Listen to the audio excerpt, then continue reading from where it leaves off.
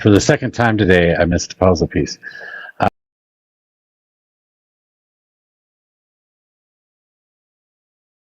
Everything that I say is pretty important. Yeah. So. Yeah, like what? Uh, like Donald Trump is the greatest president of all time. That's pretty good. Important thing Yeah, to say, isn't it? that is not important at all in any way, shape, or form. But Oh, it might be absolutely important to is. say. It absolutely is. Well, depending on the topic, depending on what topic he's talking about, if it's like econ conversations or some shit, then maybe not. But if it's like abortions or something, I could obviously add to that conversation. This is the only thing you can talk about is abortion. That's it.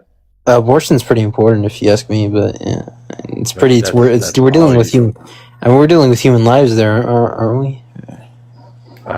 No, but is that the only thing that you really have to talk about at all?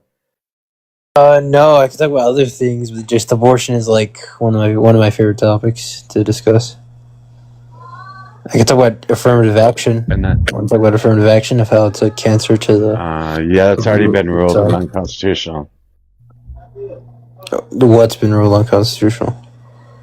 Affirmative action. It's been around for years. Well, no, no, it hasn't. What are you talking about? Wasn't it? Affirmative action's been used, still being used today, isn't? Is it not? Pretty sure it is. No, it is not. No, it's not. It absolutely is. What are you talking about? Companies still do that. It is not. Companies can choose to do whatever they want to do. Companies in America are using affirmative action to based on. They're actually not using affirmative action, but they do have the choice to do whatever they want to do. So I'm not sure what you're looking for. I mean, isn't that a form of racism in a sense? Like, don't you think that affirmative action is racist? I don't think so. And I also don't think you have the right to tell corporations who they have to hire. Okay. And why they have to hire them. Okay. So if a company wanted to hire all white people and said that they don't want to hire any black people, would you say that that's racist? They do that all the time. That's like standard. No, is it racist to you though? Is that racist or no? It's the way it was forever. Why do I have to listen to fucking echo, you dumb shit? Well, I mean, that's the point. That's the point. Is that it would be a racist thing to prefer white people to work for you just based off their race. You know, that's kind of what affirmative action does, just the other way. They hire people that meet a criteria that. What gives you the right to tell corporations who they can hire and why they can hire them? Morals and what else? So you want to control corporations. Is there any other portion of a corporation you want to control? Do you want to control their bathrooms too? Well, I think that men should go into the men's bathroom and women should go to the women's bathroom. Yeah. So you want to control corporations' bathrooms and their hiring practices.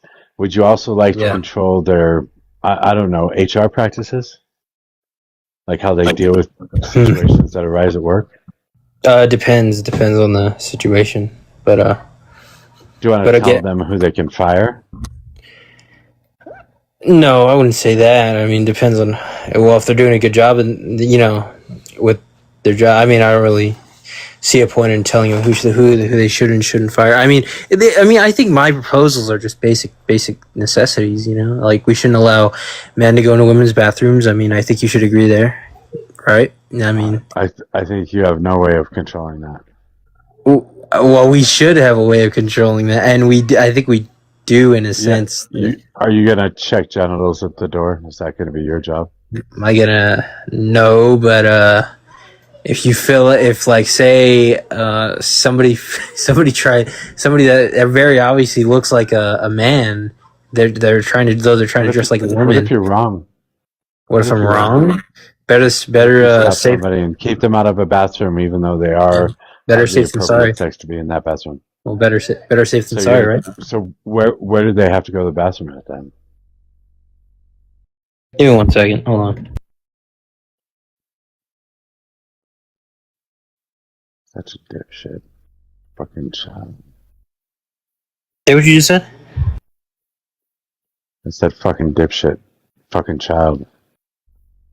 Yeah. So, men are men, women are women. They should stay in separate bathrooms. Do we agree? We agree there, right?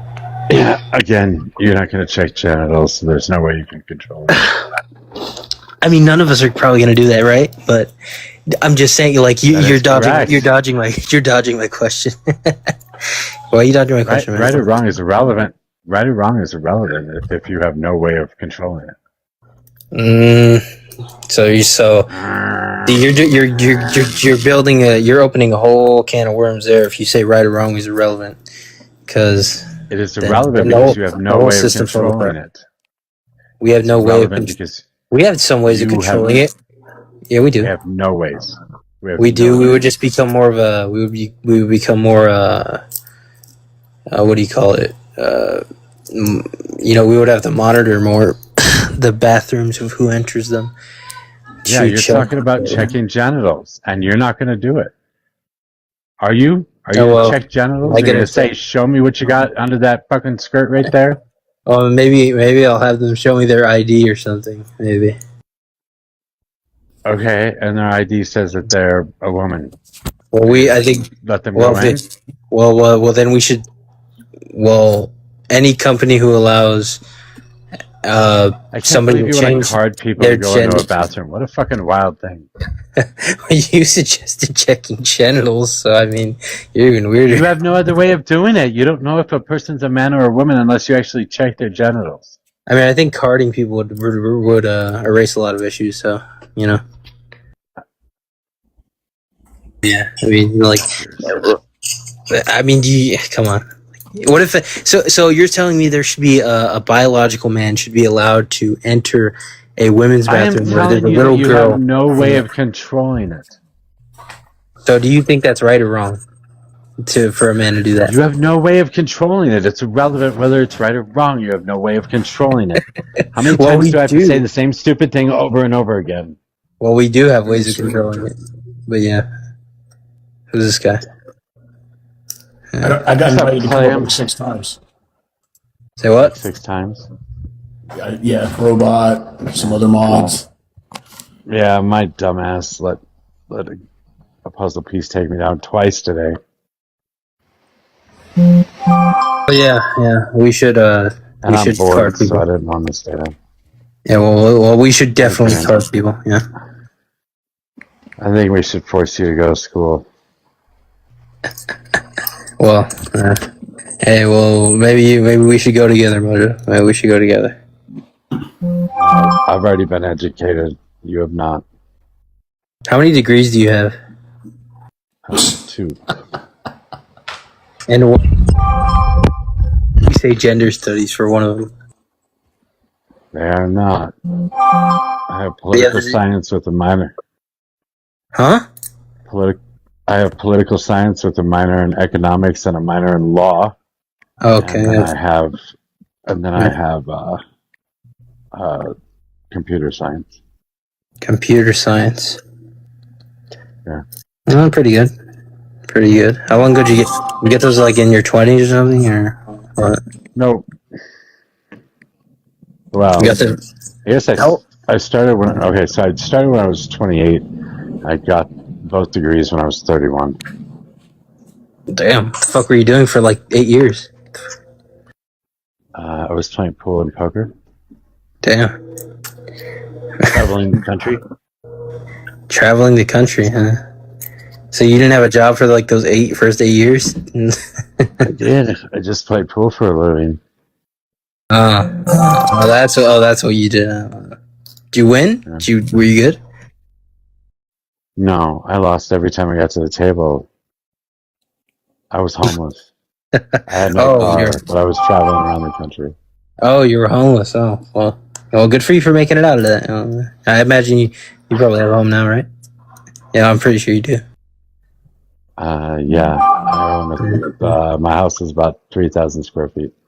Oh, it is. So how'd you get that? You get that through TikTok lives? You get the TikTok live stream for that? Yeah. Oh, they do. They do. That's you fun guy.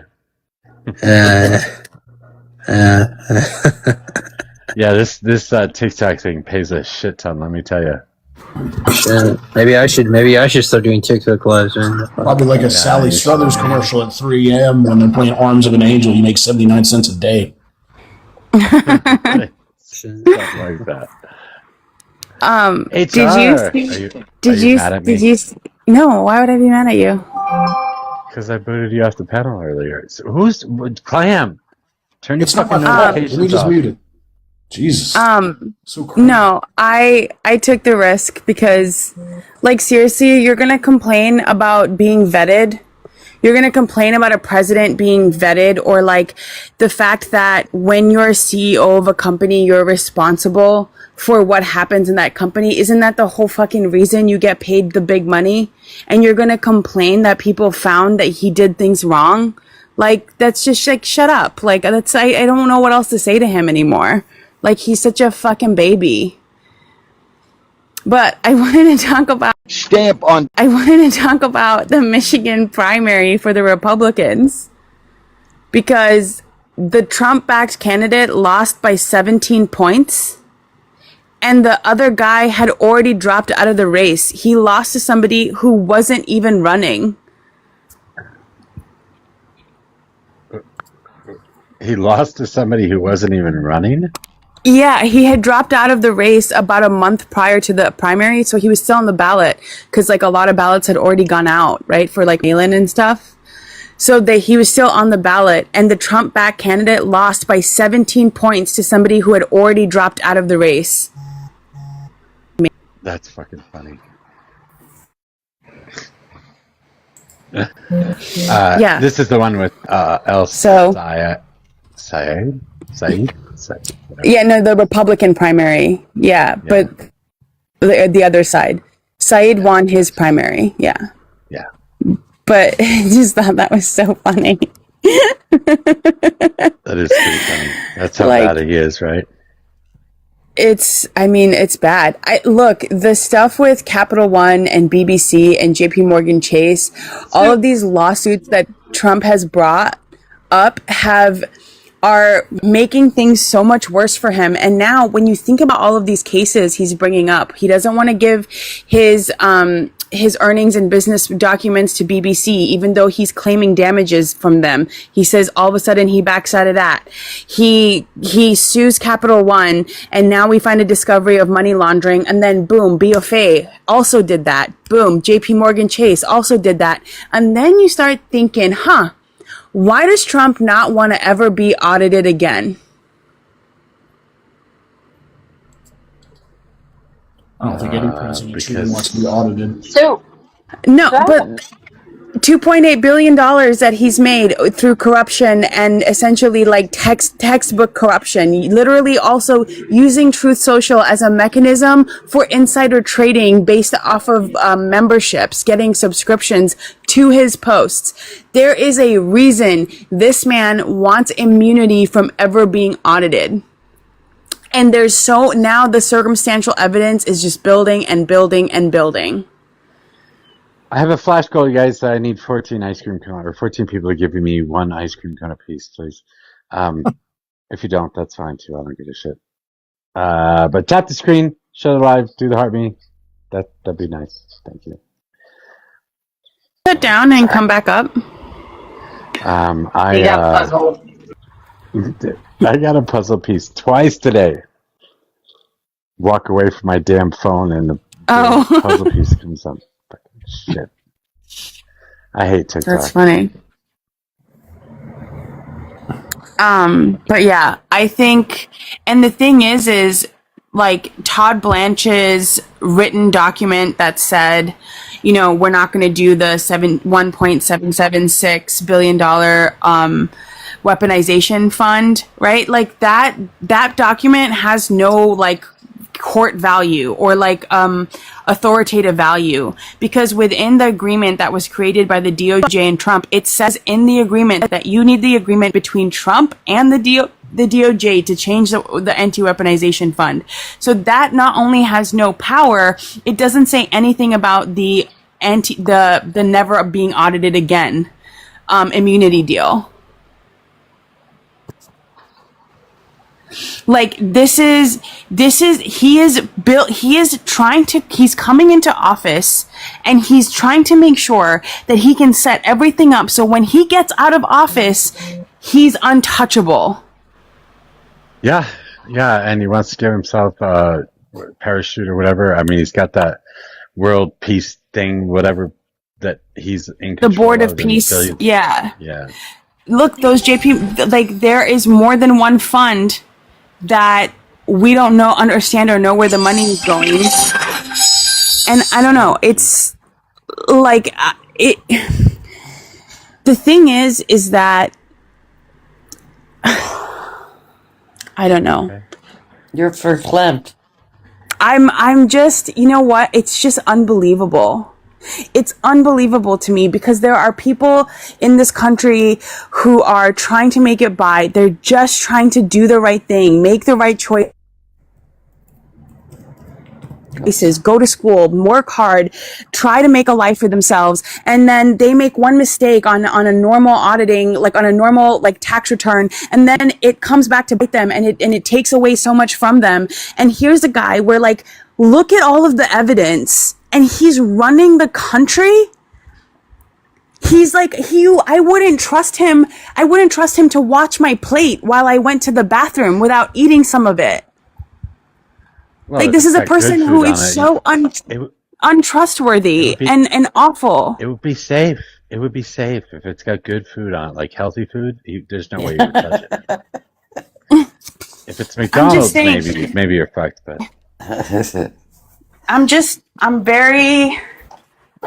I can't believe that the Republican Party, the party of law and order, the party that cares about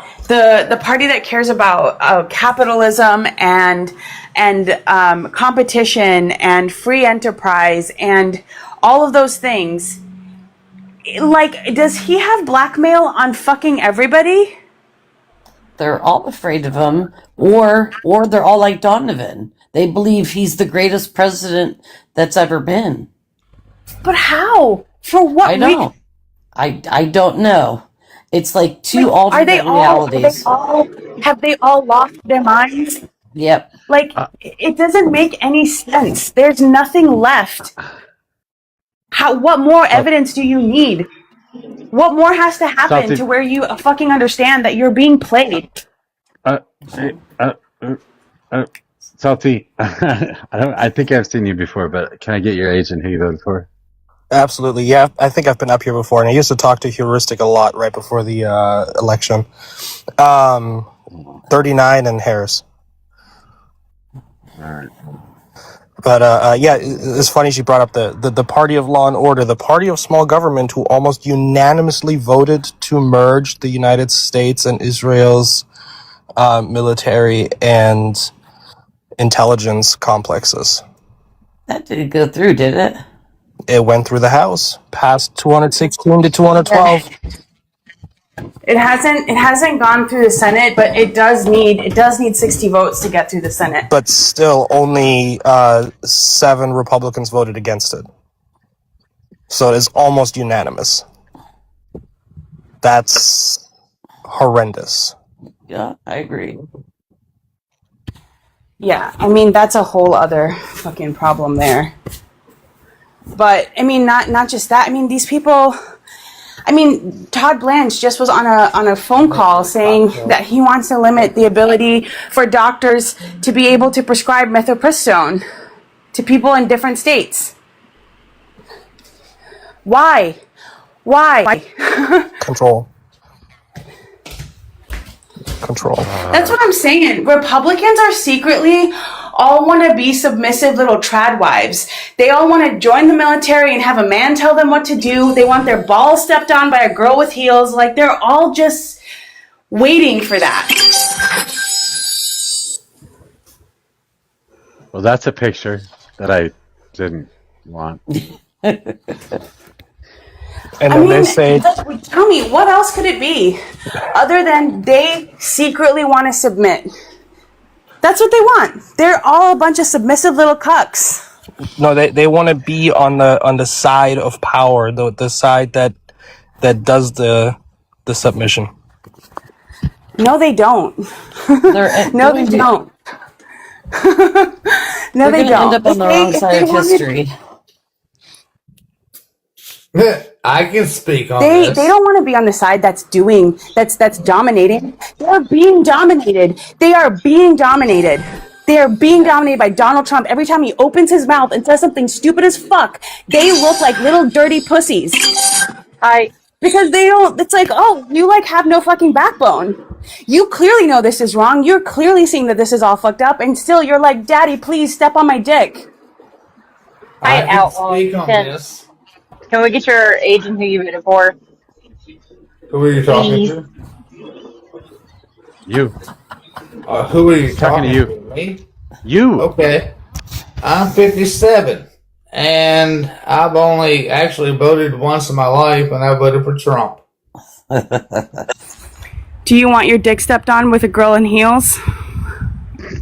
You didn't ask about his ex-military. I'm that too. So yeah, nobody cares. So is that a yes? If you're brave enough to do it, go ahead. I did it. What's your point? Yeah. No, I was just listening to you. And I'm not a Cold War hero, so yeah, All right. Go ahead and say what you need to say, sir. Well, I wanted her to expound, and because she was ranting and didn't give anyone else a chance to rebut. So go ahead. We're all a bunch of liberals up here. Yeah, I can expand on it. I can say that Donald Trump is one of the most corrupt presidents of all time, because look at how much he's stock trading. Look how much money he's made off of getting a pay to play for pardons. I can tell you that his Capital One accounts got shut down because of money laundering. Same thing with his JP Morgan accounts that he has. There's clear evidence that he was using real estate to money launder for Russians. Don't know what the connection is there, but there's clear evidence of that too. Let me ask you a question. I'm not done yet. The fact that he's wrecked the economy with his tariffs, he's wrecked the economy with his war in Iran, which is illegal. He has done nothing to help affordability. He thinks it's a Democratic hoax. And oh yeah, his name is in there in the Epstein files 1,000,000 times. And yet Republicans are still backing him. That's pathetic. Okay. Are you done? Yes, she is. Okay. Well, let's see. Hold on, sorry, Outlaw. She hit a bunch of them at one time. Now, above all, being a veteran, I am a constitutionist. And everything he's doing is backed up by laws that are already there. No, they're not. He tried to end birthright citizenship. That's against the 14th Amendment. He tried to roll over state rights. Whoa. You shut the fuck up.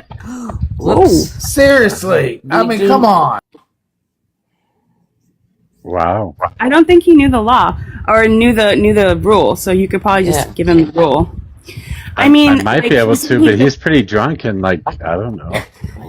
He's saying that he's a constitutionalist. I can name off so many amendments that he's already gone against.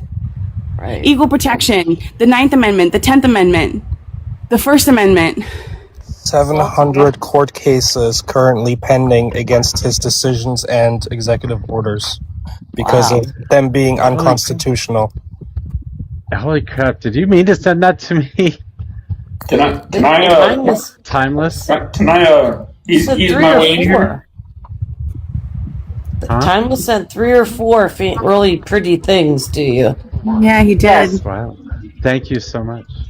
Thank you. And we still need 3 ice cream cones. People, Robot, I'm looking at you. You haven't sent an ice cream cone. Zach on it.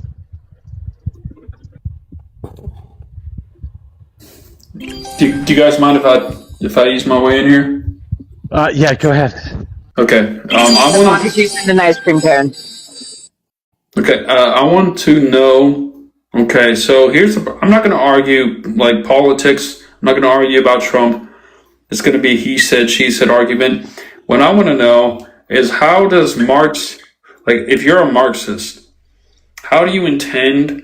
I know Marxism is aimed at pretty much gathering the current, resources and redistributing them. However, the only I want to know how you intend on reproducing the same amount of resources and how you plan on with the GDP. I want to know how you plan on outputting the same level of GDP while also not rewarding anyone for any extra work.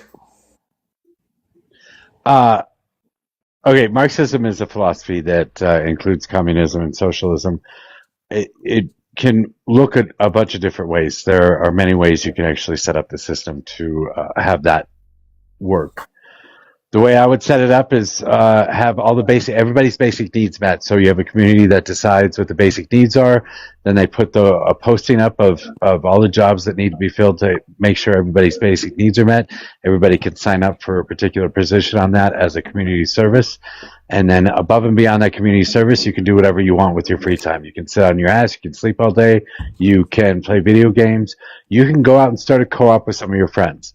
I would suggest getting rid of corporations altogether, since all they do are protect the people, the decision making. All they do is protect the decision makers. So I'd rather get rid of corporations and move everything to a co-op system. And then if you decide you want to, have a few extra things, or you want to work, or you want to create something, you just go work with some of your friends or some people that running a co-op. You can. The GDP, I think, is highly irrelevant. I think the way they measure it is irrelevant right now too. This makes a lot of sense. The reason why, but like, let's say hypothetically speaking, I'm a CEO, okay, and let's say that I work, at least 14 hours a day, okay. Let's say that I work 14 hours a day, and that I am very, very skilled. And who is going to replace me? What is the job of a CEO? What would you be skilled at? Because, CEOs, they have to get business. Okay. They have to get business. They have to also deal with a ton of competitors. Okay. They have to pretty much, and they do, a lot of the hiring and the firing. And so that's what CEOs do, and you think a CEO hires, and you think a CEO hires people? I didn't mean to say that actually, but let's say that so the CEO Mojo, their job is to pretty much make sure that the company makes as much money as possible. How do they do that? By putting their product everywhere and making it as cheap as possible. But that's not the only way that you can. But that's like that's so oversimplified, right? Because how you get there can be so many different ways. You can cut labor to get there. You can change the materials that you use. You can use a different supply chain. You can actually undercut a bunch of different places. And again, competition isn't something that exists in America anymore. Competition has been absolutely decimated right now by mergers and acquisitions. That's part of the reason we have such high prices, right? So that's too simple, right? In terms of, that's not the only way they make money, right? They can also offer a premium product for a very high price to a certain group of individuals in a different kind of market, right? There's the market value of something versus how much it costs to make it. There's the labor costs that can be taken overseas, or the ones that can be put here that can make something less or more expensive. There's the externalities and dealing with those externalities. How does one deal with waste or pollution, or what are the rules around that, right? Like there's so many different things that a CEO has to think about, that it is far bigger of an assessment of like, I'm just making more money, right? And the fact is that shareholder value, and the way that we do that too, might be stock buybacks. It might be just about increasing shareholder value, not necessarily value for the company. Are you putting that money back into the company? Does that grow the company? Does that make money? Well, and see, and these are all like decisions that CEOs make, and this is why they get. And so, but what I'm saying is, who is going to do that job without being paid a tremendous amount? Because it is very stressful. So how are we going to get rid of them, but still have the same level of output and the same money? Have the companies make the same amount of money? I'm just going to tell you. Good question. I'm just going to tell you, I don't think CEOs do anything. I think your financing is going to be taken. Your financing is going to be taken care of by your CFO, not your CEO. As far as hiring, firing, they don't do that shit either. We have entire marketing teams. HR departments do that. You have entire marketing teams to decide where the products are going to be and how to get the products out to the public. You have finance teams that deal with what kind of pricing they're going to set it at, what kind of new businesses are going to open or close. I don't know. The CEO seems to do a fucking nothing, a big shit ton of nothing. Well, you should talk to them that's on the panel. It's a very good point, actually. Very good point. I'm considering that if you're CEO of something, the replacement would be 100 people. I think the CEO of a small business versus the CEO of a corporation are two very different things. You still have to worry. Oh, very true. That's very true. But sure. I mean, I don't think CEOs do nothing. I just think that I think they have to have like the larger vision for the company. They have to understand where the marketing department is going, right? The marketing department will get a directive, but that directive comes from somewhere, right? There's a broader strategy at play there, and they have to implement that broader strategy throughout each department. Well, there was something else you mentioned that I think is incredibly important. They don't tend to pay the high, or they don't. The CEO isn't the smartest. The CEO isn't the strongest, the most creative. But then why do they pay him the most? Dang, y'all like straight up just like because we're the ones that put over. Up the Go ahead, guys. We're the ones that put in litigation to start the entire company. So no, the owner starts. That's what I mean by it's not always the owner. Why is everybody talking at the same goddamn time? Stop it. One person at a time, please. I'd like to go. I've been trying to speak, and then everybody just like completely talked over me. So heuristic. There was another thing that I think I have a lag. Oh, maybe it's a lag. There is another thing that I think is important too. You mentioned about in this new age that we're in. There's a lot of mergers. What? Can you not hear me? I don't know if heuristic can hear me. Can y'all hear me? I can hear you. Yeah, I can hear you. Okay. Yeah, we can hear you, Vince. Okay. The other thing is like in the I was just saying that, like, I think there's a very big difference between. You have a huge lag, HR. Yes, she does. She has a massive lag. I don't know what's going on. So one of the things I think too is like in the idea of mergers and acquisitions, a CEO, even though there would be an M&A team that actually oversee a lot of that stuff, they also have a big hand in that as well, because it would be the next step in trying to do that. And depending on what kind of like GOA you would have for different positions, you might have the CEO needing to step in under certain circumstances as well. So yeah, whatever. They do nothing. This is a very good point, but I think your main consideration would be abolishment of this current regime, and then you have to bring in the new communal type of structure where everyone decides together that, okay, when I went to private school, they had cooperations. We were doing agriculture, farming in California. Many, many great opportunities arise. Everyone ate because the earth is so abundant in resource. No one can lack, except for if you're in an experimental and capitalist society where the 99% are now malnourished and they are paying 50% of their taxes on everything. You're having so many issues with the divination of power that the issue becomes a structure of hierarchy, and because those at the bottom of the hierarchy realize we must fight back to get back to even ground, being a 99% fucking sucks. But being rich, yeah, that's amazing. However, if you can find balance, like everything in life, there's a yin and a yang, but neutrality is often forgotten because you focus on positive, negative, you focus on top, bottom, but you forget the middle. We just must meet in the middle ground, but the ego separates us from doing this. But Marxism seems a very good idea. I like a lot. Hold on. Before we respond, Quinn, because I think you want to. Mojo, is there a way for you to invite Dog God? Because I know he would like to come up, but I can't invite him because he's private. I can't invite him either. Okay. Well, maybe he just doesn't have access. So this question is but he has to request. He has to request.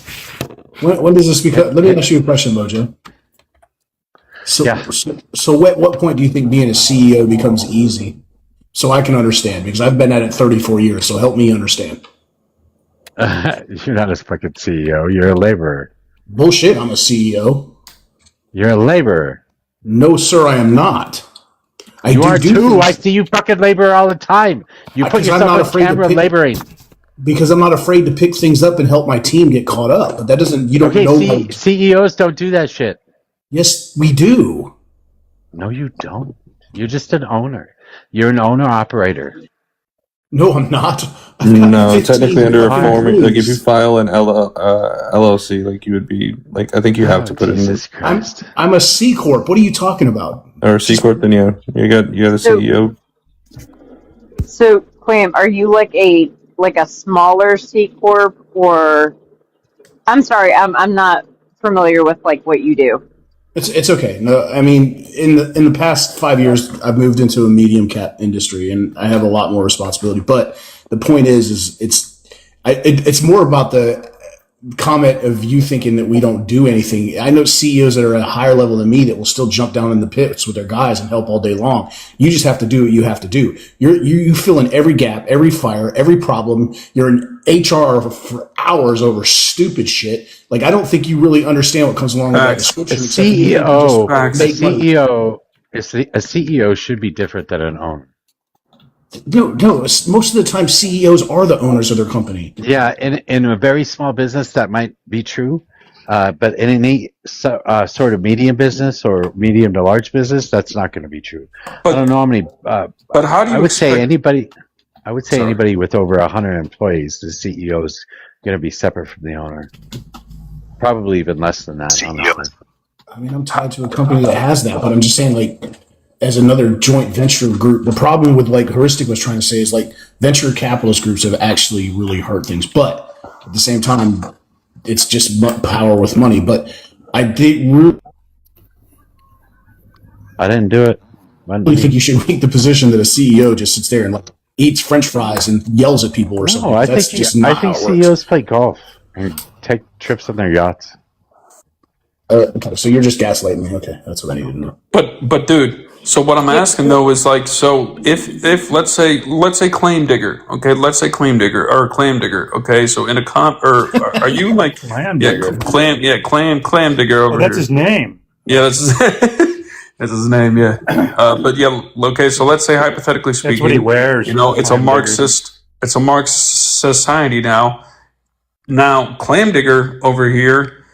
He actually employs a ton of people or whatever he does good for, you know, I mean, his business is doing good, but in a Marxist society, would you expect him to do the same level of work, but get paid less? I would expect that in a co-op system, you share profits equally amongst all of the people that are involved, all the labor, the people that are involved in the co-op. Okay, so the problem. So it's equal. So it's equal pay for everyone, no matter what. For everybody within an individual co-op, yes. In my system, yeah. Okay, and you don't think that that's going to have problems? I don't. Why? I consider you just give them all shrooms and maybe their ego dissipate. Okay, yeah.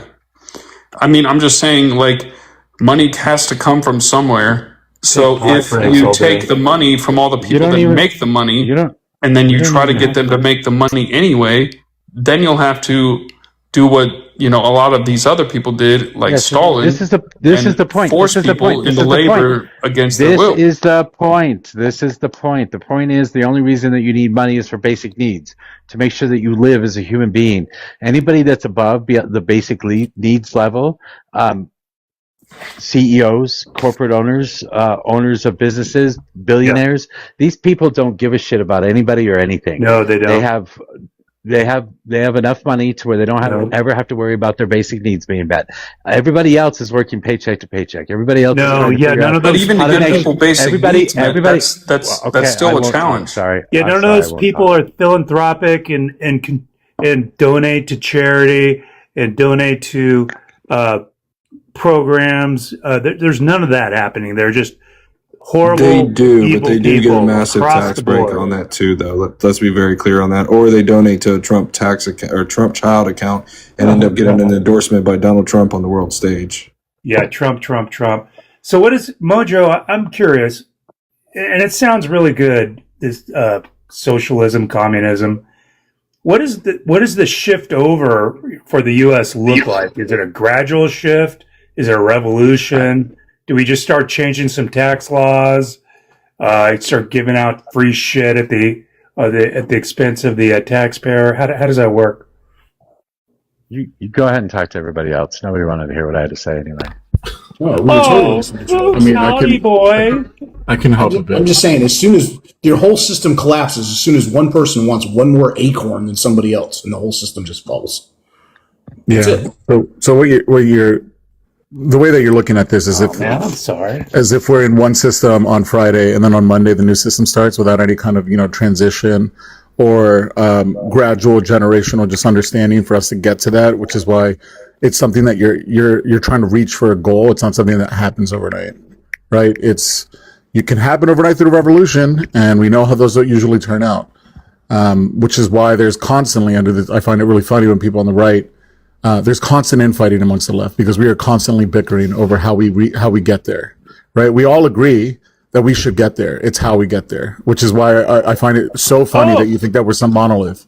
Really? So that's a known thing, a given, that the left's objective is communism. So is it pure outright communism? Or are we just going to move along the continuum towards communism? You remember when I said communism? Neither do I. But Marxism is communism. Not necessarily. Marxism is just the foundational philosophy of understanding and viewing the world in certain ways, right?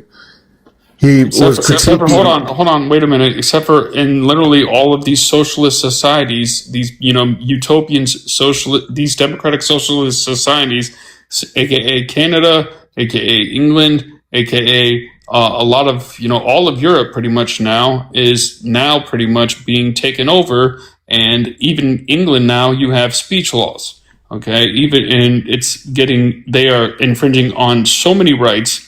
And it has been a very gradual thing. Same with Canada, and this is why, again, the USA we have stood firm on this, and we have said no, we're not going to go for this. And you guys have begged, and we almost kind of drunk your Kool-Aid. And if it wasn't for Jordan Peterson waking us up, we might be where they are right now. Jesus Christ. Dude, there was like 7 different directions that you were going in, and none of them made fucking sense. Thank God for congratulations that you said was I coherent? None of it connected. You were fine. He doesn't want to hear it. I mean, bro. Jordan Peterson. It's like showing up to a football game looking for a hole in one. You were fucking lost. This is just a projection of his experience, though. Why must you judge him? I consider there's no such thing as political solution. You are all arguing left, right. Who are you? Goodness. Who am I? Rather, I am that I am. I'm California, and where are you from? From California. No, he's not from California. I will show you my flag. It's gonna be a Russian flag. Watch. I am. We'll show you. Very, very American. Look at Very cowboy. American. Where did you come Wow. Cowboy. Look at very from? much. Do Very you know much. 25% of the country is foreign born? Where were you born? I was born in California. I just Bullshit. don't understand. Where'd you get that accent? Can we get back on topic here? Why does it matter where he's from? Exactly. It's not about the messenger, it's about the message here.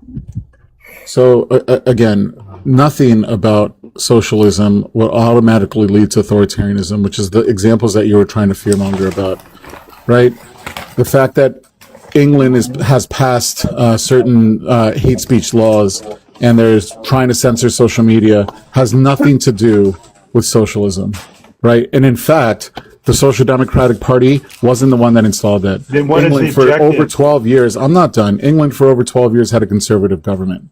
The Labour Party in England, I would say they're barely left of center. Right, you have the Labour and the Conservatives are the Tories are the two main parties. There is a Social Democratic Party. They only help shape policy. They've never actually formed government. So stop with that nonsense. Stop fear mongering. It's the right that's out there censoring everyone.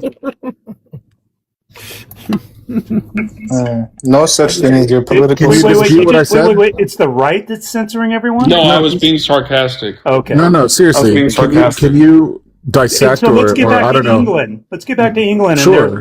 And they're Was censoring. anything that I said a lie? Okay, so they're censoring people, but it's not based on the objective being communism over there? What is the objective over there? Nothing. What are you talking about? They have three major What am political. I four talking major about? Which word didn't you understand? Stop pretending like you don't hear people. Okay. Hey, mate. You done clutching your pearls? You okay? Your blood pressure a little too high right now? No, my blood pressure's fine. So when I said really irritating that the Conservative Party or the Tories were in power for over 12 years, what part of that makes them communist? Don't answer a question with a question. I asked you a direct question. Okay, their ideology is a neoliberalism and right-wing politics. What is the purpose of censoring speech? You're spinning it like you're some sort of expert on all this, and it's just a bunch of gobbledygook, big words. Is it gobbledygook? I'm sorry. Am I too intelligent for you? Okay, there we go. You want to bring out my fucking crayons for you Neanderthals to fucking understand something? Okay, there are three major parties. None of them are fucking communist. I'm sorry. So I can't defend like or answer your fucking question as to how the UK is becoming communist because they don't fucking exist. Do you understand that that's an impossible question? Okay, so wait a minute, hold on. So what's the point in censoring people? I literally asked you to explain your point about propaganda and the objective of the left in England or UK, and then you said it's an impossible question. You made the statement. You asked me about their communist You're agenda. getting in the way of yourself. You asked me about their communist agenda. Hey, what's the purpose of censoring people? No, why don't you read the legislation? I'm asking. If it's not a grab at power, then what's the point in censoring people? And if it's not a grab at dictating what people can and can't think, do you know what preambles the bills are and their purposes? I don't give a shit. I really do not give a shit. Okay, You should not be censored at all. The answer to your question. If you can't criticize someone, then you are not allowed to think. What are your thoughts on Donald Trump and the First Amendment censorship? So, do you want me to answer, or do you want to just talk? I'm asking what the point is. I was giving you the answer, and you refused to fucking. Okay, so the preamble to bills in a parliamentary system. For the love of God, Jesus fucking Christ! You know what? You guys are right. You're right. They're communist. They're taking over. The jig's up, guys. They're onto us. All right, I need everybody to stop. Because hold on. You guys know that. Shut up, you dumb motherfucker. I need everybody to go one person at a time. Stop speaking over everybody else. Stop speaking at the same time. Have conversations. Stop being children. Thank you. This guy's a freaking traitor to the country, a fucking commie idiot. Oh, jeez. What Gosh, no. Man, if we were in the same room together, I'd give you a head slap like Deacon Jones did as a frickin' LA Ram. Nate, That would talking feel about good. That would feel Nate, so you threatening good. people? You threatening people again? I'm threatening you now. Okay, cool. You think your knees can catch up with me? I'll run you down and when was the last time you actually ran? Fat you man? can run. You can run and try. Dude, I'll walk backwards faster than you can run. Stop. Yeah, probably. You're right. These online threats. You see what I mean by the ego?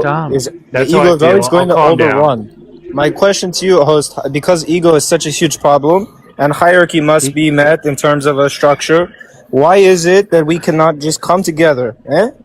What is the solution? Do we actually have a whole government where we restructure, or do we have to go into communal spaces where everyone is like village? You're not qualified to speak on any of that, Alex. Listen, gentlemen, I'm just a troll. I'm just trolling you. What the fuck? I'm just trolling, bro. I wanted to see your reaction. You don't belong in this country either. This is the issue, though. I'm just trolling you, right? I wanted to see what it would be like to come in here and act like I'm fucking Russian or something. So my problem here is that you guys' ego is so huge. How do you ever expect to come to a solution, especially if you're in government? Would you like an which answer? is trying to control your mind anyway. Answer? Do you want an answer? Of course, I've been waiting the entire time. Go ahead. Shut up. Okay. Oh yeah, go. Do you have an just answer? shut up, dude. Just shut up. Fuck. Ego is something that's learned. That's not something we're born with. The greed that you're talking about, this fucking lust for power or whatever, this is something that capitalism requires. So they teach it to us from birth. They put it in our fucking cartoons. They put it on the side of our cereal boxes. They make sure that Christmas exists so that we can beg for the next best toy, so that we're going to, as we grow up, we're going to have the next best car. We're going to have the biggest house on the block. We're going to have the white picket fence. They train us to be these people. We are trained little robots to walk through this fucking society as zombies, basically.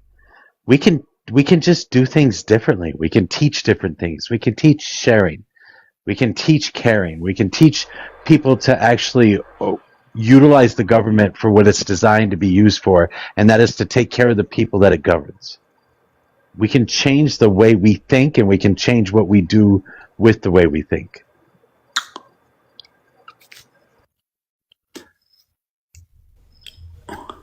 Can I respond? I agree. Yeah. Can I respond to you, brother?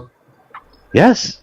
All right. Sorry, I wasn't sure if you were done. All right. Anyway, I just wanted to say that yes, wow, sharing is great. It's a great idea, but you know, where do things come from? Okay, things come from our system. Okay, in order to share, we have to have. Okay, in order to have, we have to create. Okay, it's not just about making things. It's not just about having shiny cars. Okay, I don't give a damn about no car. Okay, but I give a damn about a job. Okay, I give a damn about how to feed how to feed myself and live and exist. Okay, and in order to do that, we have to create enough shit for me to be able to work for the people that are creating shit. And for me, in order to, and so that is why if we stop the people from creating the shit, then we will all be poor and we won't have shit to share. Okay? We won't have anything to share because we don't have anything at all, because we hinder the people that are creating everything. Can I respond to you? Abolish it all. Tear it down. Restart. So do you think it's fair that, maybe I'll use your terminology so you can understand me.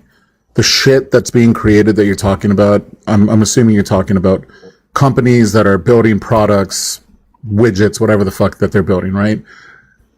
That labor is still being done regardless. Nobody's talking about getting rid of labor.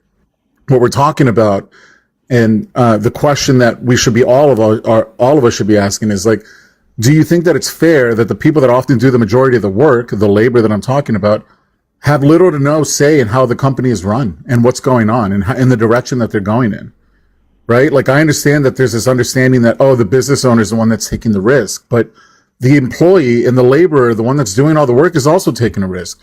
Who's to say that they're going to be able to keep their job, right? Like if we tilt everything in society towards the needs of the business owners and the asset owning class, then all we're doing is further perpetuating society to fuck over the laborers and the workers, right? We've established that this is going to be a cyclical thing over and over and over again. Okay, so what's your solution, man? What's your solution? To vote for a billionaire from New York? Is that what you want? What? He doesn't have one because but it's like, buddy, I don't think you understand. You might think it's like bad if the CEO of their own company. You might think it's bad if they're running things. I don't think you can possibly imagine how bad it would be when a bunch of dumbass employees that don't know shit about life and literally are like flat earthers, smoking weed every day in their van. Why would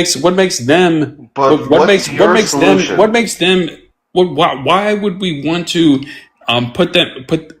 include them into the system? Why would we want to include their opinion into why the include it's like why can't hold on but if those dumb hold on but in the capitalist system, those people, if they don't like something, hey, you can go make your own shit and then you can have control. But it's like, dude, it's not that easy, brother. It is. It is that easy. Dude, what do you do? Dude, what do you do? What do you make? Man, I'm an owner of a roofing company. And where do those supplies come from? Where do the shingles come from? China. It's a capitalist system. All right? Somebody's selling me the shingles, okay? Yeah. And I'm paying workers. Everyone gets paid. What? You're a slave to somebody. Yeah. We're all slaves, buddy. There's whatever you get, but dude, okay? Because whenever I want to chill the fuck out. That's okay. I want to create a system where yes, that's okay. Shut up. I want to create a system where nobody's a slave, where you own your own labor. Is that bad? How can you do that though? No. Wait a minute. Isn't that the idea of capitalism? I went outside to think about this. That's literally capitalism, brother. You work for yourself and then you get the benefits. No. Yeah. It's actually the best system. No, because if you are an employee of a company, you go and they use your labor and sell the labor of the product of your labor in order to create a profit. Hey! In order to get a profit. No, are you trying to we all vote for a billionaire from New York? That makes. I am so sick and tired of you fucking people. Right, how y'all feel about communism? So sick of that. I think communism is better than all of them. All right, Snake. For the love of God, dude, you're just I don't interrupting even want to people. talk to anybody right now. I don't want to talk to anybody. Fuckers. So fucking annoying. How did that start? I don't either. What? I came in right at the tail end of it where I realized I was talking to people that had no idea what the fuck they were talking about. Why were you guys talking about a billionaire from New York? No. No, this Clem was going off at me for telling him that he was lazy. Yes, you piece of shit. It spiraled so fast from feelings, man. He's on vacation right now, right? Like, it's summer. He's getting his shit together, getting ready for winter because he's the abominable snowman. You talking about me? White on white on white. Oh, that's my thing. You nailed it. Damn. White hats, white glasses, white shoes. I actually leave for LA Monday. Dude, being white isn't the best thing in the world. You gotta realize that. No, you don't understand. I wear white glasses. They're talking shit to me. Yeah, like you feel whiteness, but it's still not the best thing. Doesn't matter. Who let Mitch Hedberg in here? Who? Oh, shit. Jokes. Yeah, I have jokes. That wasn't a joke, though. You're just some random white dude that like represents every other white dude. Are you okay? Thank you. Me? Yeah. Yeah, I'm kind of mad at all this bullshit, man. That's all. I'll chill. I don't need to talk. I listen enough. I know. I know this. He's my mod over in YouTube. He sits over there and talks to people in chat over at YouTube and makes sure that nobody's like getting wild and crazy over there. Yeah. That's who this guy is. YouTube has way different rules than this app does. Yeah, that's all. I don't pay much attention to YouTube. I need to start doing more of that. Obviously, Vince has been doing pretty good, so I probably need to go hang out with Vince more. Maybe, I don't know. Is there like moderation in the? I don't know. I get the comment section. Is that what's going on? Yeah. The only time I had to exercise that right was when Andrew Wilson was on. Dude, there were like 50, 60 trolls, and I was like, well, no one's being explicitly offensive, but this is bordering on everything wrong. I mean... Yeah. I don't ever pay attention over there, so I'm glad he's around to at least do something to try and keep me from getting banned. And he has. I haven't gotten banned on YouTube yet, so. Not if, but when Mojo makes it big over there, yeah, I'm number one. The YT guy over there, YouTube, there's a pun. Fans. Yeah, you do, man. Yeah, I'm a YT guy. No worries. So is Clam, and Clam just doesn't work. he's a CEO. CEO. If I wake up. I bet it is. I bet that's exactly correct. No, I get what you're saying, Clem. I mean, in smaller businesses, it does definitely work differently. It doesn't really matter whether you set up as C Corp, S Corp, LLC. They're always going to work differently because you don't have as many employees. And generally speaking, the owner operator is going to also play the role of CEO, and they are probably going to add a lot of labor into the process. But when you start talking about like shareholders and shareholding companies, the CEO really doesn't do a whole lot. They hire other people to do everything. So they hire somebody to hire other people. They hire somebody to do the marketing. They hire somebody to give them financial advice.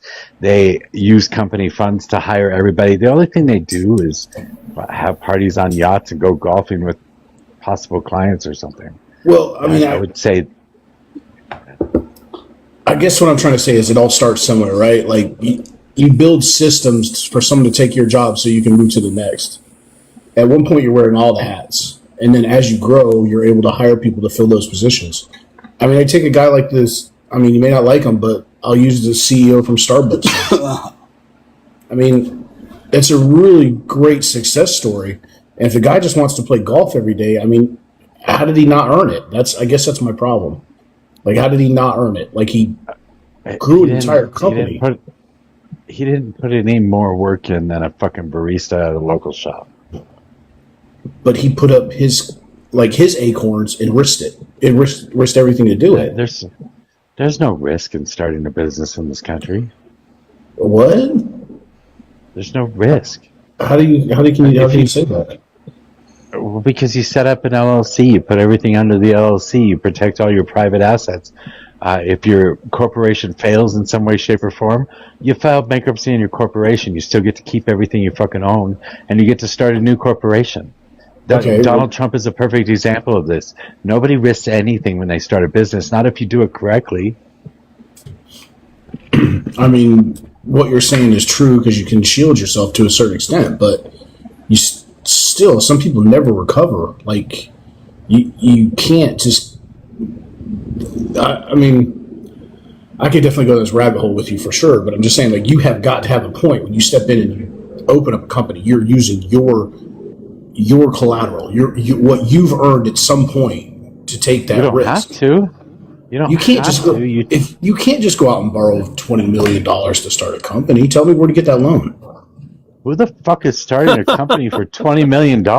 Well, you can't. I mean, you can't because you don't have the connections.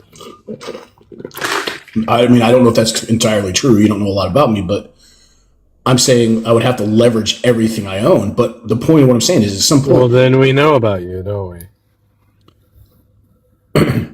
What do you mean? Oh, you're kind of a jerk.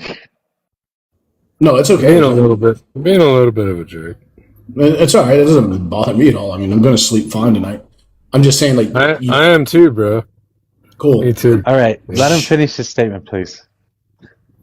What I'm trying to say is, like, at some point there's some sort of risk that you throw up in the beginning, whether it be a lemonade stand or you leverage your house to get the money to start for having capital.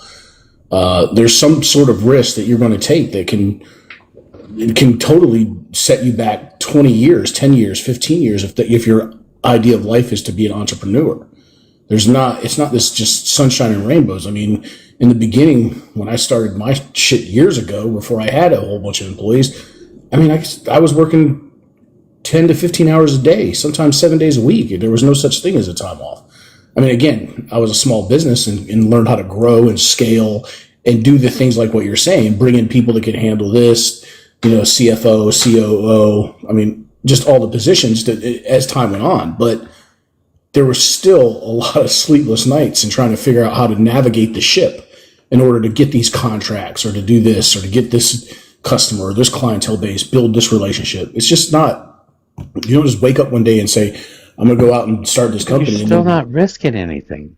You write a business plan, you take it to the SBA or you take it to a bank.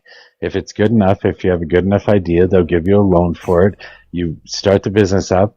And if it fails, you file bankruptcy and you don't have to pay anything back. And then you start a new business somewhere else. That's not a new corporate name. You can't just your credit. You have to have some sort of collateral in order to do that, though. Nobody's going to give you if you have a good business plan, you don't. Tell me who's going to just write you a check based upon a business plan? The SBA would do that. They have all kinds of programs where they help people to start businesses. If you're a minority, if you have it's not just that way, man. Boo-hoo.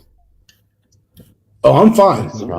Yeah, you need a business plan. I mean, that's typically how anybody back in the day they would have to present their case at the bank, and the bank would determine if they would give them a business loan, right? And then also determine the interest rate on that loan based off of their confidence on you being a business owner, right? Like, that was the way that it was done before. I mean, there are multiple avenues now of you being able to get that done, but ultimately it does come down to presenting your business plan for investors. That investor could be a bank or the public.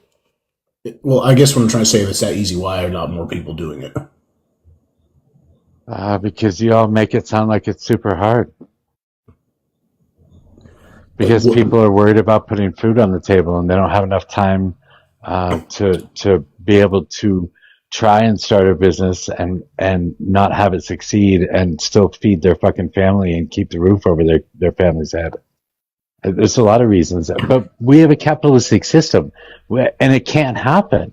Not everybody can own their own company in a capitalistic system. If everybody owns their own company, there are no employees. That's a level of risk, right? Like, that's a level that you accept for yourself. Like, if that's the avenue you want to go in. I'm just saying. I mean, I'm not saying you're right or wrong. I'm just saying a choice is a choice. And sure, but it's not a risk. I'm just saying it's not a risk. Everybody says that you risk something by starting a business. Nobody really risks anything. There's a whole lot of risk. I don't think so. I've watched too many people and have done it myself start just LLC after LLC after LLC and do different things with them. There's no risk to it. You can just shut down the LLC if you need to. You can file bankruptcy. You can make them try and come after your corporation. But as soon as you shut the corporation down, they got nobody to go after anyway. So I don't. I mean, you're not wrong in being protected by layers of corporation and different things. Obviously, I'm set up that way as well. But I'm just saying, you still can't just. I mean, I can now, but I'm saying when I was a 21-year-old man, there was no way I could walk with just a business plan into the bank, no matter how good it was, unless my credit or something like that would have carried. The bank's not just going to give you money. They're just not. It doesn't work like that. That's because you're lowborn. You have no credit. God, you are so obnoxious. What the fuck is wrong with people? Yeah. So, Jesus Christ. Can I interject for a moment? Yeah, go ahead. So I have a buddy who started a business because he was able to go out and get a purchase order signed and ready to go. He walked in the bank and said, I need this much money. They were like, okay. All right. You just said the key word there, the purchase order. That is why. That is the whole reason that he. But that's the thing is, you said that he didn't have to put out. Your question was, what?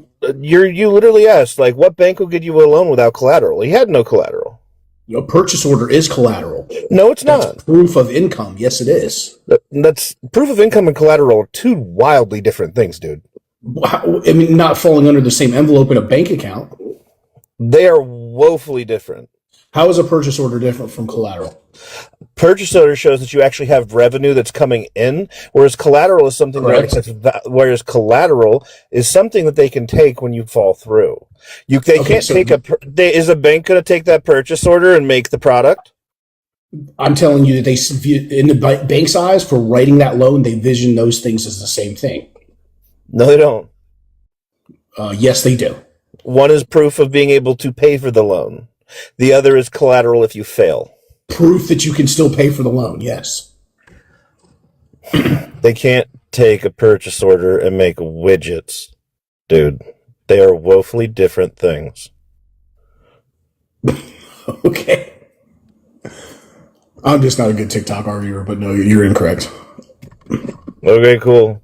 All the bank wants is a guarantee that they can get their interest payment. That's it. So if you can provide them proof, then yes, you can call it whatever the hell you want to call it. I don't care what you call it. It's not collateral. Yeah. Okay, well that's fine. I mean, if you want to get hung up on the term collateral, that's fine.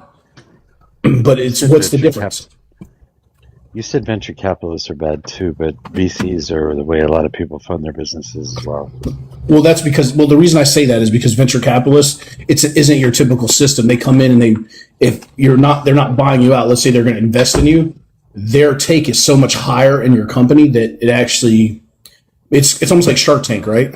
Like they're going to want 20% or X amount of dollars off every unit sold or this. I mean, there's definitely ways to do it, and they can afford to take that risk. So I think you probably have a higher chance of getting money from a venture capitalist group than you do a bank nowadays because of underwriting. Sure. Well, they are the business owner, and they are utilizing you as an employee. They don't do anything. They just give you money. They have the capital. They put up the capital. They sit on their yacht, and they make money off of your labor. Now VC groups, yes, that is. I'll definitely agree with you 1,000%. That's the way an owner works. That's the way an owner generally works too. You make money off of everybody else's labor. That's why I don't like capitalism. Capitalism is about theft of labor. That's it. I just don't understand in a co-op system that you talk about, like the person that handles the most responsibility gets the most as the guy that sweeps the floor. I don't know how that makes any sense.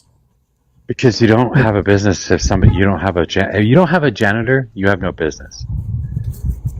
Okay, so if that's Mojo. But to be fair, Mojo, that's your kind of way of looking at it, right? And I don't think you're trying to say that'll happen overnight.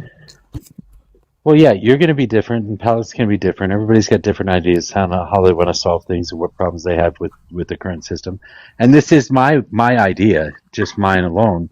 But yeah, it wouldn't happen. I mean, we could make it happen overnight. If the whole economy collapsed tomorrow, we're going to have to rebuild it as something. If we rebuilt it, I'd say we rebuild it as a Marxist society rather than a capitalist society.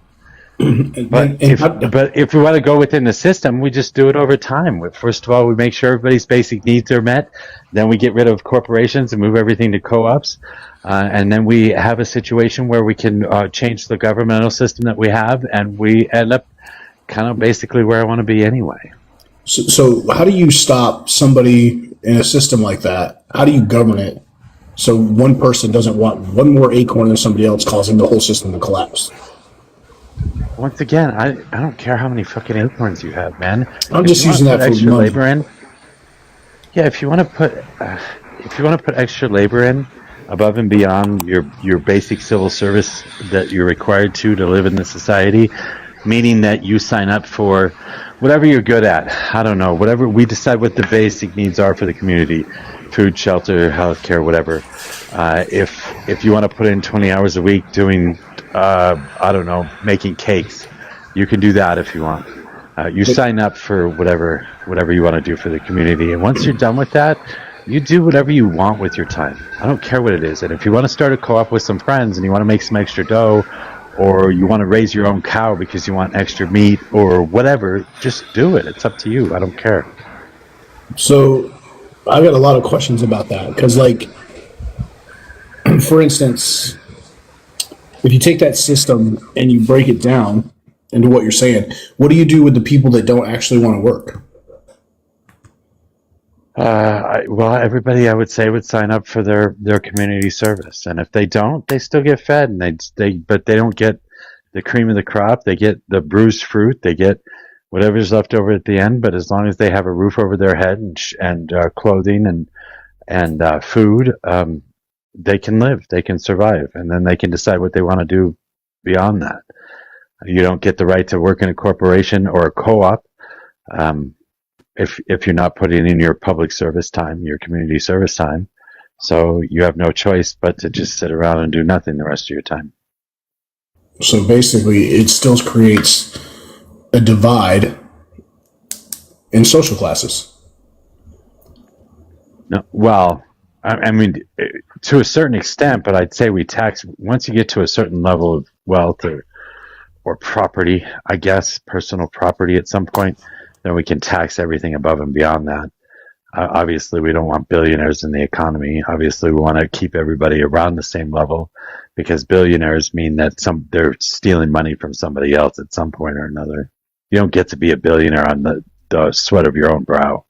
It never happens that way.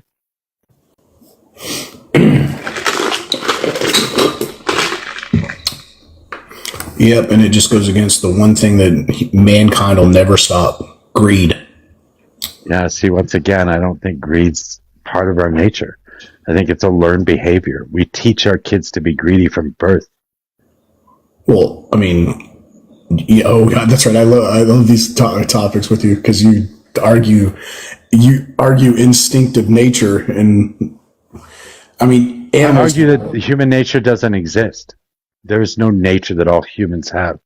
Everything that we are, everything we believe, everything we do, everything we think, it's all learned.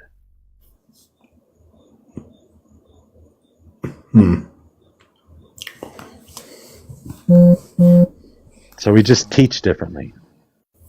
Right. Well, if you can honestly think there's no instinct to take more meat from the table than someone else, then I guess that philosophy works. But I don't know how that happens when I don't think you could ever stop from people from. You're also implying that you're not also aiming for abundance, right? Like you wanting 2 pieces of steak, you would want 2 pieces of steak because either A, you're really hungry and you need more protein, or B, you think that there won't be steak tomorrow. But if you don't have to worry about not having steak tomorrow, I mean, steak's a really bad example. Let's go with acorns. Let's go with acorns. I get what you're trying to say. You know what I mean? I understand what you're saying. Like I said, it's a whole psychology. There's a lot to it that would have to happen for everyone to sign up and say, let's do it. Yeah, but basic needs. What he's saying is correct. If you have all of your basic needs met, if you don't have to worry about your house being paid for, if you don't have to worry about your car being fixed when it breaks down, if you don't have to worry about the basic necessities of human life, if all that stuff is taken care of, and you know when you wake up tomorrow will still be taken care of, you have a lot less reason to actually feel greedy. So, in that current system, would someone that doesn't go to work get a car? No. But if someone goes to work, they get a car. Well, you can buy your own car. I'd say we provide public transportation, but you can work to trade for a car or buy a car or whatever you're going to do. But I don't think a car should be provided to everybody. No. But I do think we should have massive public transportation systems. Imagine a world where we had really good public transit, and if you did live in a rural area, maybe you had fucking communal cars that got you from the rural area to the city center, and then you would park it there and take your public transit into wherever it is that you needed to go, right? Like, population density usually means that's where concerts and venues would be, and I just don't see why you couldn't invest in really robust public transportation.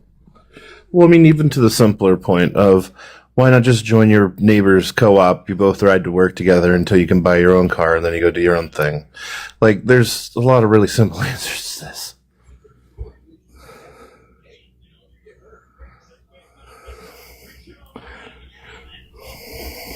Well, and I would say that most people aren't going to live in a rural community anyway. It's going to be mostly city centers of some kind or another, because that's where all the services are going to be provided. So your food, your shelter, your clothing, all that stuff's going to be provided in the city center. And then the rest of the land's going to be used for crops, for businesses, for stuff like that. But there will be public transportation out to all those areas too. But how does that system work? Okay, so that's based on like a really balanced type situation. So if you were to go down a rabbit hole in a crystal ball with me, how does that handle migration of people in and out of the country? People can come and go. If somebody wants to join the community, they sign up for a spot on the community service line and join the community. They get a house, they get food, they get whatever they need to live in the community. If they choose to leave, they can leave and go somewhere else and do the same thing.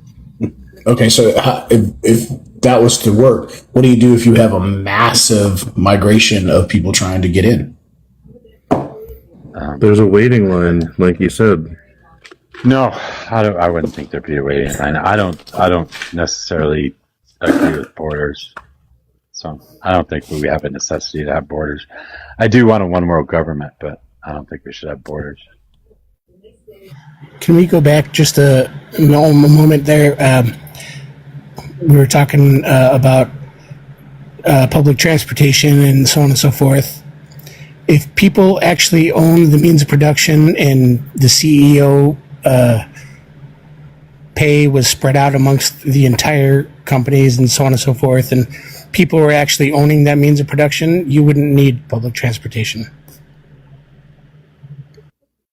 But wouldn't that create unbalanced companies where people would be making more because they're part of that company than... No, in fact, I think what you would find, and I think you see it in co-ops and other different companies, where when everybody is incentivized to make sure that that business grows and succeeds, it does even better.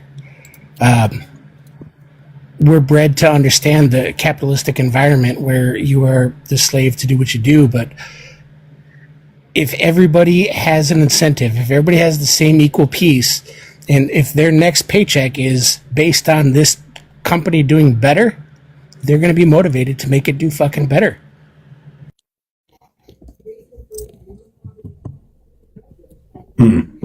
I guess what I'm trying to say is if you work for, let's say you work for Johnny's air conditioner company, or you go to work for a company that absolutely goes ballistic like Microsoft, and you spread that CEO's paycheck across the employees, or versus Joe's air conditioner company, which employees are making more money? Well, see, that's why I wanted to set up a system where all employees get the same. All employees are an owner of that corporation. So if you have 10 people, you split it 10 ways. If you have 100 people, you split it 100 ways. I would suggest that corporations can't get too big. So you can set a size limit on a corporation. So if Microsoft exists, then they would have to they can get to a certain point, but they're not going to be able to build the computers that the operating systems can be put on. They're going to have to make deals. They're going to have to split it up, and they're going to have individual co-ops doing individual things. So even if it gets too big as a software company, they're going to have to split up the portions of the software. So whether it be like the Office suite is going to have to be done by one co-op, and the browser is going to have to be done by another co-op or something like that. So that way you allow for a lot of different co-ops to do it, and no particular company to get too large. If you take Amazon, you split it up into 1,000 different companies. Tell me a better anti-monopoly policy than that, and it helps the people. Plus, like, if you have two co-ops doing the same kind of work, that just gives competition. So, like, I don't know why anybody would be upset at competition. Everybody's still getting paid. Everybody's still is housed. Everybody's still being fed. Competition tends to breed innovation. There's nothing wrong with having competition as long as everybody's getting a piece of the pie and it's fruitful. This is why Civics and Paladin and I used to do the Socialist Saturday thing. So I kind of developed this idea of mine. I have developed over the time that I've been on TikTok, and I was mostly talking to Palette and Civics and some other people, because we talked about socialism and how it might look in the future, what kind of direction we can move in, and what would be a necessity to create in order to make it work. We had these conversations every Saturday, at least once a week. We had these conversations, and we took questions from people, and through that process, I just kind of felt like I developed a system where I thought it would work. I understand that Palette and Civics have different ideas, but they're all pretty closely aligned. They have different ways of dealing with certain situations than I would have, but I think we're all pretty closely aligned on what the overall system would look like. Yeah, I mean, I think where we differed was, I think, for a transitionary period, I think those that want to seek more education because whatever it is that they want to contribute to the community or to the co-op requires more skill because they need to learn for it, I think they should get paid more. But Mojo's pretty strict on, the janitor should be paid the same. And I think that the merit comes in you taking the extra 2-3 years to study at school for that skill. Yeah. And school is free in my world, so you can become a philosopher king. You could go to school your entire life and do nothing but learning your entire life. You are we need philosopher kings as well. I think it's important to consider also that, like, the janitor of like a medical facility where everything has to be entirely spotless for experimentation and so on to go on, versus somebody who's a janitor of, a corporation. There's different responsibilities and there's different levels of what's needed there, but you can't really map that out in an economy. So if we just make everybody the same level of involvement, then everybody's incentivized to make everything better. I just have so many questions about that. I know. That's okay. You can ask him or not ask him. You can ask him later if you want. Come up with questions. Ask me whenever you want. I wanted to go back to doing the Socialist Saturdays. We just haven't gotten around to figuring out how to set up our schedules to do this. So we'll see if we can ever get there. Fucking social life, man. It just seems like in that system there's so much regulation that it would just go haywire. It's literally no regulation. Everybody gets paid the same, and you try to make your business better. Supply, demand, breaking out into more co-ops. Who's managing the cost per unit, cost of goods? Who's managing the goods needed to be purchased to even make those products? Who's managing that to make sure nobody's... I mean, the only thing that I could tell you about that is, okay, great, you do it. All you're doing is opening the door for another country to completely be greedy and I don't know. I mean, that's competition again. Like, well, again, that's why I said I wanted a one world government. That just sounds like competition. Why are we complaining about competition again? I thought that's what capitalists want. No, Coke needs Pepsi. What I'm talking about is in order to have a balanced system, everything down to the commodities that you would have to buy would have to be regulated and everybody would have to pay the exact same thing. I mean, like, I just really have I just have a really hard time believing that you know as much as you know when you don't know the difference between purchase order financing and collateral financing. I don't really give a shit whether you think. I don't care. That's fine. You're just making yourself look bad. Okay, that's cool. Thanks, Dad. You're welcome, son. Hold on. Do you disagree with the notion that if we paid everybody equal parts of the profits from the janitor to the CEO, do you not think that everybody in that company would be incentivized to try to do the best they can to make that company succeed, to essentially give themselves a raise? Oh, no, that I agree with. I mean, totally the pond that rises together and everybody wins. Yes, absolutely. I'm just saying the competition. I mean, Coke needed Pepsi. I understand that. Like, there's certain company, Red Bull needed, Monster, whatever. It drives competition, which causes the best possible product. I am just speaking. Why? I'm speaking about. Okay, go ahead. Sorry. No. Why are you defaulting to competition? What did I say that deterred competition there? Well, no, I don't mind competition. What I'm saying is, if you're selling the exact same product under a different co-op, it's the exact same thing, and you're paying the exact same price, and there's no leverage to move prices up or down based upon that, then you're not really creating any competition. You're just selling the same product under another name. So it's just going to be regional instead of actually competition. Does that make sense? Service and customer service and your ability and your business acumen would also be a competitive part of that. But I don't know how anybody would care about that if no matter what they do, they make the same thing. I mean, I've worked for companies who pay. Sorry. Do you prefer Coke or Pepsi? Clam? I mean, I live in North Carolina, so Pepsi. Okay. What does North Carolina mean Pepsi? Yeah, because it's the birthplace of Pepsi. Is it? Oh, is that? I didn't know that. I didn't know that. New Bern, North Carolina. But do you agree that there's people who prefer Coke? Wait, say that again. I'm sorry. Do you agree that there's people across the country who prefer Coke? Oh yeah, absolutely. Okay, competition is born. Case solved. Yeah. I mean, like, I've literally worked for companies that were paying ridiculous prices for raw inputs just because the person would take them to lunch. Like, to sit there and say business acumen doesn't play into it is a little weird. Well, no, what I'm saying is it would be regulated by a one world government. Like, I wouldn't be able to. 6 different gold companies wouldn't be able to charge you a different price for gold. Hold on. You have a struggle with the notion of the word regulated by a one world government, right? Yeah, that's what so you're bringing this into the Mojo Marxist type ideology, right? Correct. Well, who is the government in that ideology?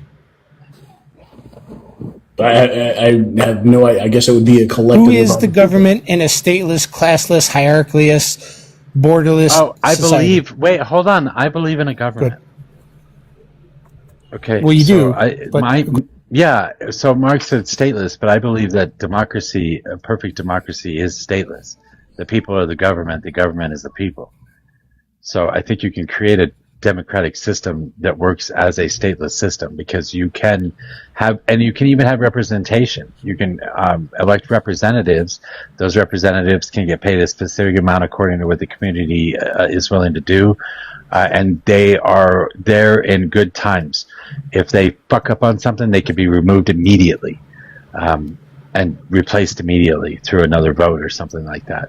A lot of stuff would be done through ballot initiatives and shit like that, but the things that can't be done through that, like trading with other communities and stuff like that, this is why we would need a government in order to do like trade. I live in Colorado. I want fucking pineapples. So I want to have somebody out there that's making sure that there are pineapples that are available to me. I agree. That's where I was going. The notion is that the blame is put on the state, but when the blame is put on the state, they don't understand that in what you're pushing towards through incrementalism, to head that one off at the pass, is that the people are the government. Even if it's a representative government, the people are the government. It's not the scary state. Yeah, you guys can come up. Oust, you can come up. It's okay. I need to hit the hay. I got to be at work in 6 hours. Thanks for having me up, Mojo. Yeah, thanks for being here. Yeah. See ya. I enjoyed it. Have a good one, Civics. Later, Jim. Now here comes the Debbie Downer. Like Oust. Oust is what's up, nerds and Mojo and Civics. Oust is a little different the way he thinks, but I like the way he thinks. Is this is Jim. What's up, man? I only talk to you in the comments, man. This is the first time hearing your voice, man. Nice to meet you. Nice to meet you too. Did you have something you wanted to add, Oust? And who did you ask to come up with you? Rocket Sergeant. But I don't think you can come up just now. But if you can, that'd be great. And we're having like a very parallel conversation in the comments that you guys were having. So anyway, if he wants to come, I don't know if he's available to. I don't want to put him on the spot. Well, yeah, no. I mean, you bring it up. What were you guys talking about? Do you have something? We were talking about. Yeah, we're talking about like how in capitalism the workers can purchase the means of production, and they can and the whole risk factor, right? So the reason why you take on the risk personally is because you have ownership of that entire entity, so you have ownership of all the revenue, all the fruits.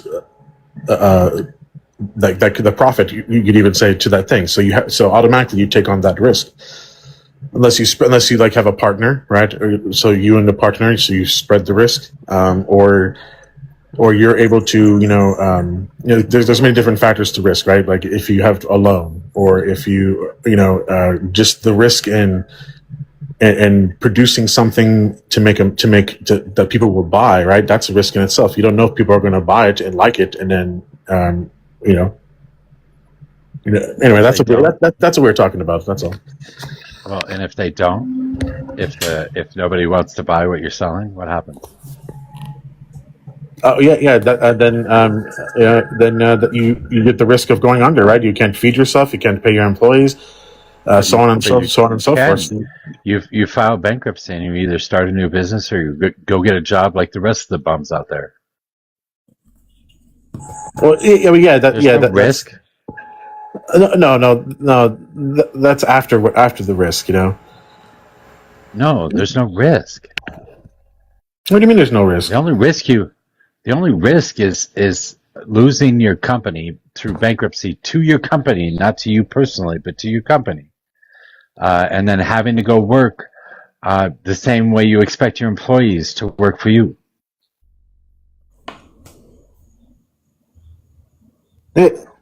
Living like the common rabble.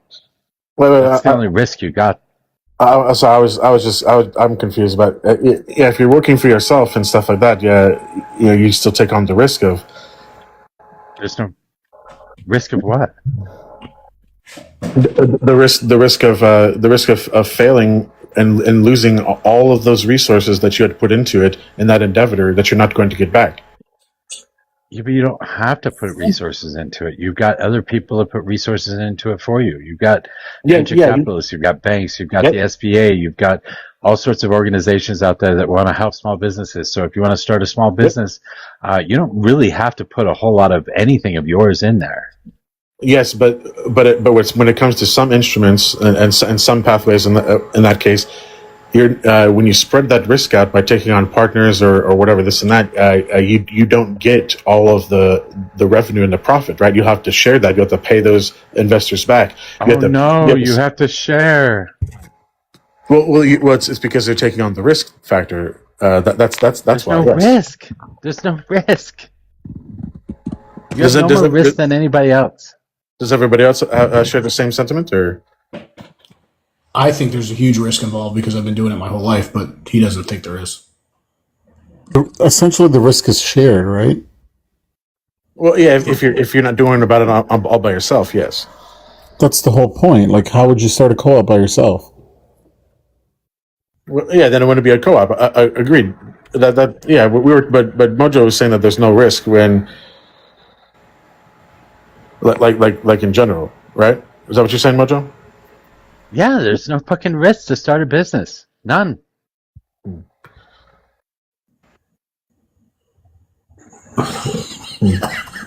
And because, like, you can just file for bankruptcy and start up a new name? Yeah. Donald Trump did it 13 times.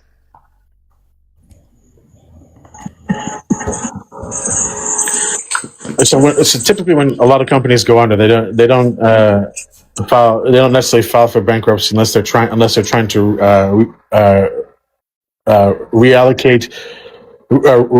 reallocate assets that are to be distributed up to like people who provided loans and et cetera, to dish out all that kind of stuff. Most like small businesses, when they're out of capital and they go out of business, they're just out of business. Sayonara.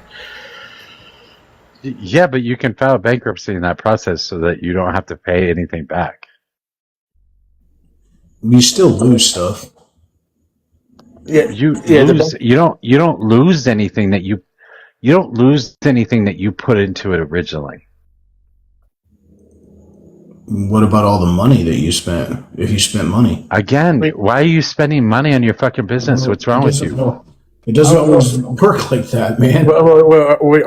You're talking about your personal stuff doesn't get touched. Your how you structure yourself legally, you can protect yourself from that kind of stuff. Exactly, but that necessarily doesn't mean bankruptcy will solve that problem.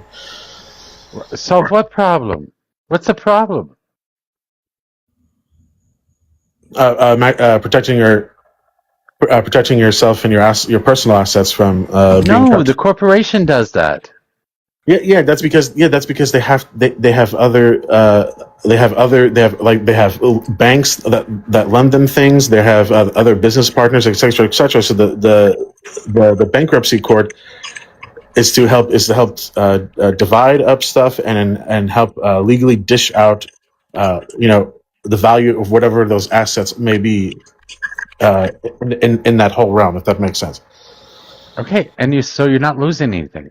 That's my whole point. Well, yeah, if you're using other people's money to begin with, yeah, you lost other people's money, true. But if you put in your own personal money, then and it goes under, you definitely lost that. You're not getting that back. Okay, then you're stupid for putting your own personal money into it. Yeah, and that's one of those things in business they say all the time, right? Like, you're not a real businessman unless you use other people's money to start a business. Doesn't that point towards a flawed system? How's that a system thing? Let me ask you this: if you were to hire a company to maintain your lawn, what do you expect it would cost? What do I expect? If you hire a professional company to maintain your lawn, what would you expect to pay, say, weekly? Well, that would be subjective, of course. So, professional lawn company. Okay. So yes. Okay. So professional lawn company, they're going to do the yard, they're going to do the bushes, they're going to do the trees, etc., etc. Okay. So my speculation before I get a quote would be like $300 a month, $500 a month. Cool. Let's make it just the lawn. What would that cost you? Okay, so if they're just going to do my lawn, which is edging and trimming. Let's just say they're going to mow your goddamn lawn. What's it going to cost you? Oh, so for the month, I'd say probably anywhere between $80 and $100. $80 and $100 weekly, right? Do you think there's a neighborhood kid you can give $10 to? Well, I don't know. Well, I don't know that. That's just what I expect. That's fine. Let's say that's right. Do you think there's a neighborhood kid you could give $10 to?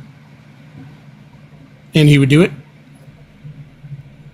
Yeah, there probably is, yeah. Okay, from the capitalist perspective, what is the better business investment? The better business investment? Okay, so either hire the kid who's cheaper, yeah, sure. But is he always going to be there on time? Can I trust him? To mow your lawn? Yeah, does he do good work? Can you direct a kid to do better? Yeah, you could, but again, if he from the capitalistic environment, right? Because capitalists tell you all the time you're not doing your job right. Well, hold on a second. Maybe I'm misunderstanding your question here. What I'm telling you is that if the goal is constantly trying to find the cheapest labor and manipulating it to do what you want it to do, that's the system we're in. That's what we're doing right now. And that's why if we incentivize everybody the same as the entire rest of the business, everybody gets the same pay, you get an uptick in what you're working on. That everything gets better because everybody's motivated towards the same goal. But real quick though, I'm not forcing that kid to work for me. I'm not doing that. Right? It's consensual. The kid who has to agree. The kid has to agree. It has to agree, right? And that's the same with all workers. But are you going to correct him if he does it wrong, or are you just going to fire him and pay more? From a capitalistic everyone gets the same pay, why would you want to hire the inexperienced individual when you could hire a landscaping company for the same price? You're coming in late to this, Rosa. That's not the question. What is the question? That's something. So there's like this is the thing. Like he's not necessarily an employee of mine. Like the kid mowing my lawn. You are paying him to do a labor. He is an employee of yours. Okay, in that sense. So yes, I would, if I have the right to critique him and tell him how I want it done. And if he does not do that, then yes, I can, in my opinion, I can correct him. And if he does not want to do it that way, my way, the way I'm paying him to do so, then he has every right to leave and go mow someone else's lawn, does it not? He does. And then what does that do for you? Yeah, then I have to go find someone to mow my lawn for me, or I have to do it myself. So that's the thing. That's the distinction. That's the distinction. I can go buy the means of production, aka a lawnmower, etc., whatever, and mow my own lawn if I want to. So again, like remind me where the slavery is here in this equation of ours. The slavery is. The slavery is the notion of finding the cheapest possible labor and exploiting that, as opposed to doing it yourself, as you said, because that would be just as easy. In fact, it would probably be more profitable in the long run, based on what you just said. But that wasn't, the initial focus. Yeah, I understand, and to your point on that one. So this is the thing: is the kid setting the prices of his labor, or am I setting the initial price of his labor? Does it matter? It does matter. Yes, because if you're an individual who's setting the price for them and you're setting the price at low, that could be considered slavery. But if he's setting his own price, then he's happy with the price he set. So if a 10-year-old comes to your door and offers you 50% of what you could pay a professional service to do, you're okay with exploiting the 10-year-old kid just because he's young? If he offers 50% off, I'd probably give him about the same amount that I give my gardeners, because that's nice of him. I doubt it. No, you don't need to doubt it. So at what point is it exploitation when the kid is offering his services at the price that he's advertising for? The point it's exploitation is when the person doing all of the work gets a fraction of the money versus what normal market value is. Yeah. Well, also you have to understand that the kid is not as experienced as the company. Doesn't matter. He's doing the same job. You get the value of your work is what you get paid for, and he's setting his own prices. He's doing the same job, and if you don't direct him otherwise, then supply and demand. Go ahead, Mojo. Hold on. I'm gonna agree with them here to a certain extent. If it's an individual that's running their own business, like if it's my neighbor's kid, 12 years old, charging me $50 to mow the lawn, I decide whether I want to pay the $50 or not. This kid runs his own business. He works for his own self, and he gets every penny of his profit. So he is a communist at that, or a socialist at that point. That He is too. not hiring somebody else. He is not hiring somebody else to do the work. You are hiring him to do the work, but he is telling you what he's going to charge you. And so if he thinks he's worth $50 an hour, then he's going to, or $50 a lawn, or whatever it is, then that's what you're going to have to agree to pay. And then he gets to set the price of his own labor. It's fair from the perspective, but it's also not fair from the perspective if that kid doesn't understand that he's well below market value. Yeah, but the kid doesn't have to pay employees. He doesn't have to pay for, his truck insurance for his landscaping company. He doesn't have to. We didn't talk about if he was bringing his friends in. Where I have the problem If it's cutting a lawn, you don't need to bring friends. Where I have a problem is if you hire a landscaping company and you talk to the owner of the landscaping company, and they charge you $50, and then they send their guys out to and they pay their guys $5 an hour to do it, then they are stealing from their employees. It has nothing to do with you. You're paying what you're supposed to pay, but it has everything to do with the owner of the company, the owner of the landscaping company, stealing from his employees because he's taking an extra profit that he doesn't deserve because he didn't actually do the work. Yeah, Go Army. Unless you're negotiating your prices. Sorry, go ahead. I was just saying, Go Army could explain all this very well. Where is he? Maybe. That guy couldn't run his way out of a paper bag. So individual owners, like a sole proprietor, I wouldn't consider somebody that's stealing anything from anybody. The sole proprietor is actually doing what they should do in a socialistic society. They have their own co-op, basically. They are their own co-op. They do own their own labor. But it's, as soon as you start adding employees to the equation, that's where you start seeing theft of labor. Right. That's fair. And I suppose I should have been more clear in the notion that maybe he could have brought his friends along to do it with him. It's not. No worries. It's just it's not. That's not that simple. We can put it in simplest terms, but when we're talking about when we're trying to explain these concepts concepts have many factors that determine everything. You know what I mean? And that's what makes it difficult. And my intention was to exploit or to explain the exploitation that happens from, the capitalistic perspective. And arguably I did it wrong. I'm not going to say that wrong, but if we were to say that this kid was to bring his friends along to do all of this and he was going to distribute his profits among his friends and he was doing it at half of market rate and you knew that, that's problematic. Arguably it's problematic to do it even with that lawn care company that, was not the kid. Yeah, but he's still not paying truck insurance. He's still not paying the insurance for the individuals. He's still not, there's a lot of stuff that goes along with that. He's going to be paying each person a lot lower too. Yeah, exactly. But regardless of, go ahead, Mother. Well, I don't know that you're wrong about everything too. So I don't know.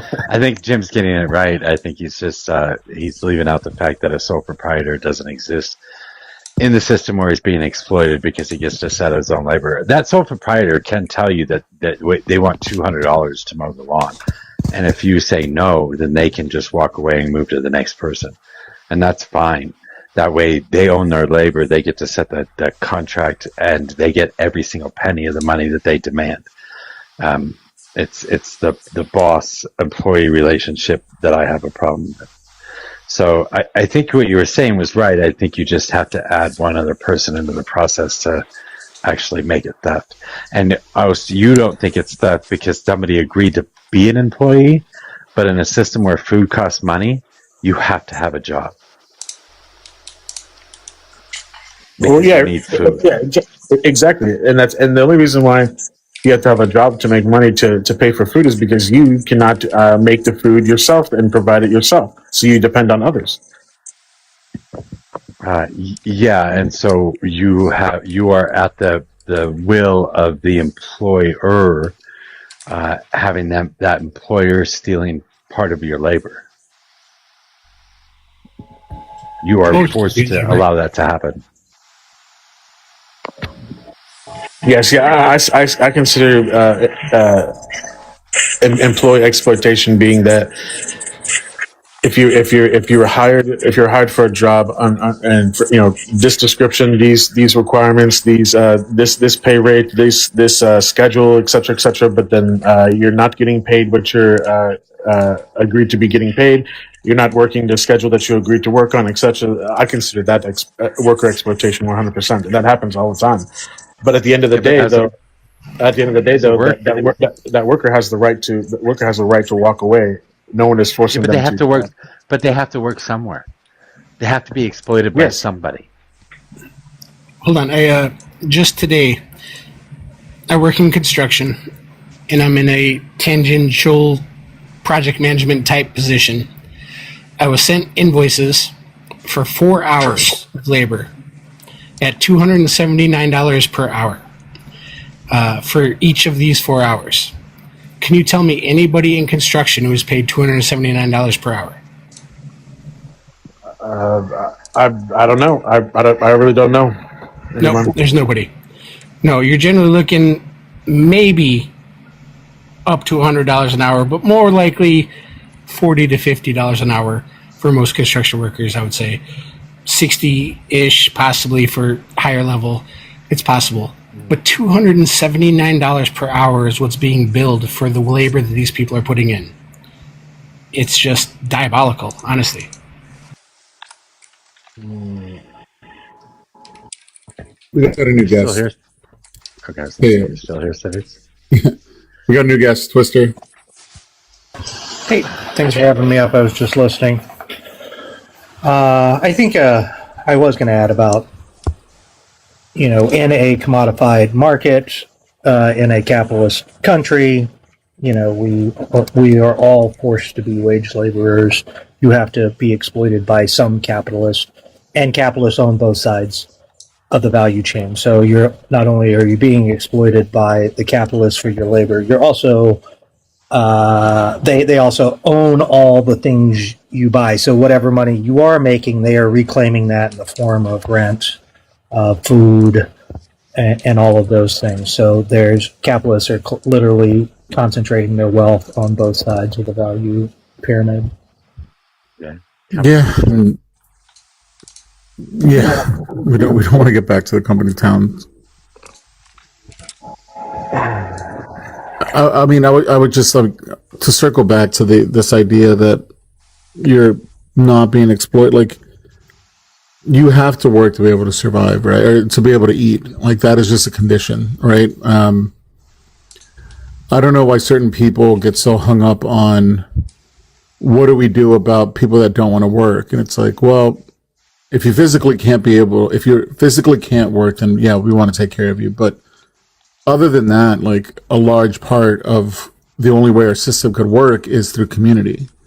And the community will eventually get together and be like, dude, you got to do something. You can't just be here. You're contributing. It's a community, right? It's not this isolated individualism that you currently think that it's going to be. No, like, you are contributing to the community. So it's really hard to answer those questions sometimes when people on the right don't really understand. It's just like, you're thinking about it as like today and not like other things that come with it. It's not just about labor that's involved here. There's so many other factors to it.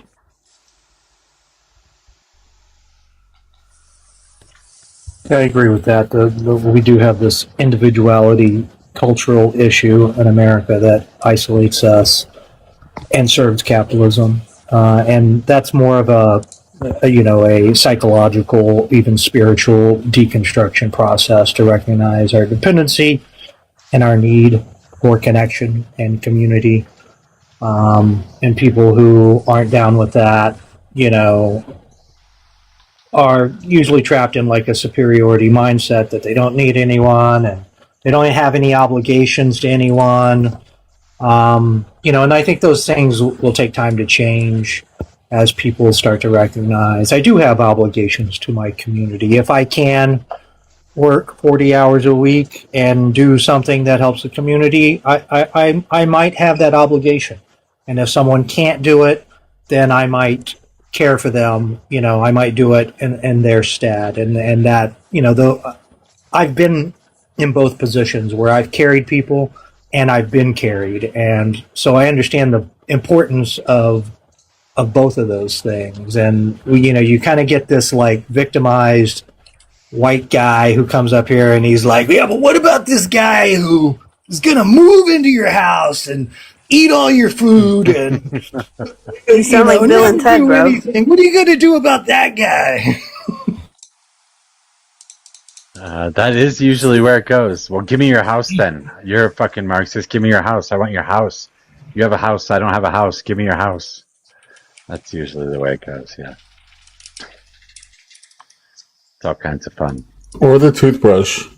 You're going to share a toothbrush? It's almost like the entire ethos of the right is just fear mongering. It's almost like that. Well, I think they're projecting, right? I think they are those predators, right? Like if they were in that environment, that's the first thing that comes to their mind. What they would do, they would try to take advantage of community and generosity and compassion. That's their knee-jerk reaction.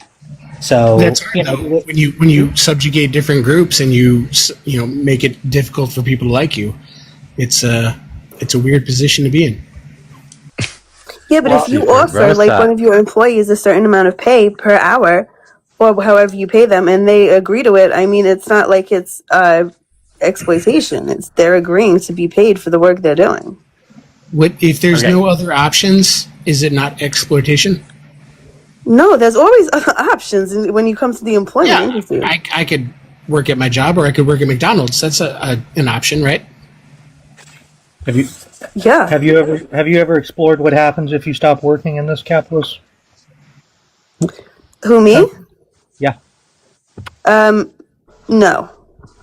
I don't want to spoil it for you, but you'll starve. Well, obviously. Well, there's so going to be repercussions to not working, right? I don't want to burst your bubble, but it won't be good. Yeah, I mean, like, but you only starve if you don't work. No. Hold on, guys. They have it all figured out. There's welfare queens. Everything's good. Don't worry about it. You could play Xbox and drink beer and be good. That is true. That is true. There is the generational welfare. That's one. Oh my God. Well, I got newsflash for you. Yeah, I got newsflash for you. That's socialism, not capitalism. Question for everyone: What's so bad and evil about not having to depend on others to sustain yourself? Because it's impossible. You do depend on others to sustain. Yeah, are you trying to be a hermit or something? Like, what are you talking about? Well, if you're independently wealthy, you don't have to depend on anyone, right? Well, no, I mean that's not. Yeah, sure. If you got wealth or whatever, but regardless, and just not having to depend on others, right? And you just do it all yourself. You build up your life and do what you want to do without taking a handout, without having to rely on like a charity or any of that stuff. Like how is that bad? That doesn't mean It's not. It's great. I actually did that, but the thing is I still rely on my clients to. I'm sorry, you physically cannot do that in the United States of America. Every single Yes, square inch of land in this country, every single square inch of land in this country is owned. So you would have to buy a piece of land from somebody else if you want to try and do something like that. And after you buy that piece of land, you're going to have to build your own fucking building, your own house on that piece of land. And then you're going to have to grow all of your own crops, and you're going to have to run all of your own electricity. And you don't get to use solar panels, so you're going to have to build your own goddamn windmill and use it as a wind turbine, but you don't get to use batteries because somebody else made those batteries. So you don't get to use any of that other stuff because you're always relying on somebody else. There is no way that you can live in the world that we have today without relying on other people. Not a way at all. Well, yeah, I wasn't speaking to that stuff, Mojo. Like interacting with people, making transactions to get the goods and services you need for, for yourself. That's not what I was talking about. I'm talking about having to depend on others' resources, right? Having to depend either whether it be a social safety net or, you have to depend on others. What was Elon's social safety net? You don't, if you have trade with somebody else, if you decide to trade with somebody else, they have to use a road. You have to use a road or something to get to each other to make sure that you can trade. And that road is paid for with fucking tax dollars. So you're using my goddamn tax dollars. You are utilizing my services, my fucking money, in order to get your trade done. I'm not speaking to that stuff. None of that. I'm just speaking about not having to depend on like a social safety net. I'm telling you, your fucking question, your idea is ridiculous. You have to depend on everybody else. Let me re-articulate this a little bit differently. Me, myself, and I have never had to take out unemployment benefits. I've never had to get like SNAP. I've never had to get on any type of social assistance. I never went to like to go ask for charity or go to like a church and like soup kitchen or you know what I'm saying. Like I never had to go and do that stuff because I have always been able to sustain myself by interacting with others, the stuff that I need to live. Of course, that's what I was trying to make the difference of. What's the shame? What's the shame you're trying to avoid? So let me ask my question one more time. Now that we kind of like went through all that shit. I don't need you to repeat your nonsense again. No, I'm not going to repeat the nonsense. I was just going to go back to my original question. Why is that considered to be evil if someone doesn't depend on others? You do depend on others. Even if you're working your own job, you still depend on your boss for pay and your clients to, All right, I guess that's my one flaw is I have shitty articulation of what I'm trying to say. Yeah, same. Why is it shameful that if you needed food stamps, why would you consider that shameful? Well, because you're supposed to not. It's not like a lifestyle choice. It's a stepping stone. Yeah, I don't consider it to be shameful at all. Not at all. What it is you just talked about it like you were proud of the fact that you've never needed financial help. No. I wasn't trying to boast there or any of that bullshit at all. What I was trying to do is say, why is it evil? Why is it evil if I could choose food stamps, but I choose not to instead? That's good. That's a great option. Well, I mean, what are we talking about here? You choose not to eat? I mean, food is a biological. If he has a backup plan, if he has a plan B to make money, I mean, why would you go on food stamps? Do you know what the average food stamps for a family is? It's like $300. It's not that much. Yeah. I'm not arguing all that stuff, and I guess I'm not, and I'm not saying it's shameful to have food stamps. That's not what I'm saying at all. What I'm saying is, why is it considered to be evil, or like our friend Twister down there says that by choosing not to take food stamps and going to find a job or whatever it is to make more money so that way. Choosing that route is considered being prideful, being shameful, looking down on people. Like why is that considered evil? Why it's evil is because it's not something that's just openly available to everybody. Hold on. If you get fired from one job, what stops you from going to look for another job? I guess I'll fucking talk. Sorry, Mark. Mojo, go ahead. Marks. You're gonna call me Marks. That's funny. I don't know if you guys are trying to say it's evil. It's not evil for you to not want anything from anybody else or to try and do everything on your own. I don't think that's evil. I think it's just stupid. Rich people, they take whatever they can get from whoever they can. They take the subsidies, they take the bankruptcies, they write everything off, they take people to court, they sue everybody that they think has done a bad job, or sue everybody that they don't want to fucking pay. Rich people have no fucking scruples when it comes to this shit. Why the fuck do you have scruples? And where did you learn that value from, and who does that value serve? Because if you look at a false sense of dignity. Right, you find out it serves capitalists. You're helping keep them in power because you have this, as my comrade said, you have this false sense of dignity where you can't be in solidarity with your fellow worker because you're too proud, and you're trying to do it alone, and you're trying to be the hardest worker at the place.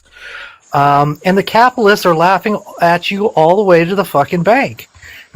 But why do you care though? If it doesn't harm you, that someone that wants to be the best worker and Brown noses the boss and the owners and all this stuff. If it doesn't do any harm to you except piss you off that this guy No one cares. No one cares. No one said anything about that. No, hold on. I'll take this one because I did brown nose and I did do everything I could to get up into the corporate structure. And what it got me into was a district management position where I controlled 13 stores, and my job was to inspire them and help them grow and make them better. And despite everything I had done in making everything grow, I still had, at one point in my career with that company, go to one of the stores that bought in and growed, listened to everything I said, were producing, and lay off 15 people for no reason. They were doing everything I asked. Everything was successful. Everything was great. Just because the corporate structure said, we don't want to be in this region, despite them doing everything you asked, these people lose their jobs. Mm-hmm. And I had to be the guy to deliver that message. Yeah, but that's nothing new. That is what. Hold on. You can say that's nothing new, but you have to look people in the eyes and tell them they don't have a future despite doing everything you asked them to do. That's not easy. I've laid off people face to face. The short answer. Yeah, it sucks. The short answer here is you're a class traitor. You are betraying your fellow workers for $1 from the capitalist who's exploiting you and your neighbor. And this betrayal is doing material harm to your fellow workers. Like when you walk across that picket line, or you sell out your fellow worker so that you can improve your status, you are betraying them. That's the antics of competition and toxic competition, and I'll tell you right now, if you sell out, as in like you rat on a fellow worker who is constantly late, just because you're both in the running for the promotion, right? You can call him a snitch, sure, but at the end of the day, that worker who's constantly late and being protected by his buddy, that does harm to the company, and he's not a good player. This is different. This is me spending over a year investing in these people, growing these people, and they did everything I asked them to do. And I had to fire them nonetheless because my overlords told me that was the way. I want to get back to what you said, Jim, 100%, because that's totally different, and I want to get back to that. So again, like I said, like this is the constant change in our economic environment, in our employment status. That has always been the number one thing is job security, right? And we what we do is we learn skills along the way, right, to help mitigate things that of losing your job, because you could be at a company for 24 years, then all of a sudden one day they can say, hey, your job, your position is outsourced, you no longer exist, sayonara, right? And we prepare for that. We are taught to prepare for that, those inevitabilities or those emergencies, et cetera, like having a rainy day fund, having some savings and this and that, being in tune with your your career and the industry that you work in, to see those changes, so that way you can set yourself up for the writing on the wall. Like I told, and to your point, Jim, right? I this happened to me, man, about having to let people go, right? And it was during C-19 and stuff. So I told all my associates, right? I said, hey guys, I said, just food for thought. I said, if you can work remotely, right? If we're able to be remote workers at home, that means there is someone out there who is creating the program, the machine, whatever, to outsource your job. That means your job is going to be outsourced to somebody else, and yada yada yada. And there's no way you said that to somebody. No, that's exactly what I said. I said as an effective leader, you can't tell people your job's going to be taken. All I did was I shared that perspective and some food for thought, right? And then guess what happened? 3 years later, we shuffled stuff, and 3 years later, and we outsourced. I think 4 of them were just in my section alone. But guess what? Hopefully they saw the writing on the wall. They heard me say what I said, and they either listened, took it to heart, or understood what I was saying, or maybe they asked me questions like, what did you mean? And I further explained, and they were better prepared for the changing market, for the changing employment landscape. This is nothing new. This is nothing new in our economy, in our society. But my point is we instill skills. We instill skills. We instill things to help us, prepare for that stuff. My point is, there's a drastic empathy difference between what you and I were talking about.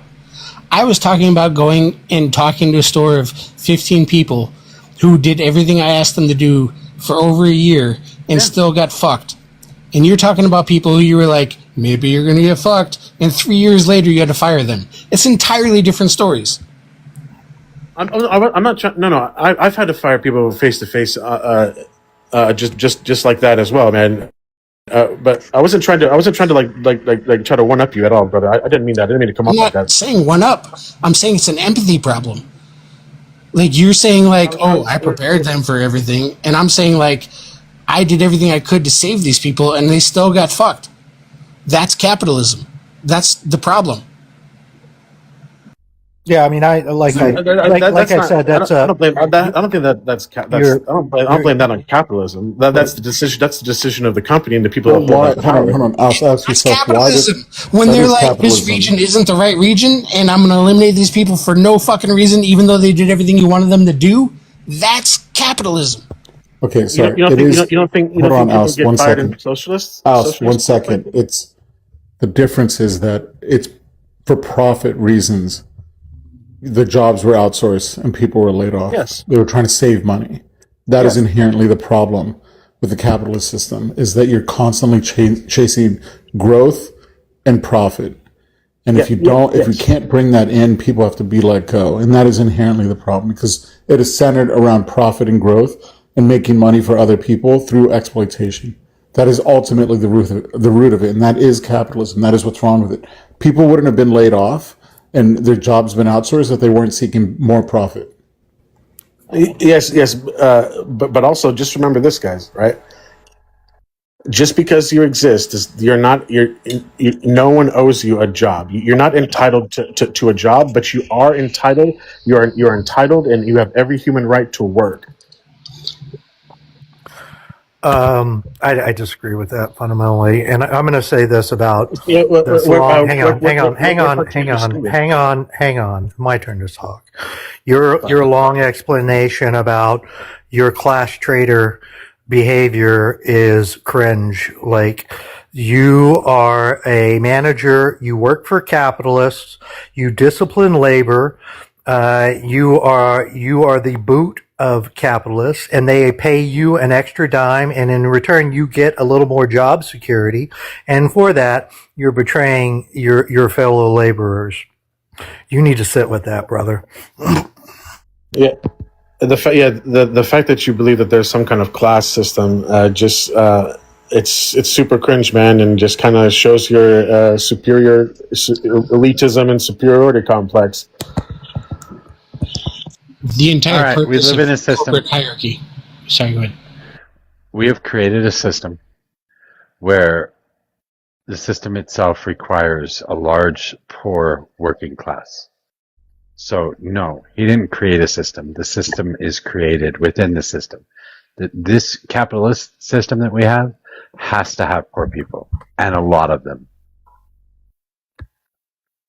That's the thing is, like, if the goal is to create poor people and you need poor people to work, right, and be poor, then how can people be rich if there's no one to buy their stuff? That's number one. And number two, capitalism doesn't create poverty. Poverty is what we've been fighting. Capitalism requires poverty. And how does poverty make capitalism work? Oust, would you work at McDonald's tomorrow? Would you take a $13 an hour job to flip fries at McDonald's tomorrow? If I had to, yes. Okay. Would it pay your bills? No, but the no. Okay. Well, then clearly there's a need to have something higher than that. Yes. Right? Yes, absolutely. But okay, so you have to work through a capitalistic environment that has wages that meet your needs. So you can't just be.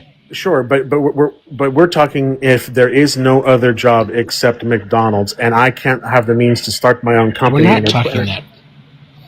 We're talking. You asked me very specifically would I work at McDonald's if that was the only option for work, and I said yes, and I would. And listen, just because it doesn't pay for all of my bills. Well, guess what? I guess I'm gonna have to prioritize things like first, like instead of having a lawn care service, a pool guy, even my cell phone service, right? I will always make sure there's a roof over my head, even if there's no electricity or running water. My main priority is to have a roof over my head. Does the government? And I'll have to find a way. I'll have to find a way to get all those luxuries and services back in my life, right? It's up Does to the me. government have a responsibility to maintain the well-being of its citizens? Not in the sense of it should be. Not economically, just like medically. No, not even that. No, not even that. Well, what is the point of a government? Listen, in my view, the government's responsibility is to uphold for national defense, national security. Number one, and I know, we can probably agree on that kind of shit too. But and then number two. Excuse me. And then number two is hold up the rule of law, right? With criminal justice or that kind of thing, law enforcement and having safe communities, all that stuff. But at the end of the day, the government is not. Is number three the well-being of the citizens? Do they have to worry about infection and spread of Ebola and all that? Is that something that the government should worry about? I believe enforcement of safety regulations, environmental stuff. Okay. I agree with that 100%. But so does the well-being of people include being able to survive? No. I don't believe that it's the government's job to. Oh my God, that's fucking Ebola.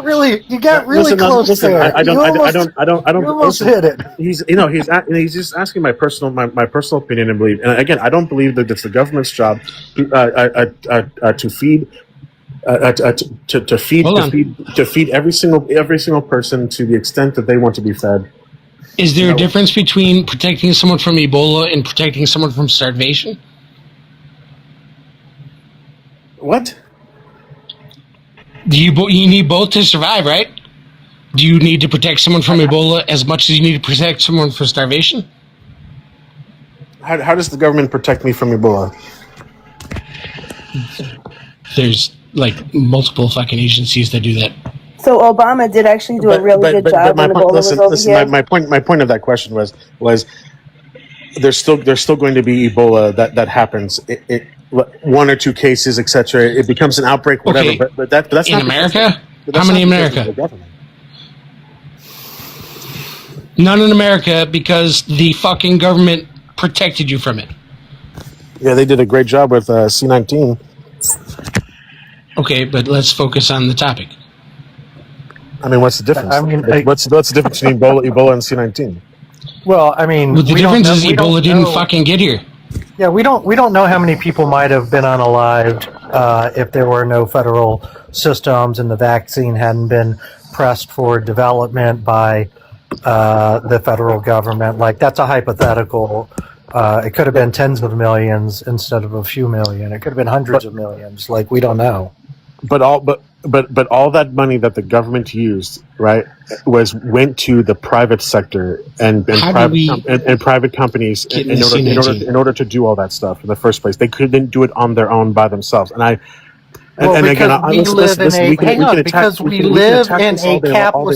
we live in a capitalist country where the capitalists have commodified our healthcare system and gutted it from the federal government and waged a decades-long propaganda war convincing people like you that the government is incompetent and that private healthcare should be privatized, and so they have won that battle. So what is the federal government to do in the face of that reality once the capitalists now have completely commodified healthcare? I'm kind of confused. At what point was healthcare in America publicly owned by the government and whatnot, and never privatized? Well, I mean, this is a capitalist country. Like, there has been more regulation around medical care. Like, I don't understand. You started this by complaining that the federal government paid the capitalists all this money. I'm not sure what your point is. Don't you believe that since you love capitalism so much, don't you believe the capitalist is the best person to handle your health care? Yeah, I mean, I've been paying my insurance premium, so I should be clear from COVID and Ebola and all of that because I've been paying my way. Anyway, to answer your question, Twister,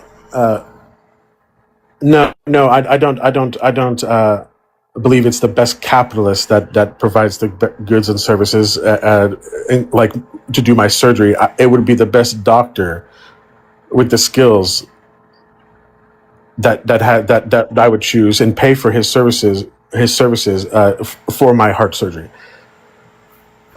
So only wealthy people should get the best doctors?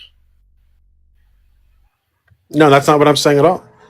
That's exactly You're what aware you that just said. 88% of adults in Israel actually pay for privatized insurance, right?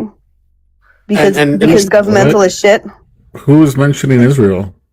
I'm just saying, a lot of people do pay for privatized insurance because the government insurance is shit. Anything the government touches turns to shit. We know that.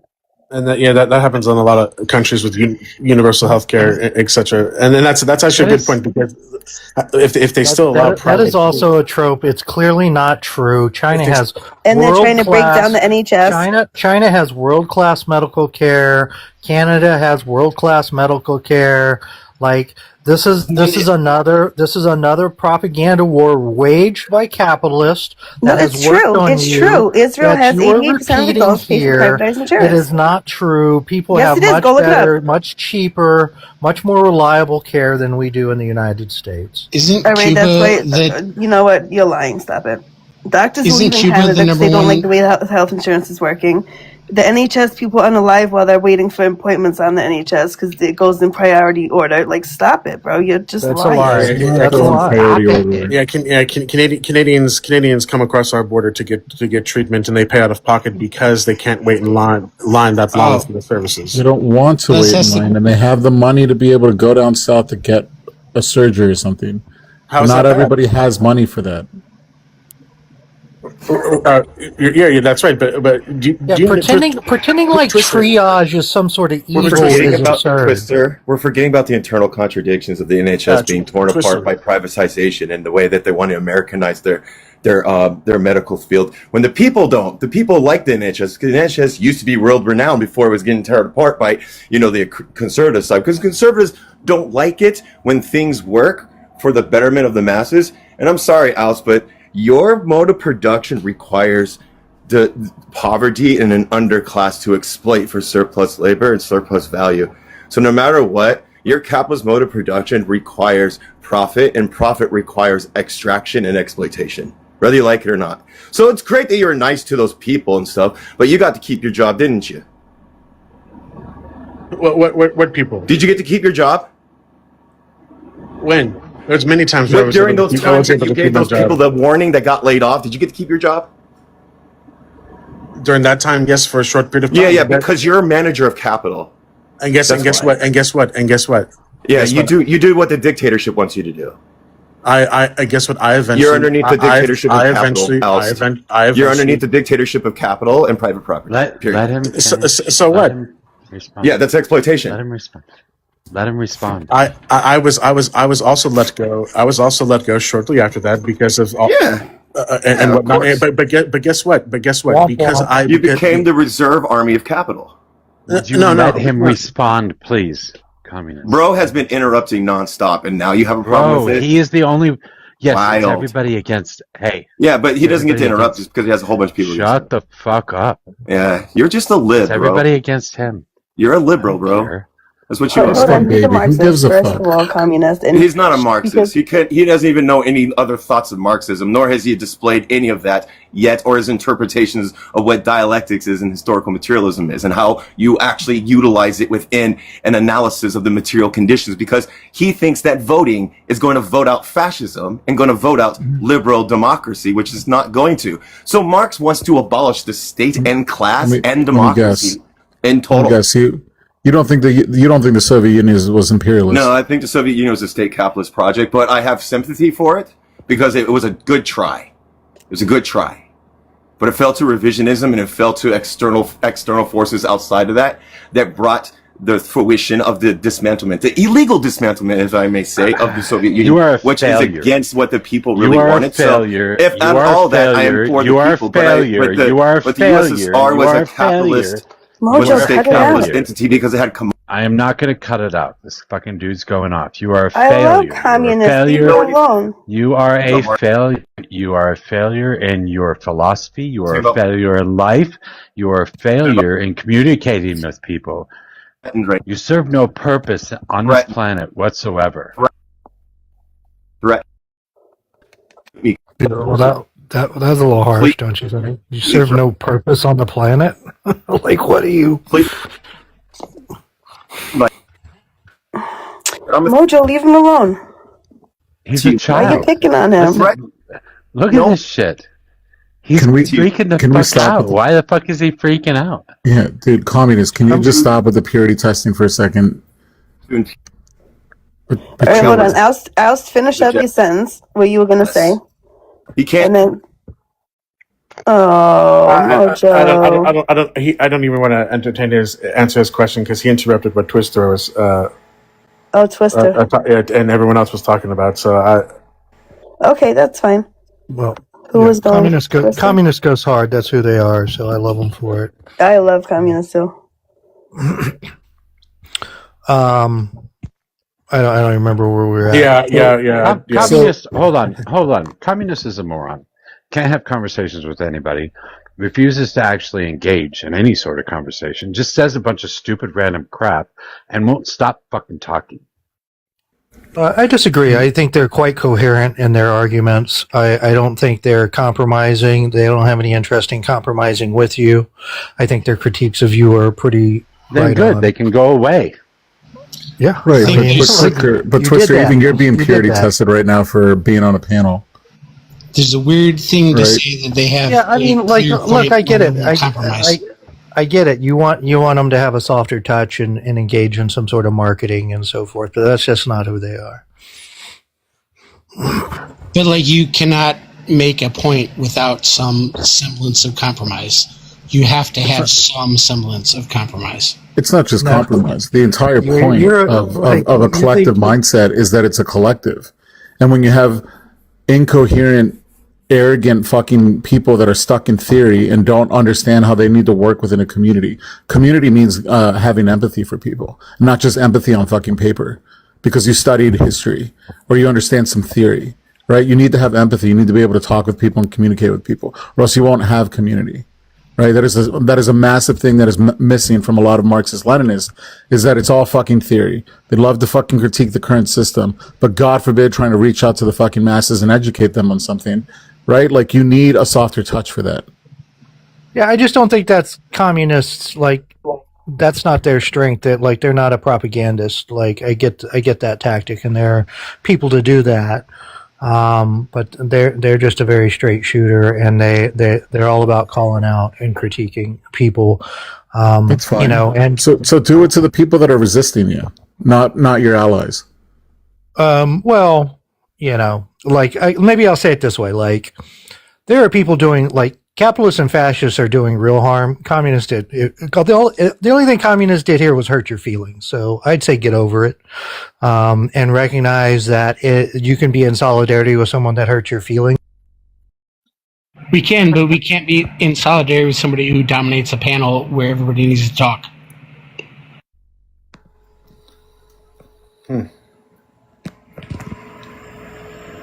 Steve, yes, I am summoning you. That's funny. It worked. Look at that. It worked, Mojo. What is it? Who is it? It's a fucking don't tread on me bat signal. and win earlier, Civics, because I mean, in all honesty, like I'd be embarrassed if communists acts like this in real life towards everyday people that he disagree with or he hates, etc., etc. Like how do you have friends, or how do you associate? How do you get a job, or you know what I'm saying? Like you live. It would almost be like if he had a flag hanging off his back of his pickup truck saying Trump MAGA 2020 or whatever.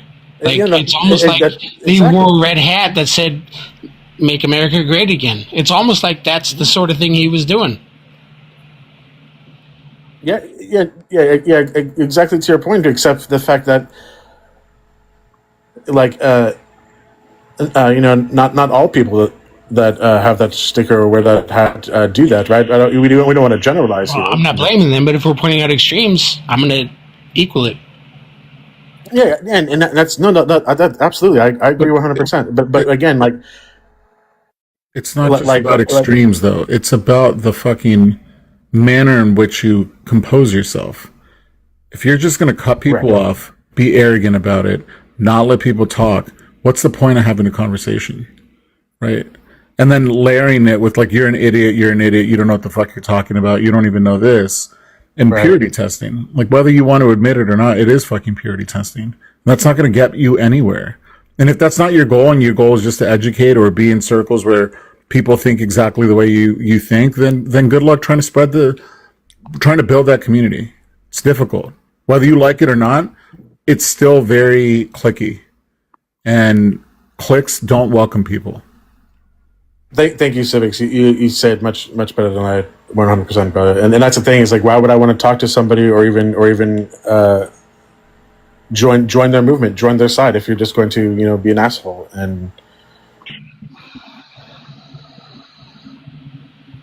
that's yeah. Go ahead, Marty. Politics, real politics, having conversations.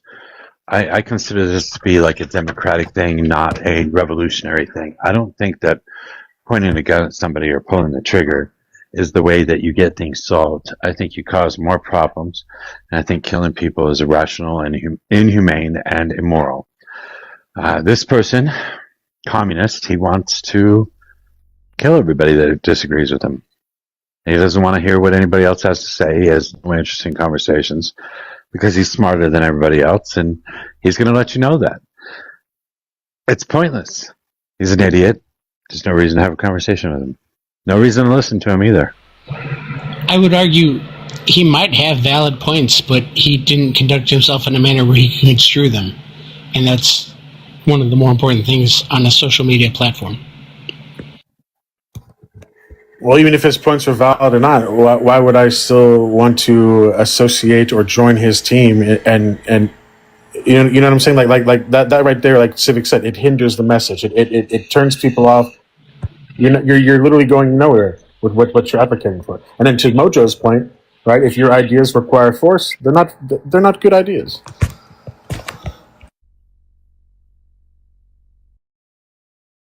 I mean, you have people like the Mensheviks who went out against certain leadership decisions, and you end up having infighting, right?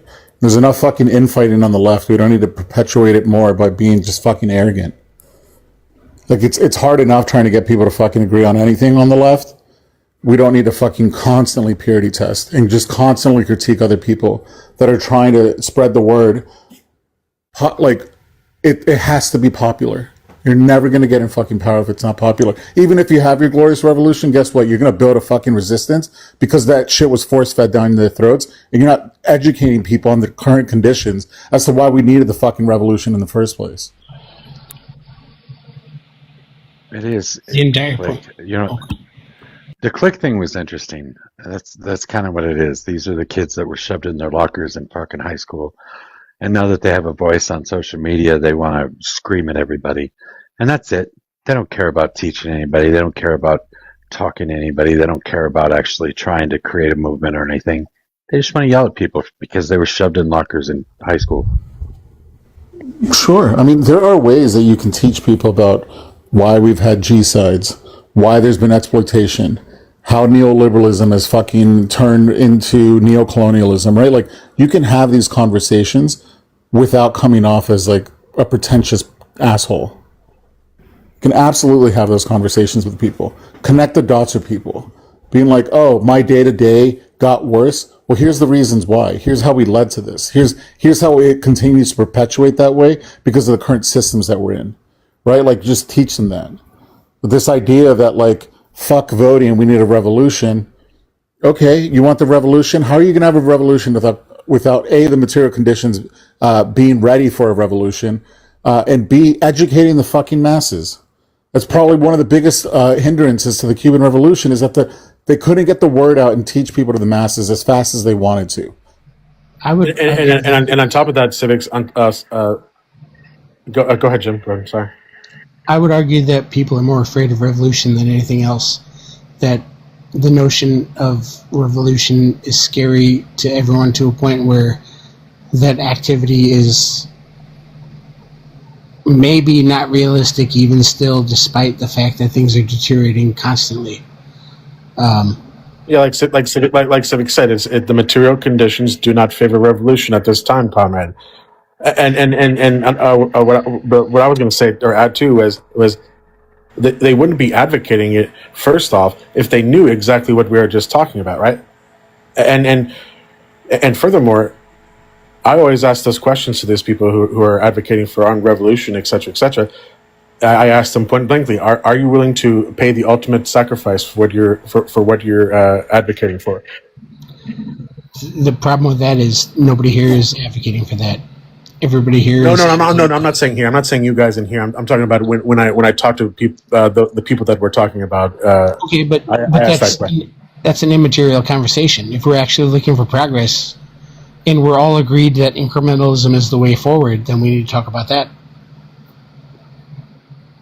Yeah, agreed. I was just speaking to the ones who are advocating for armed revolution. That's all. That was it. I wasn't talking about anybody else. But like that's a non-issue if it's not a thing.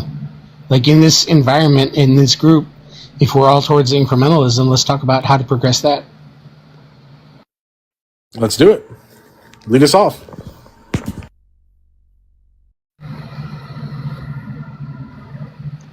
What? Huh? What are we doing? Lead us off. Yeah, it was progressive. So I would say that if we're going to position that way, given the way the Overton window has shifted, where America centrists are right, the push towards the DSA is a logical step for the most of America to understand the push to the left. And I have concerns with it because I think it's a reflex response to MAGA's craziness and absolute insanity corruption. But really, a lot of the DSA stuff is not a bad idea. The thing is that a lot of America doesn't understand that the DSA is mildly left compared to the left that most of the world is. But they're still treating them as communists, as the enemy within, the worst of the worst. The posturing from but that's their critical security blanket. And what I mean by that is that they want to spread criticism of the movement. They're going to the security blanket of, oh, socialism bad, they're communists. Yeah. Because it's easy for them to point at that, but the reality of it, and I don't know if Lib Tears is still down there. Remember yesterday when he was like, what are the Democrats offering? And blah, blah, blah, blah, blah. And it's like, well, do you want more of the same? Like, get out of the way if there is a movement of people trying to make change within the party and move it more left. Like, they are presenting something different, and the only thing they have to say is you're critical of that, and then layer it with, well, what the fuck is the party doing? What the party is doing right now in this primary season is making a message loud and clear that outside of New York City, actual progressive politics and a move more towards equality and making sure that we're addressing the problems with our system are front and center. They're tired of the fucking culture wars. They're tired of the fucking identity politics. There are real fucking issues with their day-to-day making ends meet, and no one has been addressing it until DSA members are calling out the bullshit. So, get out of the fucking way. It's legit stupid. What I want is for people to have the money they work for every day at a logical level. If you even just step back and really honestly consider the economy, I just want you to get a logical pay for what you do, doing the actual work, not the 9,700 people above you getting paid also, because really, honestly, that's not necessary if we really think about it. You deserve the pay for the work that you do. And the DSA is a slight push towards that. It doesn't even do what I want them to do. It's a slight push towards where we need to be, because we've pushed so far right in the Overton window that we're fucking looking for scuba masks to survive in the water that we're drowning in. I heard somebody on a live say that the Republicans started moving left, and I almost threw my phone through the wall, and I was like, "Are you kidding me? Like, do you honestly believe that? Like, you're just not a smart person." Well, they have been taking socialist tendency actions by taking ownership in private companies and then doing the Trump the Trump account, whatever, with you get $1,000 from the government, and then those are kind of socialist tendencies, in my opinion. But I want to go back to what you're talking about, identity politics, and that's the thing too, is the strategy of identity politics, totally screwed the Democratic Party. Hold on, what do you mean by identity politics? Because I don't remember anybody talking about identity politics here. With the culture wars, with you didn't. Who said culture wars? When did that happen? Civics. And then I'm also saying it too, because I believe that as well. Like if you didn't vote for Kamala, you're a misogynist, and if you didn't vote for this person because you're racist, if you like identity politics, man, like that strategy totally failed the Democrats in this instance, and you know what I'm saying, like that strategy is and that's what Civics was saying. They're switching to what people actually care about, like you said, the economy What was Kamala's identity politics? For real? Yeah. Yeah. Like I said, like you're not going to vote for Kamala because you're a misogynist. You hate women. You don't want to have the first female president. No. What did she? What did she? Okay. No, I'm sorry. Are you talking about her policies? No. Yeah. So again, see, I'm saying that you're blaming her for identity politics. So, Karen. No. It's not. I didn't mean to blame Kamala herself. What it is it's the people under her. Advocating, pushing. Pushing. Rhetoric and things like that to vote for Democrats. I'm talking about the Democrat Party in their advertising and for voters and whatnot. That's what all that lies. The identity politics stuff. There was no advertising. There was no advertising that said. Sorry. There was no advertising that said that if you don't vote for Kamala, you're a misogynist. That didn't actually happen. There are no. You're not. She never said that. Yeah. If somebody says that to you, if somebody says that to you, they probably have a reason to say that. If I ask you why you wouldn't vote for Harris, and your answer is, well, because I don't think a woman would make a good president, then you are a misogynist. Yeah, sure. Yeah, sure. But at the same time, like there were people who voted because they didn't like her policies, and they were still called misogynist. Yeah. Well, I don't know that that's necessarily true. Maybe by some people, maybe you're right. I don't know. But for me personally, if I ask you why you wouldn't vote for Harris, and you say because of her policies, my next question is, what policy didn't you like? Not to call you a misogynist. Or I mean, but Mojo, that's you. That's you because you're not an idiot. That's logic. I don't know. I haven't heard it. Maybe you're right. Maybe some people say just say that out of the blue, but I just haven't heard it. I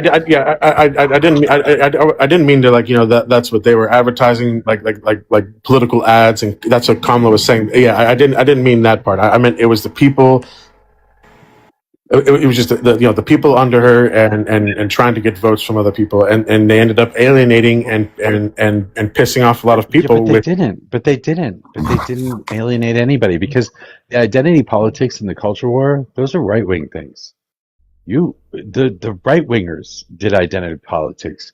They talked to Elon Musk $300 million on identity politics and separating people out and creating classes. She's for they, them, he's for us. Don't you remember that commercial? The entire basis of the left is eliminating hierarchy in class. Like, we all want everybody to be one. Yeah, and if you don't join our team and vote for us, then you are a racist. You are a misogynist. You are an evil person. You are the worst human being alive, and et cetera, et cetera, et cetera. Like again, like you could take it that way, but maybe you could just. I mean, no. That's exactly what happened. That's exactly what happened. No. Hold on.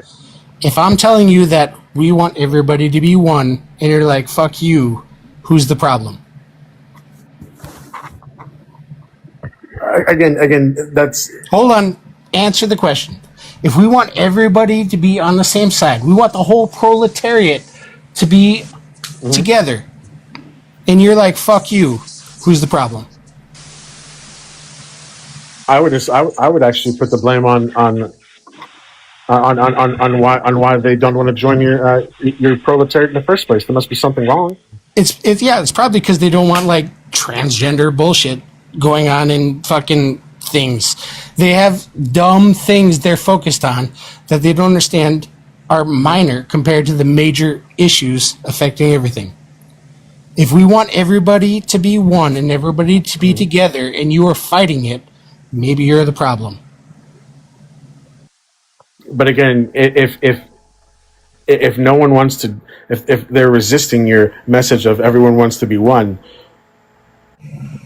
If you're resisting everybody being, don't you think there's something wrong there? Hold on, Michael Jackson did this, right?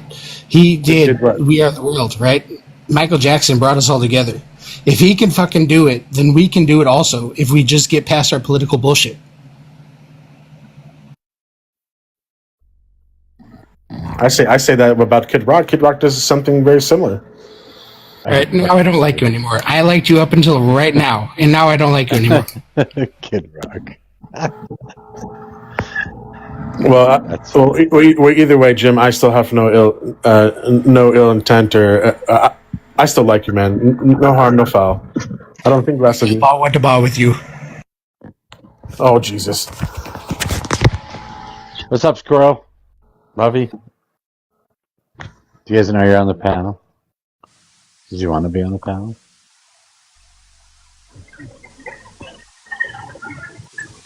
You Log Warriors. Hello. Squirrel, Lovey.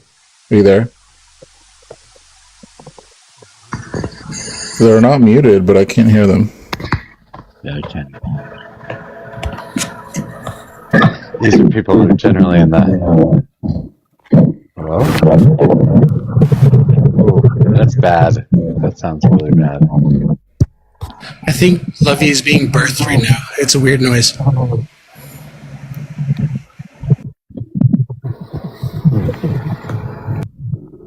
I think we're in a pocket.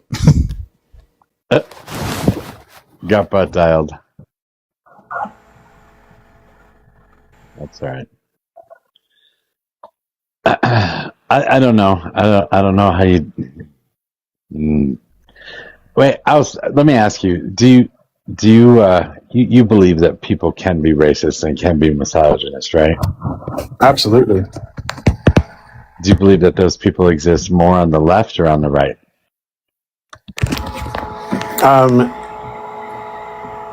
I mean, to be completely honest with you, I have no idea.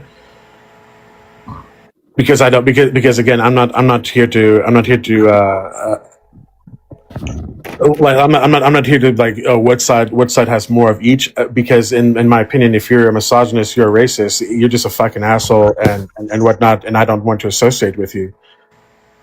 You know what I'm saying? So it doesn't matter your politics, you're still equally worthless to me. Okay, have you seen the drama surrounding me in the last few days? No.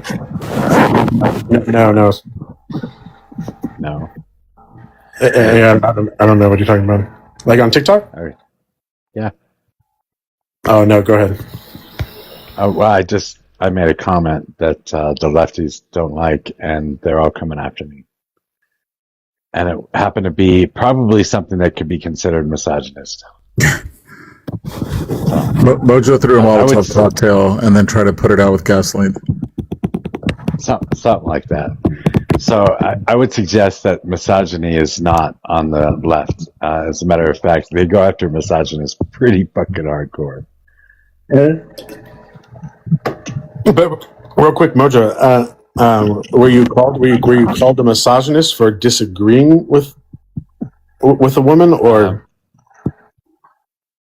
I was called I'm not really. I haven't been called a misogynist, but I have been called a predator, which is fucking wild as shit.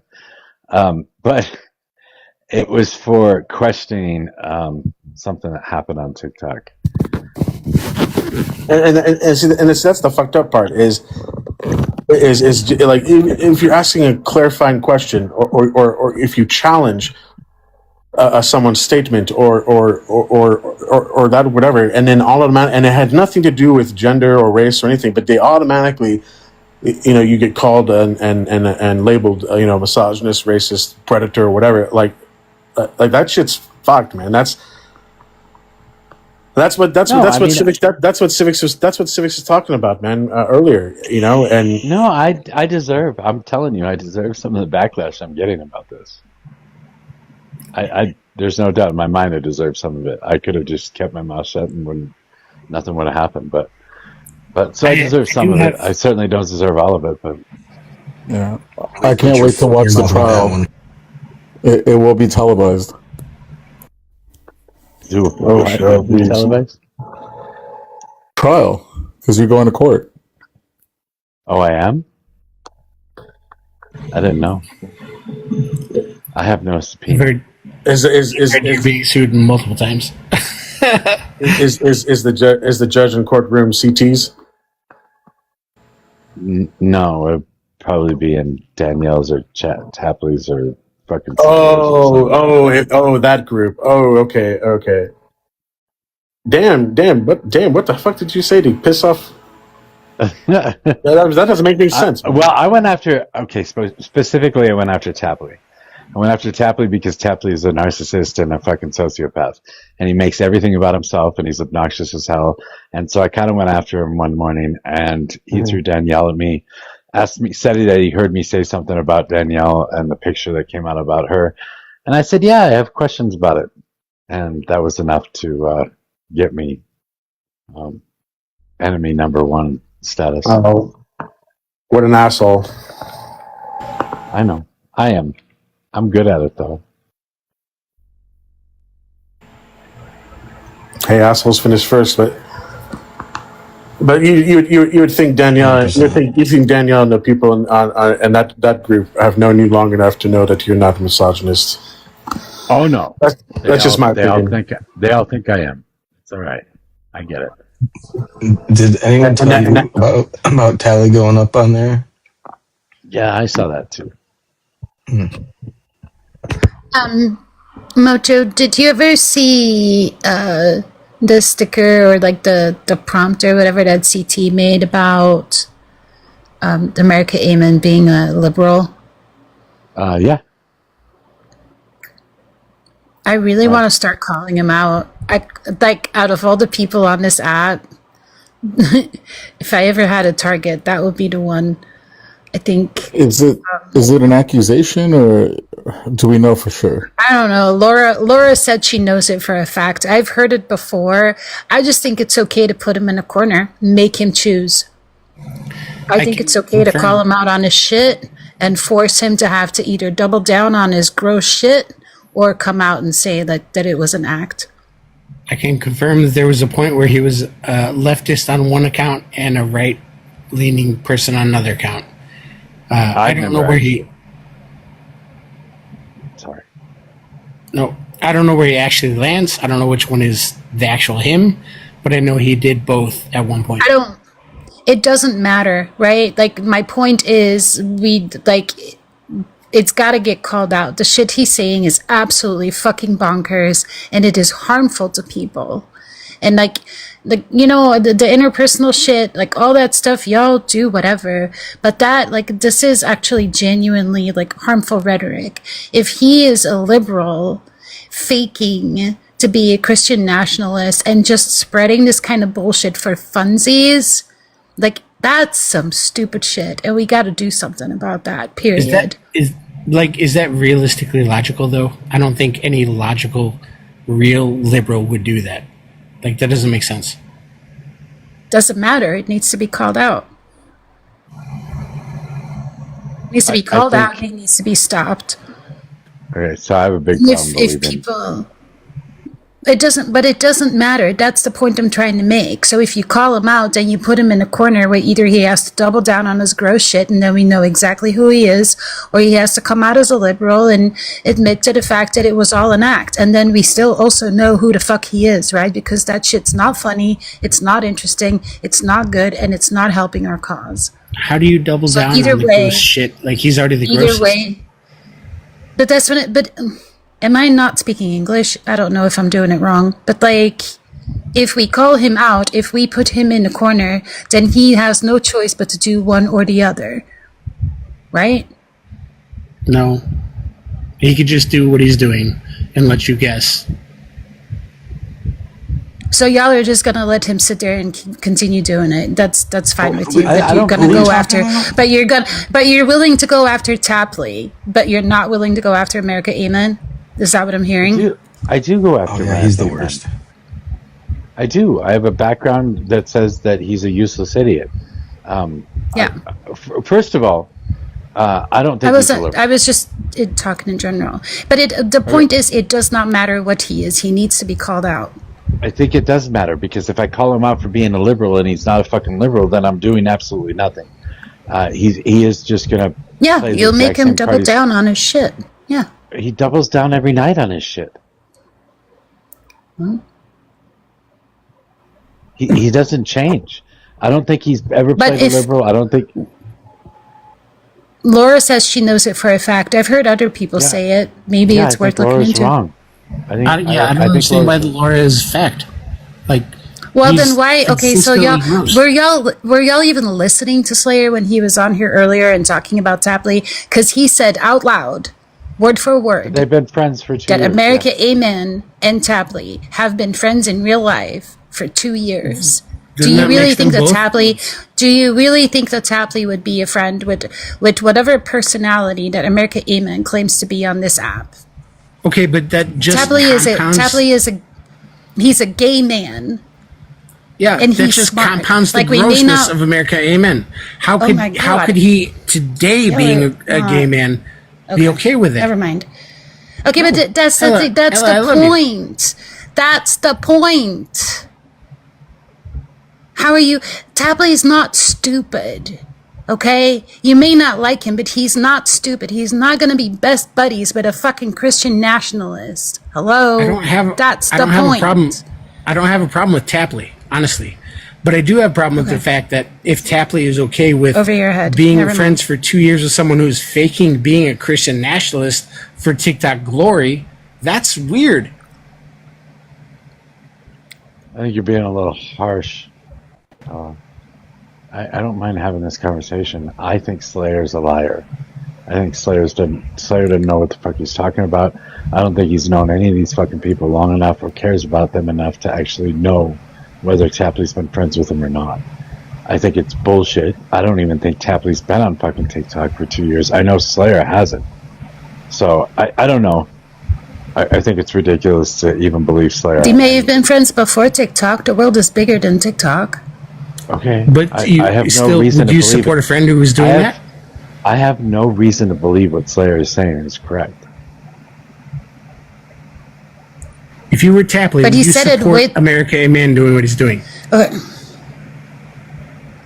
Tapley was in the comments when that was being said, and you know damn well if it wasn't true, he would have corrected that shit. No, he wouldn't have. Tapley lies his ass off all the time. He's only about the drama. He doesn't give a shit. He doesn't care if the fucking truth comes out or if he's either way. I think America Amen needs to be taken off the app. Like the shit he's saying is not okay. He's a problem. I agree with you, but you're not going to be able to remove him from the app. Well, I'd like to try personally. Nobody gets canceled.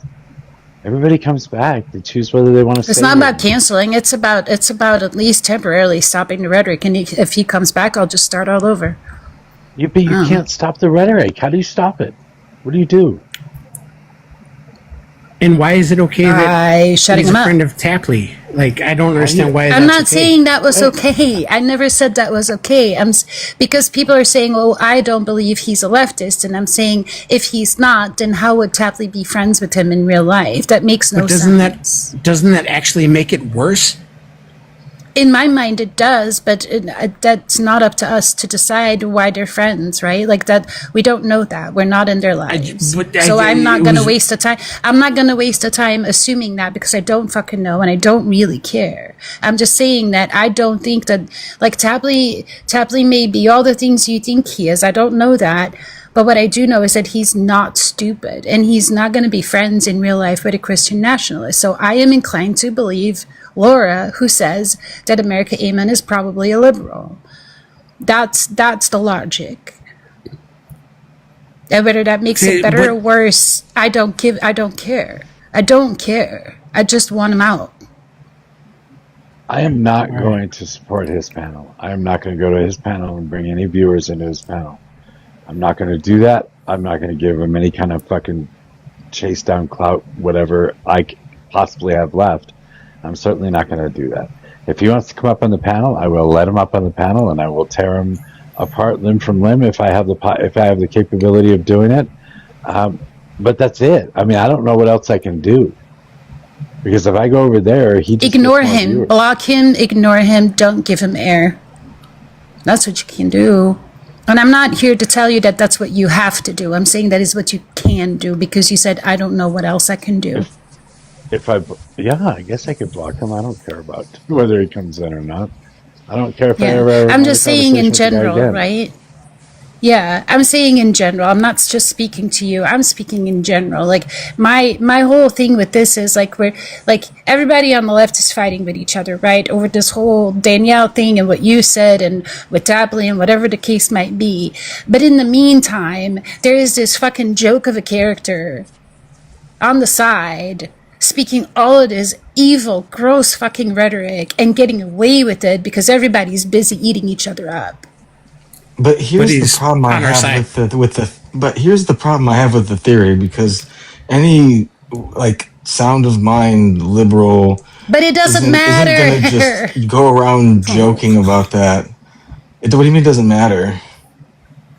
What doesn't matter? Okay, hold on.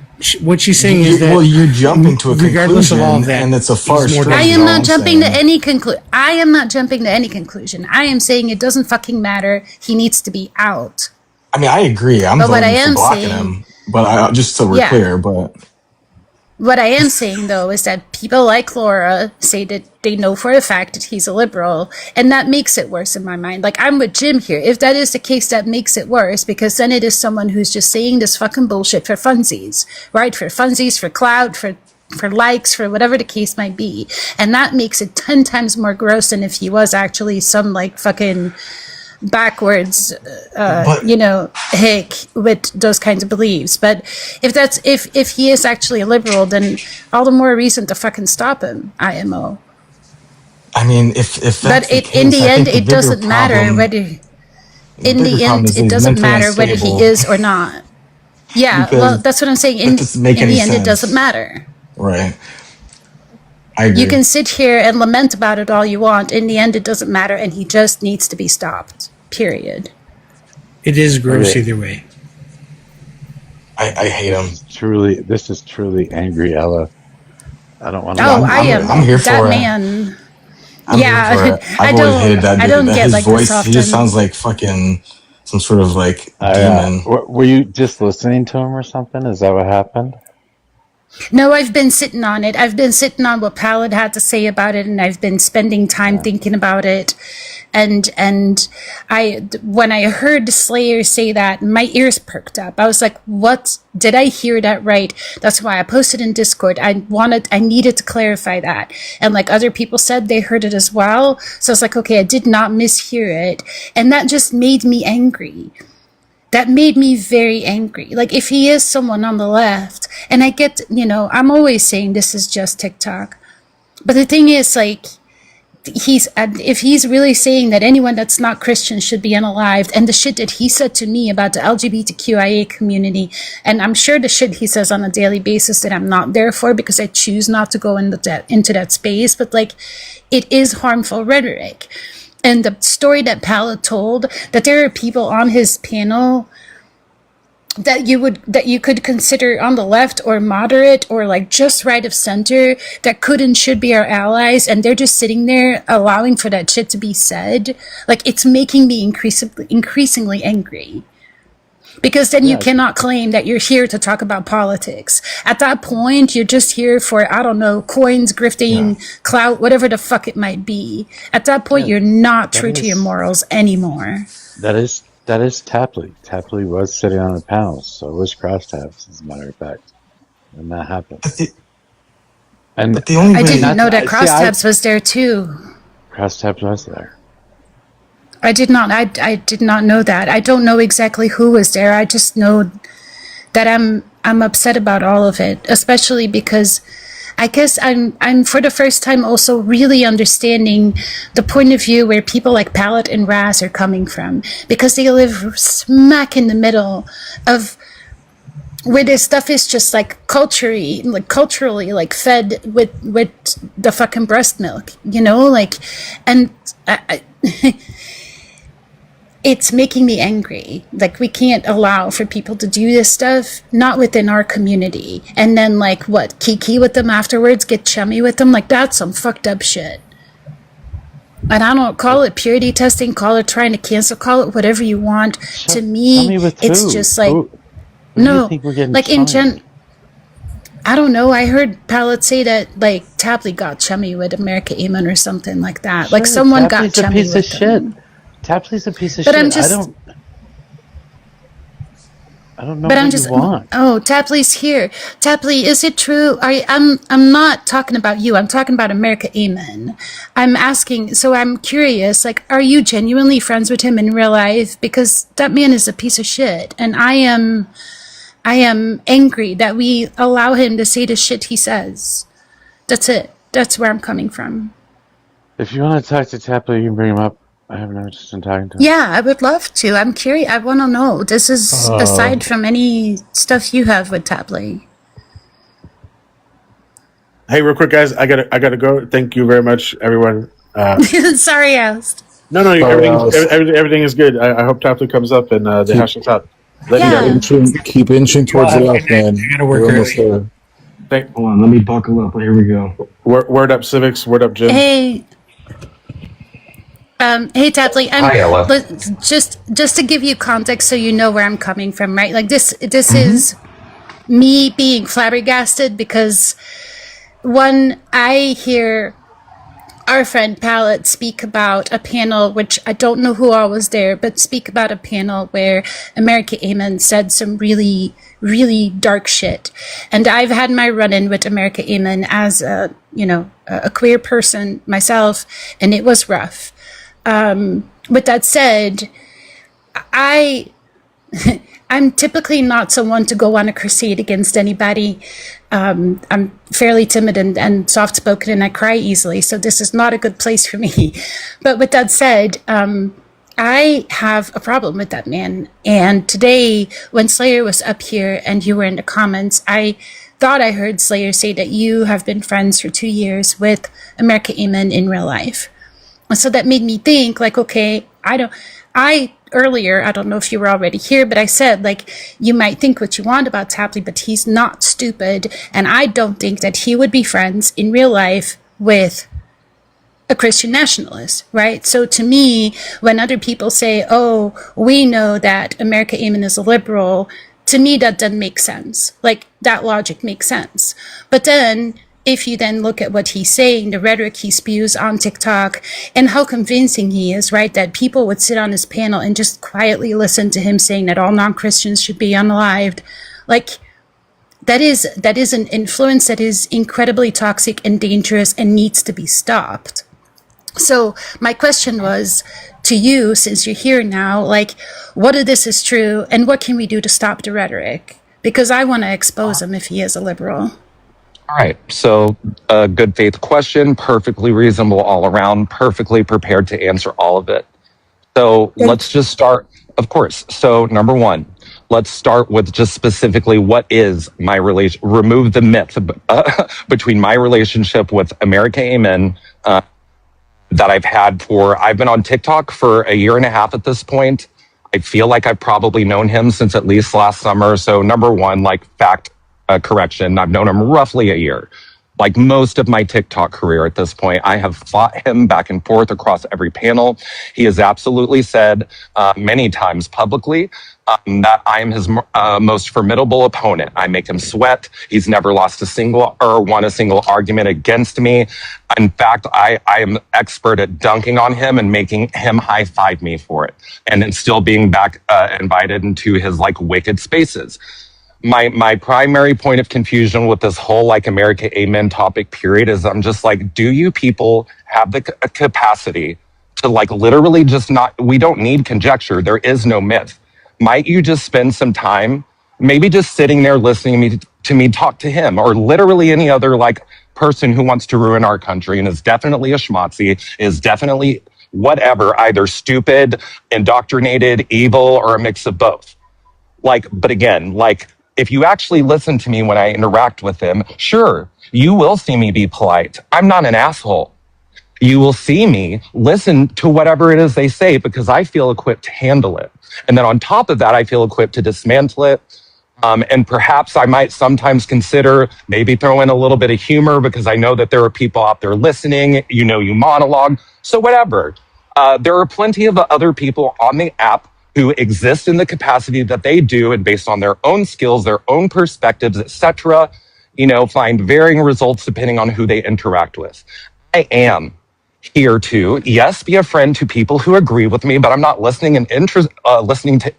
I'm not interested in listening to most of you anymore, leftist, not because I don't love you, but listen, from where I'm standing, I hear a lot of rotation of things we tried over and over again and really are not working. So yes, I am always plotting. I'm scanning. I'm a fucking patriot. And I'm trying to aspire to, and to be an example of the type of country that I would like to see. And I don't want to see a country anymore where people just fucking lie, put their fingers in their ears, censor people, fucking cover their face and act like nothing is happening, everything's fine. I want to lean in. When people attack me on this app, I don't delete it. I keep going on panels. I will chase you. I will follow you. I will advocate for my fucking self and still get muted, booted, kicked, etc. Have conspiracy theories applied to me, have lies told about me, be slandered, etc., and so on. And guess what? The people who are not doing that to me, even though they are absolutely Nazis, which I say to them to their face, again, every time I speak to them while I whoop their ass in debate and command every single one of their respect. They don't tell lies about me. They let me on their panels. So again, I hear you, Elle. I receive it, but it's dead to me. It's virtue signaling. And hold on, my final position on America Amen is, or anybody like him, is I literally do not care if you care that I have the fucking guts and I have the capability to go head to head with him unabashedly while you're sitting here talking to yourself. That's not what I questioned. I don't care. This is my position, and it's related. Ella, I'm almost done. I am almost done. I've waited for days to have an opportunity. But you're putting words in my mouth. It doesn't matter. Can you rebut me when I'm finished? Correct me when I'm done, please. Sure. Please.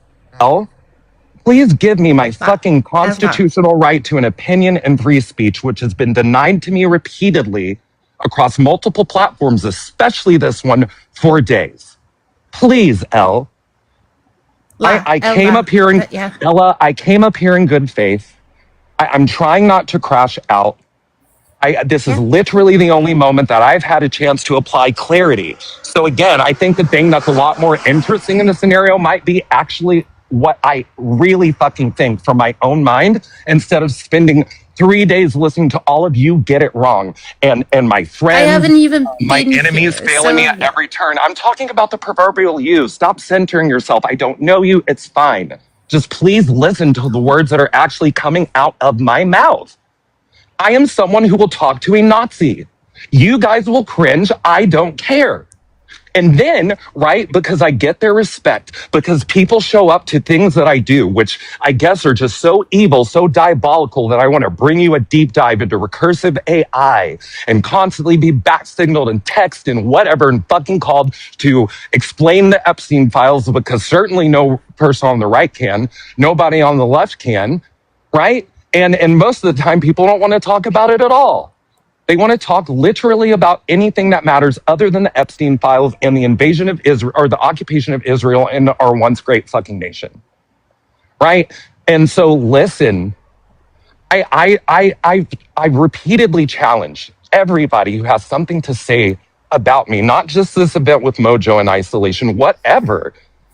You guys have challenged me at every turn, spread fucking lies, and again, proverbial you, not L, okay? And and not even Mojo until yesterday. And Mojo, if you ultimately want to face-to-face, actually step-by-step work this through, I am prepared to defend myself and prove it with receipts, which I've still been waiting for yours in terms of substantiation of the bold-faced lies, accusations of criminal activity that you lodged against me and my team, while then also slandering my name after I was simply minding my own business in a slow morning live, talking to my friends, going up with a political take that I had about the DSA, which definitely fell on deaf ears. They weren't into it.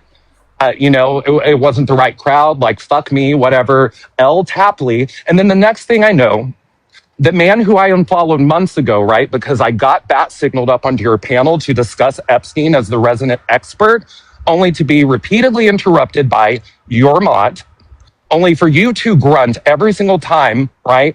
That I couldn't explain the Epstein files to you in 20 seconds, while on top of that, you having a really hostile, dumb as a motherfucking rock, constantly chirping my face. In that moment, I realized, Mojo, you're the first person I hit requests up on. You're the first person I followed when I fell into this space. But, I'm not welcome here. I don't have fun here. I wish him well. This is his home. I didn't say a word to you. I silently hit the unfollow button, and I noticed you, in spite of the fact that apparently we have the most toxic show on TikTok Live, that we are, what did you say, ruining democracy, right? You're doing a great job, I guess, of collecting evidence, Mojo, because I've definitely seen you down there watching every single night until I called your ass out about something else 2 weeks ago. And when you were also rude to me, when I also wasn't fucking looking for any of your smoke or thinking about you at all, you've done this routinely. You've studied me, you watch everything that I do, and then you fucking lie to me and about me. And you lied to my best friend yesterday in her fucking face to run cover for yourself. And listen, it's really that simple with this. I am here to fucking debate politics. I'm here to teach you stuff. I am here to bend the platform to kind of new limitations. There isn't. I don't want to be like everybody else. I'm trying to create the shows that I would prefer to see, talk to the people that actually have something to say, who are interesting, who are movable, who are kind, who are unrigid, who are complicated. And the show that we built on Daniel's platform is, to me, a simple reflection of that, and the metrics speak for themselves. You might think that it required some magic spell or purchase bots or an armchair diagnosis from a man who plays video games discussing econ, right? Evaluating me, not even paying attention to him. I'm the sociopath. And then I have to watch my community, right? Listen, I didn't expect any MAGAs yesterday to come jump into my defense. They really didn't. Duh. But I color me motherfucking shook to Can we chime in? Sorry. When I'm done, thanks. I've waited for this a long time, Elle. Again, please go on mute. You are woman who isn't actually involved in this. Look at this guy attacking women. I can go. Ella, no, don't use your vagina as a defense against my truth. It doesn't matter that you're a woman. It literally does not in this context, ma'am. You do not get to use your anatomy as a shield from the fact that you feel uncomfortable with my truth, with my opinion. I'm not against women. I'm against feckless women who sit on a panel with a man that lied. And no one has required proof of his claims. No one. Simply ask him to prove his wild conspiracy theory that somehow we are so diabolically genius that across multiple jurisdictions, across partisan lines, and with the full risk required to just commit a few crimes in the motherfucking process, all to get clicks and views that we don't need. My simple point being is maybe it really isn't that mysterious. Maybe it is really just as simple as maybe my friends are fucking nice. Maybe we're curious. Maybe we're interesting. Maybe we're talking about things that people out there that we have no control of dip in and might just be interested in too. We love each other, fight each other, hate each other, all of it. Maybe we're just offering something that your stale asses haven't caught up to yet. And that's between you and whatever the fuck it is that you're not doing while I continue to mind my own goddamn business. But I will tell you this. I've said what I needed to say. I've said it repeatedly, and no one else except for JD, weirdly, who I'm not close to, shout out JD, literally the only person, and that even goes for the people in my friend group. That is the only person who's had the right take here. I am so ashamed of you guys for how cruel you were, how dehumanizing you all were to me, watching me begging and pleading. To have the I wasn't right even to defend. here for that, I'm not Tapley. talking I to thought you came up to Narcissist lady. Don't speak to me again. Don't speak to me again, Ella. This isn't about you. Stop. I invited you up to speak. Like, what in the heck? This wasn't even specifically about you. It was about America Amen supposedly being a liberal. And it sounded like you had some clarification on that. Now, I'm not the one that dropped you. I don't know who did. But That was me. I had a That was me. He specific called you. question for you. That was me. He called you a lady. That's a good rule on my panel. Oh, I don't care. I am. I have the understand. bits. It's a rule. It's a rule. I understand, but you know why it's a rule on the panel. You know exactly why it's a rule on the panel. Because most The of thing the is, time, like, and he did it to be offensive. Listen, I was hoping to engage in a genuine conversation about America Amen and not whatever is going on between all of you. I wasn't here for most of it. I'm still not sure exactly what happened, and I don't care. And I've that's my already issue. voiced my... Thank you, Ella. That's I've my already- issue. Is that a lot of us Yeah. are getting fucking dirt thrown on us for just being in the fucking atmosphere of whatever the fuck is going on. I have no fucking idea. Once I heard a little bit about what was going on, I said, I think you're wrong, Mojo, and I think you should apologize. I don't think I need to do anything fucking more than that, and I don't owe you shit. All right? You're fucking rude. Yeah, It's so... pretty wild that what just happened there allows you to say that I'm wrong about anything. The thing is, like, I already very Mojo, I wasn't loudly... yelling at you. I was yelling at Tapley for throwing dirt at us, for being in your atmosphere. But you said I think you're wrong. I said I think after what just happened right there, I don't know how anybody could possibly say that I'm wrong about anything. I still think you're wrong, but well, first of all, I think you should apologize for sure. You're entitled to your opinion. Yes, you should definitely apologize to Danielle. Yeah. But, and that's the thing, like, I stated that loud and clear the other day here as well, and I didn't even really know what was going on, but I said loud and clear that what I think that what happened to Danielle and Slayer is the equivalent of a virtual sexual assault. And that is an issue. That is incredibly harmful. And we should, and I've always said this, like, even before this happened, we should always believe the victims, or at least treat them with the respect that we believe them, because it's paramount to creating environments in which people will come forward when this shit happens. I've said that before, and I will keep saying that. My issue isn't with any of that, Tapley. I hope you can hear me. My issue is with America Amen. And Slayer himself on the panel here earlier said that you and America Amen have been friends for 2 years in real life. That's what I heard. And I wasn't sure if I misheard it or not, so I asked around in the Discord. I'm not one that travels a lot in these circles. I'm not one that's very loud. I don't care that much. I just like to talk about politics. And I thought that maybe you would be willing to just have the conversation, but you instead decided to go off about the whole stuff at Mojo, and I got shit all to do with that. I wasn't even here for it. For fuck's sake.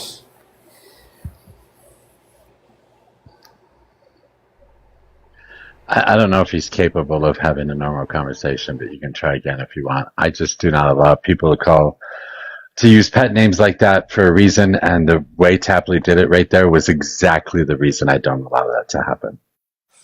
Also, you let him talk for a really long time. At no point did he say whether or not he's friends with him in real life. Listen, I can appreciate the work that Tapley has done on the Epstein files, the shows that he's put on. They're entertaining, they're informative. But just because you're doing work, as if no other people are doing work, doesn't give you the fucking right to come on panels and talk in 30-minute intervals and then yell at people when they're trying to get a word in edgewise. Like, that's not cool. Ella asked you a question and you attacked her for asking you a fucking question. Yeah, my intention was never about you, Tapley. I was just curious if you could shed light, if you are friends with him, and whether he's a liberal or not, because that's what I was told. My issue is with America Amen, and if there is some world in which I don't know, I think we should stop those people. That's it. That's all I got.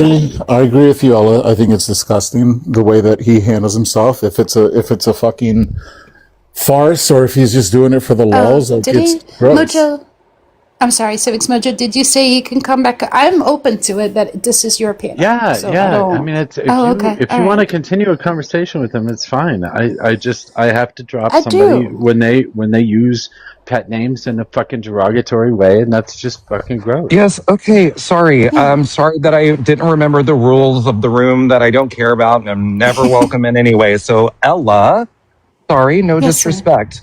But go ahead, Mojo. Make that, bend that into I hate women, right? Because I said lady. And again, Ella, I'm so sorry. I heard everything that you said as you were talking to me while I was down there. And listen, I hear you. And I respectfully say, and I do not mean this to be mean, I literally do not care. You are interested in what my relationship is with America. Amen. I told you. I dunk on him for the Nazi that he is, and he still respects the shit out of me because I think it's important for there to be people like me and anybody else who's willing to, instead of pretend this isn't happening, just lean in and show people how to beat them and show people how foolish it is, right? For them to so confidently say the really ridiculous stuff they say and how easy it is to just dismantle them. And then on top of that, still make them really like you. It's actually not that complicated. Again, it's that simple. I do not know America Amen outside of this app. We talked on Discord once. Yes, whenever, again, unprompted, undesigned by me, he absolutely started I don't know what it was, like a fucking leftist profile called Clark. And I saw him going around for 2 weeks arguing like a liberal. I held him accountable in public. He never gave us a firm fucking answer. Every time we see him, that's part of the lore with him is like, wow, psycho, who like literally doesn't mean anything that you're saying, thus you're even more dangerous, but I'm still better than you. And that's it. That's my relationship with America Amen. And just for contrast, not to be a dick, you guys sit on a panel with Hale Innocent. I'm sure he's almost changed. It's been a couple years. So next, and again, final thing to you, Ella, and Ella, the reason that I was frustrated with you, I wanted to crash out is again, while I understand that you had one specific question, right? I get that. I've already explained to you why I don't care, why it's hypocritical as shit for you to even wonder anyway. The reason I got angry, the reason why I'm like, Elle, just please stop, is because from my position, it's all just a deflection to the thing I've been begging to do for days and have repeatedly been the opportunity to do so, which is to plead my case. And that was not my intention publicly to the person who made a public accusation at me. And then repeatedly has had the audacity while circled around panelists saying different variations of the same thing, which is effectively, shouldn't this be a DM? At the moment, at the precise moment, it would become so convenient for it to become a DM. I didn't get that dignity whenever again, minding my own motherfucking business, actually debating politics, in spite of the fact that hosts also accused me yesterday of not being able to debate. Fine. Point is, I didn't ask for that. I wasn't looking for Mojo. He came up, he called me a fucking sociopath, and then the rest is fucking history. And here we are. And I don't care what you think. I don't care what any of your perspectives are of what happened. I know what happened. I've said it repeatedly, and in the end, it really is just a matter at this point of who do you believe? The man who has repeatedly shown up, defended his friends in the chat, laid out the exact same version of the exact same story, aka the truth, while being repeatedly denied, right? An actual face-to-face with Mojo for days, right? With all of you fucking attacking me, jumping on the bandwagon, being victims of the bystander effect and literally committing horseshoe theory, like you guys literally, my leftist defender of women who want to pearl clutch whenever I call a feckless woman a B of Mojo. Suck it up, buttercups. This is Trump's America, okay? I'm trying to do like my version of like how we get the fuck out of this, but it certainly isn't about paying attention to what everybody else is doing that clearly isn't working, and then making baseless, false, cruel accusations, doubling, tripling down, re-abusing an already abused woman in the process, only to then gaslight an entire community of cult members. And so ironically, given that the most iconic image on this panel is the red cap that says you're in a cult. Turns out it's true. I'm just so stunned, and it's just so ironic how, in the end, again, horseshoe theory, you're in a cult. So again, just by that measure alone, the way that you guys have treated me, the ways that you guys have defied logic, you already lost the debate with me. I don't care what you think. I don't trust your judgment. Something's wrong with your brains, especially in an era of Epstein. You have proven every claim I've made against you in this fucking Prove it. moment. Prove it. Item by item. Let's go. Yeah, everything you've just item said. By item, walk me through it. Everything you, Okay, everything I'm you've gonna- just said, everything that's on YouTube right now, everything you just said, you have proven exactly everything I have said about you. Post it on TikTok too, please. This needs to get out. I'm being suppressed. Please, for the love of God. I hope people are recording this. Mojo. I hope you understand. So do you have Tapley, anything else? again. You have an actual rebut or just another character opinion while you're farting in your room, avoiding your wife? Actually confront the substance of what I had to say, sir. All right, Ella, what did you have to clarifying say? question? Ella, are you trying to leave? Answer my and say it question, never nicely? mute me again, drop me forever. I'm suing you. Okay. You want to test out whether or not I have a case? Let's debate. Ella, are you trying to say goodbye? Let's debate, debater. You chuckled when I said that I intend to sue you, meaning that you don't think I have a case. You want to test that, Fucking Mojo? wild. You want to toss around some test it. legal theory? Yeah. Go ahead. Or you just want to call me a bitch? Do you want to mute me? Do you want to kick me? Do you still not want to answer a question? Have your lawyer call me. Oh, no. They won't be calling you. You will be served. And it's not my lawyer. It's our lawyer. Sir. Good for it. I don't know who the If fuck Ella is, if you but feel yeah, have fun with prepared, that. although you haven't presented it to us, I really hope that I hope that you're guided by the confidence of the receipts that you refuse to show me, right? Whenever I do serve your ass with a slander, with a motherfucking you accused us of crimes. You slandered us, you fucking defamed us. That's it. Is that what happened? And I am willing to test right here, right now, in front of an audience that you haven't had in fucking weeks because you're too stupid to be my friend. You're welcome. Mojo, do you think there were crimes committed? No, this He guy's a total accused moron. us of committing a crime. I have a he's a civil fucking moron. slander. I have a civil slander. Yeah? I do think I have a fucking claim. I also think I have Then a defamation do it. claim Then in the fucking do it, context dumbass. that this sociopath, that this abuser of women, this hater of women, this woman who sends women into exiles and lets them be mentally fraught on his panel, like this healthy panel for the soul of the nation, right? Fuck out of here, Mojo. May you fester in your irrelevance, and I can't wait to fucking come for you so hard legally. I won't break the law. I won't stalk. I'll harass you. I see any of you, though. All smoke forever, finger in your fucking face. Of Mojo. You're in a cult. You're in a cult. Fuck you. You gotta go see somebody about your problems, man. That was amazing.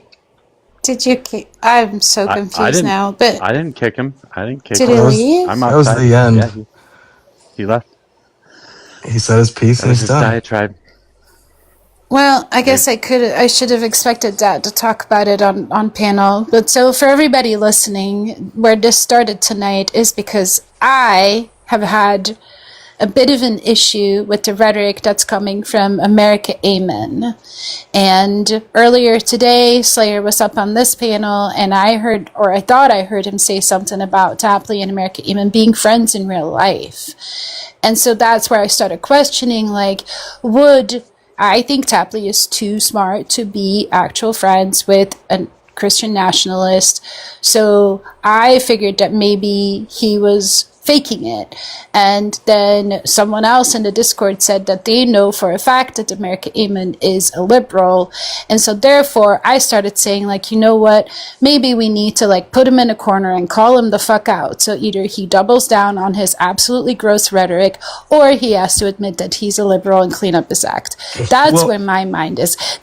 Hold on, let me finish, please. This was all about America Amen and the fucked up shit that comes out of his mouth, and not about anything else. I am not involved with the Mojo stuff. I choose not to be. Mojo's an adult. He says whatever the fuck he wants. I think he's wrong. I think that what happened to Danielle and Slayer is absolutely abhorrent, and I hope that they find and hold accountable the person that did it. Like, this stands absolutely separate from that. This is just about a very gross individual on this app that I think needs to shut the fuck up. Yeah, so I was just gonna say that like there was a lot said, but there was actually some information that I think is probably, it sounds more accurate to me. According to what Tapley said, he's not friends with him outside the app, and he did see him trolling on the left. It would make more sense to me that he's actually who he is, and he went lib trolling.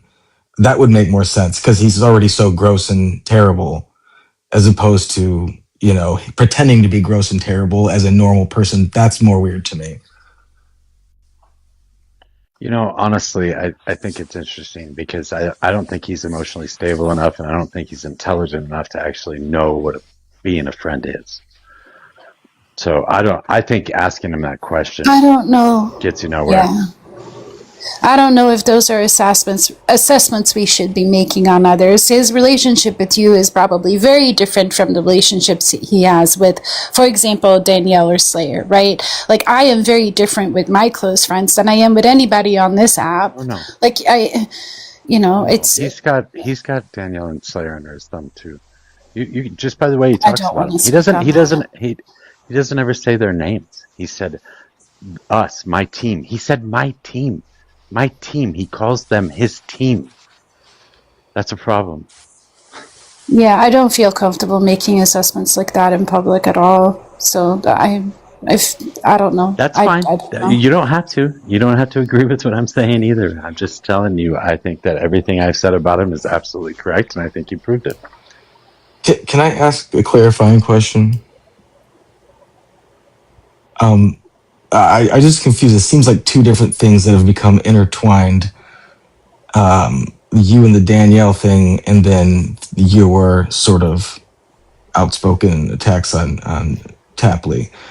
But it seems like when he talks about it, those things are intertwined. Like, you're actually trying to attack them and like say that they actively try to do something illegal. Is that actually how you feel? No, I don't think they did anything illegal. Okay. I never accused them of committing a crime in any way, shape, or form. Do you still think there was some sort of weird thing going on there, or like? I still have a lot of questions about it. Yes.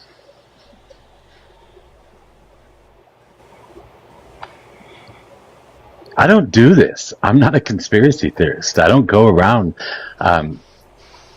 saying things that I don't believe or wondering if fucking aliens exist. I don't do this. I hate these kind of thoughts running through my head. But the problem is that there's so many holes in this entire fucking story that it boggles my mind to think that that the whole truth has been told.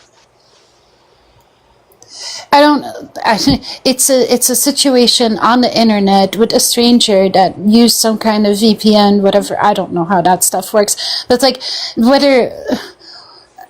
whether you want to question it or not, I don't think that the whole truth is ever going to come out unless there is an official investigation, like a criminal investigation launched against this person, right? But meanwhile, and I've already vocalized this to you, I do think that it is, in general, not just against Danielle, but in general, I think that it is dangerous to disbelieve people who get assaulted in a manner like this, because it will stop others from coming forward.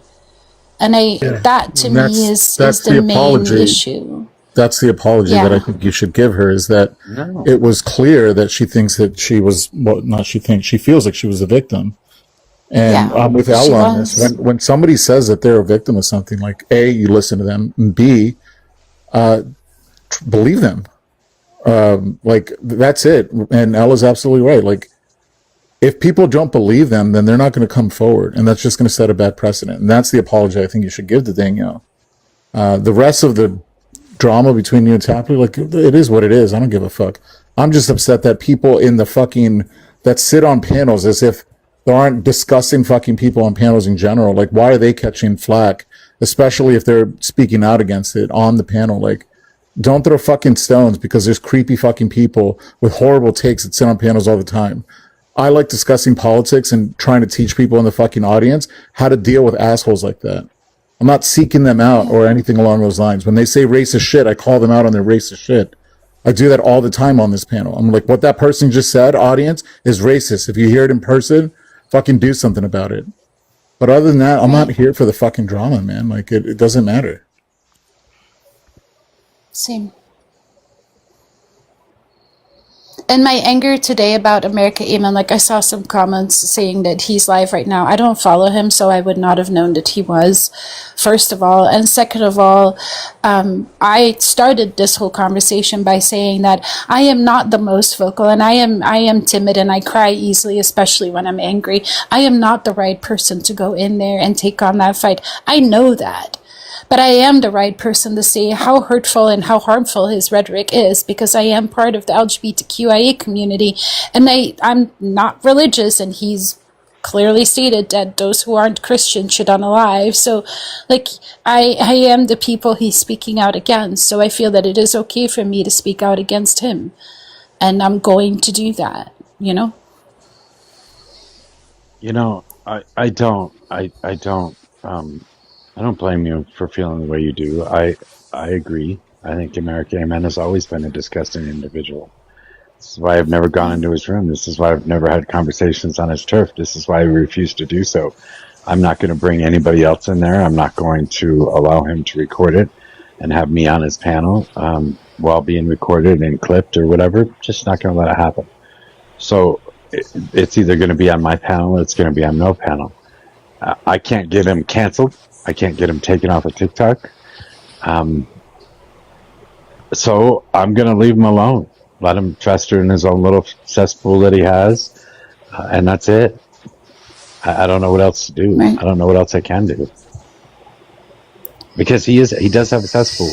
He is sitting there with Crustable, the fucking known doxer, Bill Dozer, who's had all kinds of accusations around him right now, as well as Hoodlum is on the panel. Oh, really? Logicologist, yeah, and the logicologist. Earlier, Patriot was on there, and a couple other undesirable people. So he had a panel full of just logicologist. Yeah. I've only spoken, or well, not even spoken directly with logicologists, but like heard her speak on panel, and I did not think that she was what you just refer to as undesirable. But okay. No, she's okay as a person. I think. I don't know why she chooses to hang around with people like that, but that's up to her. It is. Yeah, it's not. It doesn't matter. For the sake of my sanity, do you hear what Civics and I just said on the Danielle topic? Like, is that at least something you would consider? Nope. I'm issuing no apologies to anybody about anything.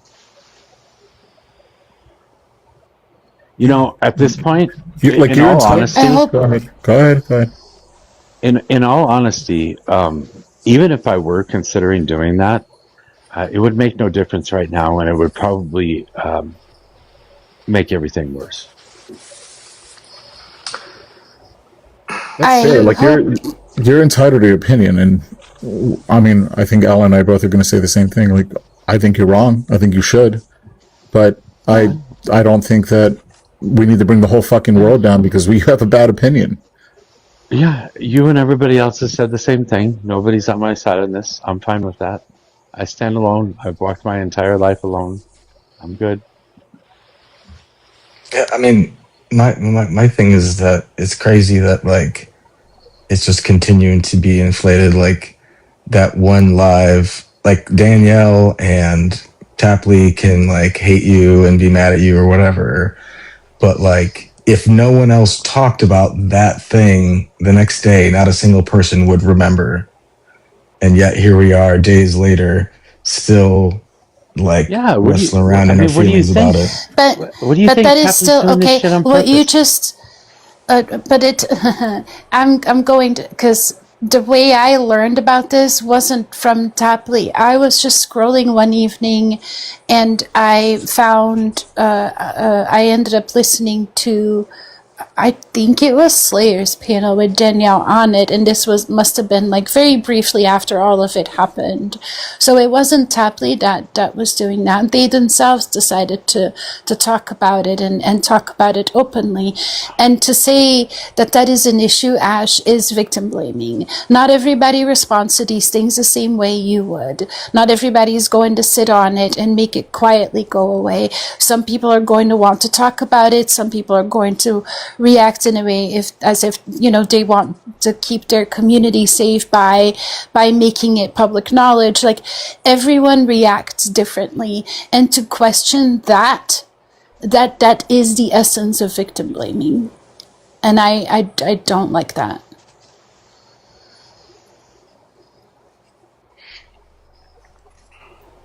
Yeah, I agree. It's fucked up, Mojo. What the fuck's wrong with you? It's fucked up. If I came out and said the same thing, you guys tell me fucking pull myself up by my bootstraps and shut the fuck up. No, if you heard someone else say that, you go, true. "You're just fucking gross." That's what you. I mean, what happened? I don't know. Many people in this entire amalgamation of different live platforms, I don't know very many that would disagree when I say what happened to them is the equivalent of virtual sexual assault. And it doesn't matter who it happened to, whether it was Danielle or whether it was you or whether it was anybody else. Like, it is a disgusting, really bad thing to happen that could be a career ender if it went any further, right? Hey guys, Danielle's in the request. Oh, hey, I wasn't looking at my phone, my bad. So, but that's not, that's not a question here for me. Honestly, Donovan asked me the next day, I guess, probably, how I would feel if somebody did that to me. I said, I don't care. And he said, you don't care if somebody does AI images of you naked? And I said, why the fuck would I care? Why would I be bothered by that? I don't give two shits. It's not me. It's some fucking fake image of me. I don't fucking care. Do whatever you want. And he says, "Why, Mojo? Why are you still talking about this? Why is this still a subject of conversation? This is getting weird. And why is Tapley still a topic of conversation? What are we doing here? This is on me, and I'm happy. Danielle, okay. I think she left. Well, if you're still down there, Ella wanted to ask him a question. I told you I didn't want to talk to her. Oh, well. Okay, Ella, I don't care. If you want to talk to her, that's fine. You can go ahead and do that. But you have to know, Danielle, I'm not going to talk to you. I have no interest in ever having a conversation with you about anything ever again. What? Okay, Either way, I don't if you're still down there, Danielle, this. This started because Ella was upset that she wanted clarity on whether Tapley and America Amen were friends in real life or whatever, and she wanted to ask him that question. That's how this all started, and I don't know how the fuck we got back on this conversation. It was literally Ella wanted to talk to Tapley about America Amen, and somehow it's back on this. Yeah, it's because, it's not so much about the question whether or not they were real life friends. It was about the question whether or not America Amen is a liberal. That's what my real question was. And I don't think so. Tapley came up and the conversation pivoted, and I have just been, I don't know, trying to speak up for you because I think what happened to you is awful. But that's that. Yeah, and to more specifically, answer the question, we were just talking up here, and Tapley came in the comments. That's why it came up, because he wanted to come up and talk about it, and we gave him the space to do that. Yeah, we are clearly on the opposite end of the spectrum in terms of how we feel about Danielle. I mean, if you're willing to give the space to have a conversation, I would like to do that, but I also don't. I mean, it's your space, and I'm uncomfortable at this point. Same thing as Tapley. I don't care. I just have no interest in talking to her. If you want to talk to her, you can. If you want to go to her panel and touch her, you can. It doesn't bother me. I mean, to me, there is no question. Like, what happened to her is awful, and I don't agree with what you have to say about it. Like, that wasn't even the crux of this entire conversation. I know. Right? You've told me that multiple times. Like, a lot. Yeah. I'm now just reiterating it because I feel like I'm about to be crucified. And I don't know. Anyways. Yeah. Once again, I walk alone on this. I get it. I understand. Nobody agrees with me. That's fine. I'm okay with that. Rest assured, he hates me too. I don't. That's a funny comment. I'm sorry. Hi, Danielle. Hi. I am sorry. This is on me. I started a conversation about something that involved Tapley. Tapley came up. The conversation pivoted. And I took it as an opportunity to, I don't know, dig a little deeper with Mojo on this and give my opinion. And you know what? You're right. I probably shouldn't have done that in public, and I owe you an apology. But I'm speaking on your behalf, like not on your behalf, but I'm speaking up for you. Like, I believe that what happened to you is awful, and that we shouldn't question, and certainly we shouldn't victim blame. So. Okay, so Ella, I haven't been privy to the conversation. I wasn't on TikTok, so I can't, in all fairness to you, come for you for anything. I don't know what's going on. But what I do know, and I've stayed away from the app all day, because I guess of the effect it's had on me. I just need like a break. My issue is like, why does my name continue to come up?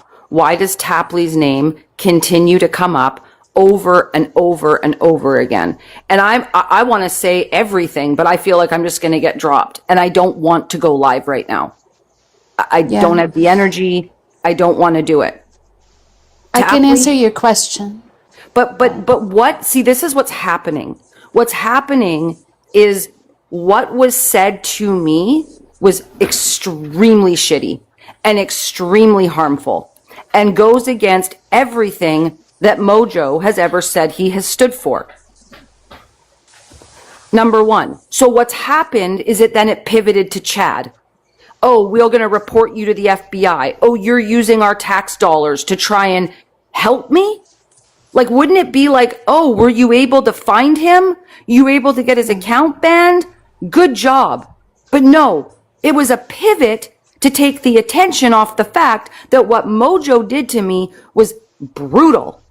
And now is Tapley friends with America Amen? What does that have to do with anything that's happened over the last 36 hours?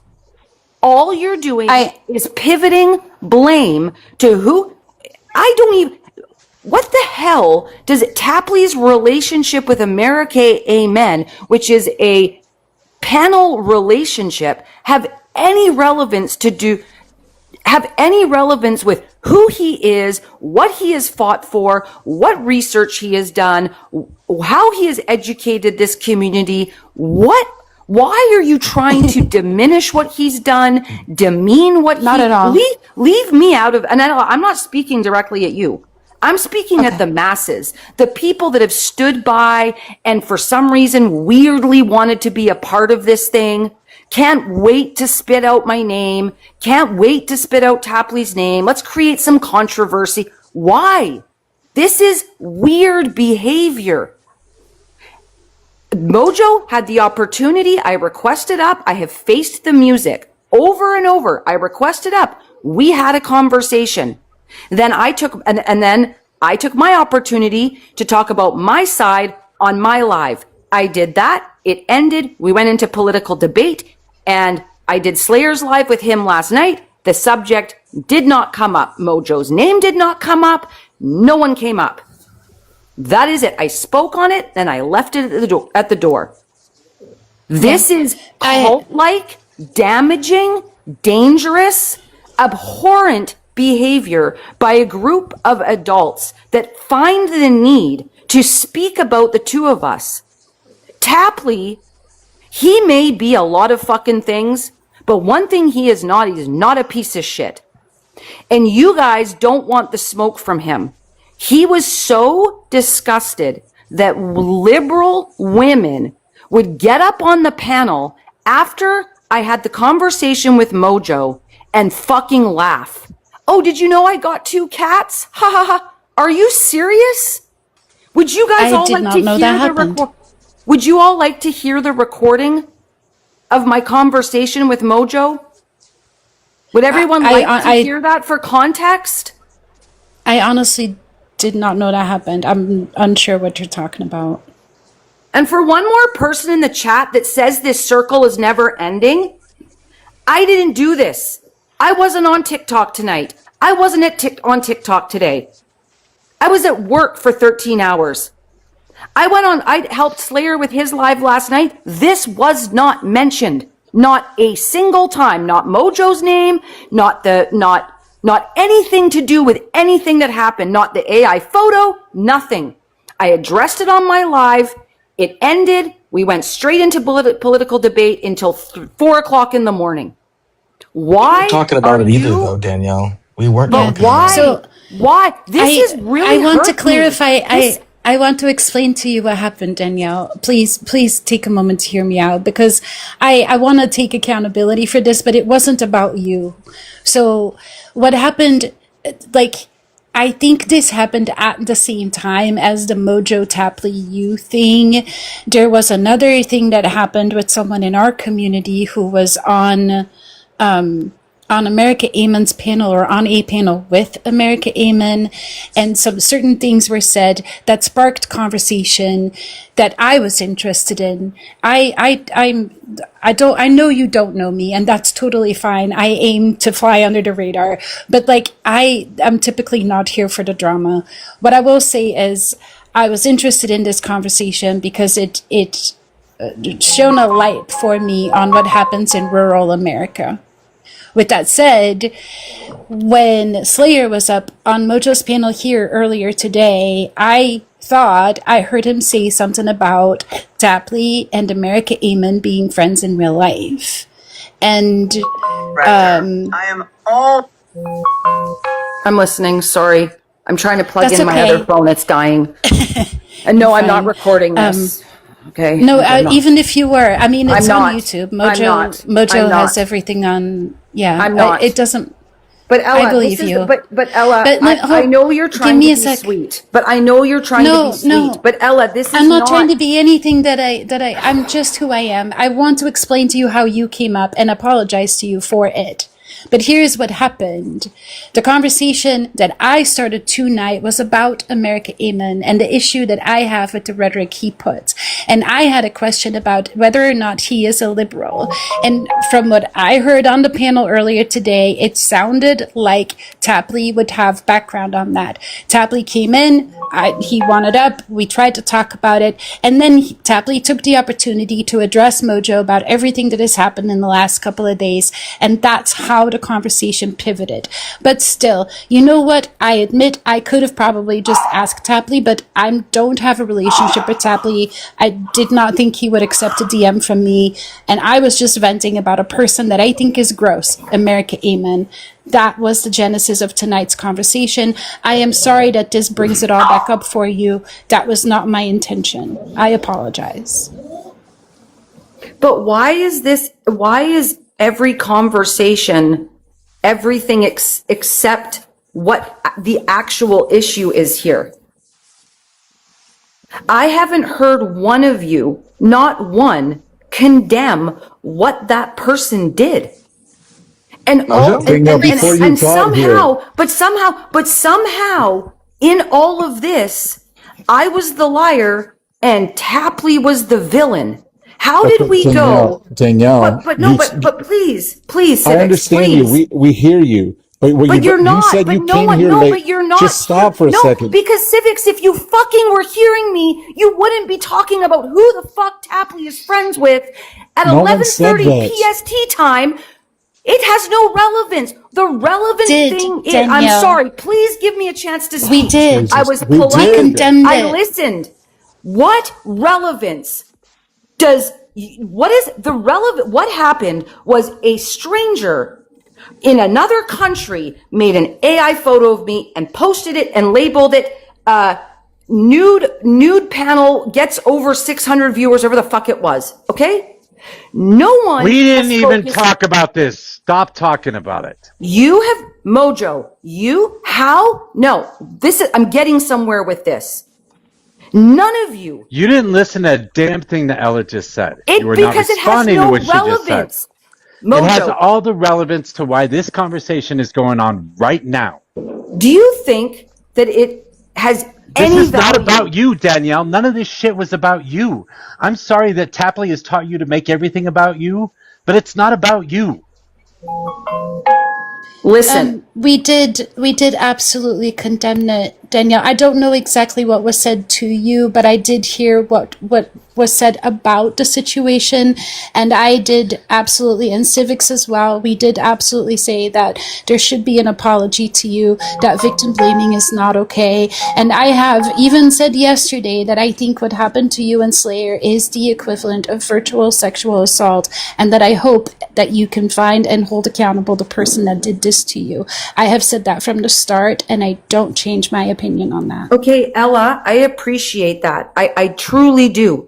But what I'm trying to say is that the conversation since the photo was posted, it went from Danielle made a fake AI for viewers and attention.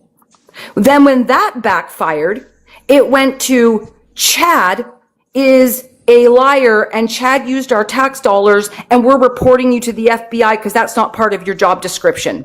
And you had fake lawyers up there trying to prove that. Then, when that didn't work, it went to Tapley's a villain, Tapley produced this, Tapley's the worst person in the world. That is what you've done. You don't even know where this started. You don't even know where this started. I don't give a fuck, Mojo. I know you don't. It has you don't care no about relevance anybody. to what. Yeah, you don't care Mojo. about anybody. I understand. Continue to gaslight me. Okay, I'll mute. Go ahead, Mojo. You just don't care about anybody. You don't care where it started. You don't care where your name was brought up. You don't care about the fact that your name wasn't brought up tonight and Tapley wasn't supposed to be talking about you because Ella had questions for Tapley about something other than you. Yet Tapley's the one who brought it up. Okay, so Mojo, you're going to tell me that not once today my name did not come up on your panel to do with the AI photo? If your name came up at all, it was for somebody in my community to tell me that I should apologize. That's the only reason your name would have come up. Okay, why did I was telling him? I just told him he was gross and he should apologize like 10 minutes ago. But you're all still here hanging out with him, so I actually don't care about your meaningless. You should apologize. You're still here. Jesus. You're still spending hours on this panel. You guys are still talking to fucking Hoodlum. You guys are still talking to Hoodlum and fucking America. Amen. So who cares about what you had to say? What is I explained. Ella, stop. Ella, please. Mojo, yeah, go ahead and attack Ella. Go ahead and attack Ella. I'm not attacking Ella. I want to have a conversation with you because I don't want to talk to you. I have no interest in talking to you. Then don't talk to me. You cannot make accusations that I still do such and such with Hoodlum and then not give me the opportunity to respond to that. So you are talking to me because you do want to talk to me, Mojo. Says Danielle, who just said fake lawyers. What the fuck? Does he have fake lawyers go up there? Yeah, that's wild. Tell me the real lawyers you had on the panel, Mojo, that were accusing Chad of something. Tell me which one of those people on that panel was a real lawyer. I'll let you figure that out for yourself. Stand up for your friends. Who was the real lawyer? I'll let you figure that out. I don't dox people. I think this person... Who am I doxing? You don't dox people. I didn't say you doxed anybody. What the fuck is wrong with you? You don't dox people, but you accuse them of lying when they're sexually harassed on the internet. Okay. Oh my God. Moving along, my point is that this community has relentlessly come after Tapley for zero reason. It was Mojo that pinned him as the villain. It was Mojo who said he produced this. It's Mojo who says that he produces me to fake cry. It was Mojo who put this all in your fucking head, just like Donald Trump fucking did to MAGA. That is what's happened here. And now the focus has come off the problem of people creating deep fakes, and it's gone to making someone who has fought for victims of sexual abuse no one has fought harder on this fucking app than Tapley, and no one can deny that. Yet he, for some reason, is the villain in all of this. The villain is fucking Mojo. Mojo is the one that turned this whole thing into a hate campaign against Chad, into a hate campaign against me, and into a hate campaign against Tapley. The one person that has spent more hours, more time than anybody combined on this app to fight this bullshit. That is what's happened. Leave my motherfucking name out of your mouths. Leave Tapley's name out of your mouths. If you want to talk to Tapley or you want to talk to me, you're more than welcome to request up to my panel and we will have a conversation. I will talk about whoever I want to talk about whenever I want to talk about them. You are causing me to fucking lose my mind, Mojo. I don't act like this. I will talk about whoever I want to talk about whenever I want to talk about them. I am asking you to please, for my fucking mental health, stop talking about me. I have a child. I have a job. I pay my own fucking bills. I got talked to today at work for being fucking distracted. Please, I am begging you, stop. Please stop. I have a life to focus on. I have bills to pay. Please leave me alone. I'm begging you. I haven't talked about you, Mojo. Please. I am begging everybody on this app. Please stop. Stop with Tapley. Stop with me. Stop with Chad. Stop with Alex. I am fucking begging you. It is taking a toll on us. All of us. If you want to talk to me, if you have questions, come to my panel. I will answer them, but please stop. Danielle. No, I'm like shaking. This is fucking me up. You guys don't understand. No, you don't. I do. I believe you. I'm trying to apologize to you. Like I just wanted to be left alone. That's it.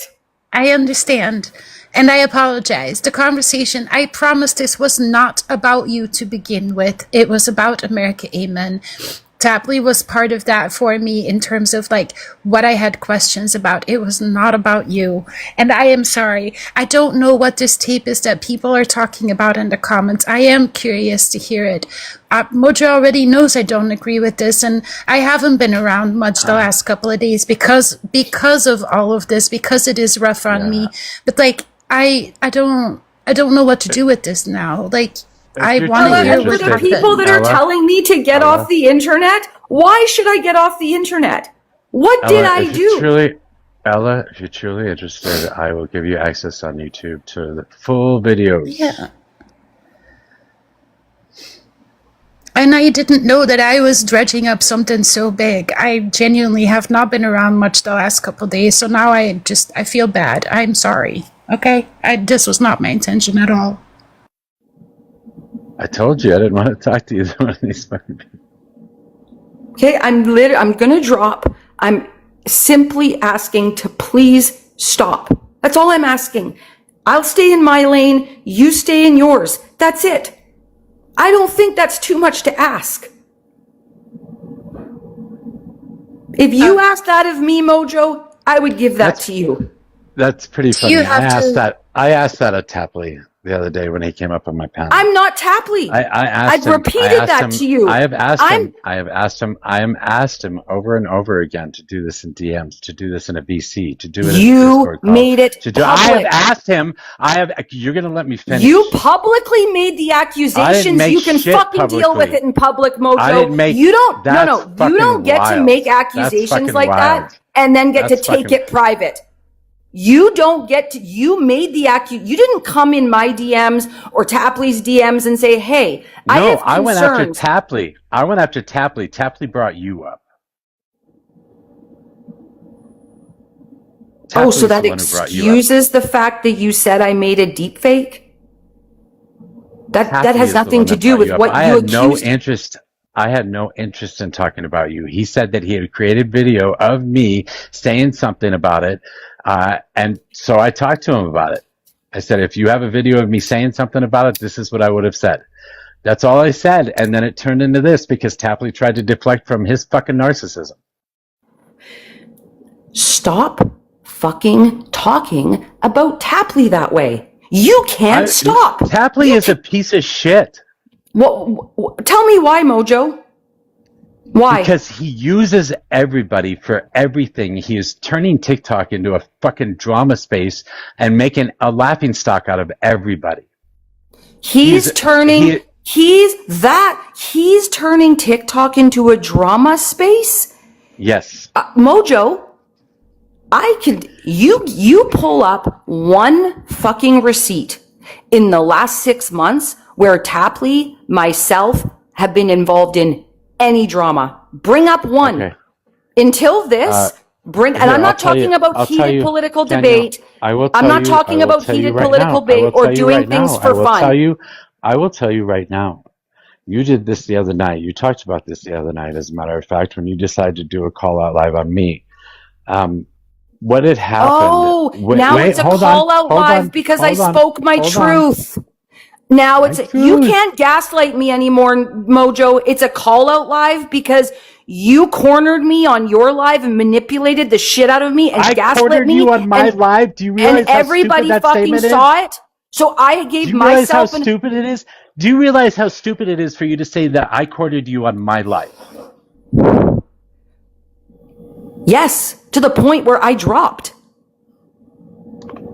You gaslit and manipulated me and lied to me. Yes, it happened on your platform. My panel. That does not relieve you of what you did. So I'm sorry. I'm sorry, Mojo. You're the one that made an accusation. And if you want to diminish the accusation that you made, and then I went and defended myself as drama. You just asked me to give you something. I'm going to give you something real quick. So I did come talk to you about doing possible rotating debate panels. You, Penny, we were talking to Hazardous Lazarus. We were talking to Laura and Nabra as well. Yes, we were trying to set something up to where we could have rotating debate panels on each different panel, each different week. Yes, we did try and do that. You said that you pulled out of it. You pulled out of it for some reason or another. That is simply untrue.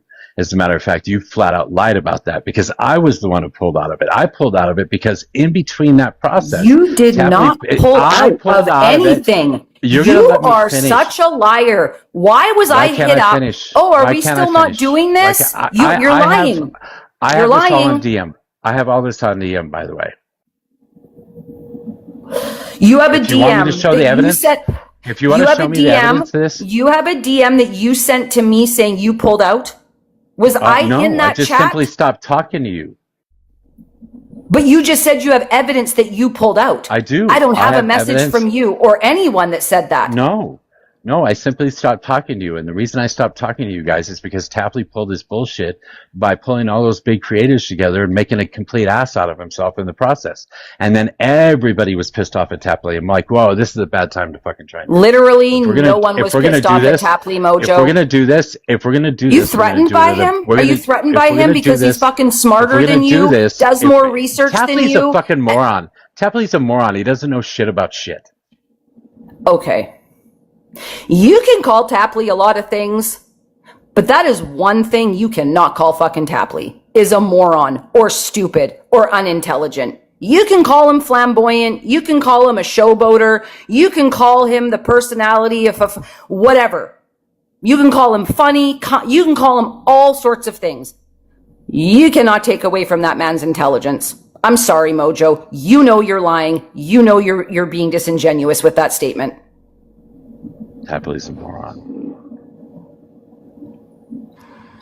Well, I think there's probably almost 400 people in here that would disagree with you. And you know why he has the respect of fucking MAGA? Because they know he's fucking smart, and they tell him that all the fucking time. That's why. The number of times that I have heard MAGA say, Tapley, you're a lot of things, but you're fucking smart. It's very weird, Mojo. Tapley doesn't have your phone number. You don't have his. You don't know each other. If he did a live and it was an epic fail or an epic win, what the fuck does that have to do with you? You weren't on the panel. Involved. You weren't invited. You had nothing to do with it. Why do you care? You're toxic. You're the one that 24 hours ago accused me of making a deep fake publicly. And I'm the toxic one? I didn't accuse And then you stood 10 toes down on it. I'm not the toxic one. You are. Stop diminishing this to drama. What you did was disgusting and serious. And you know you have faced tremendous amount of backlash for what you did. I can say, oh, this person's annoying, this person sucks. I can do all of that on the app. All right? Unrealness bugs the shit out of me. It's this thing. Fucking debate me. I'm not going to debate you. It's a whole thing. It is what it is. There's all sorts of stuff that goes on. This was a whole other level. And somehow, because you got backlash, you then turned to Tapley and made him the villain. That's what you did. It started with Tapley. I didn't turn to Tapley. I just started with Tapley. I went after Tapley. What is wrong with you? So if you went after Tapley, what made you feel the need to announce on the app that I made a deep fake of myself? What does that have to do? You are not listening. You are not listening to anything anybody says. It's wild. We've already gone through this. You know that, right?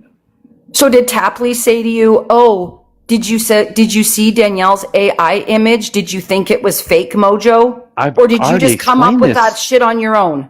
I've already explained this. How do you not remember what I just said 15 minutes ago? But because you coming after Tapley has zero relevance to what happened to me. You know that. It doesn't matter. The whole thing started with Tapley. The whole thing started with me going after Tapley.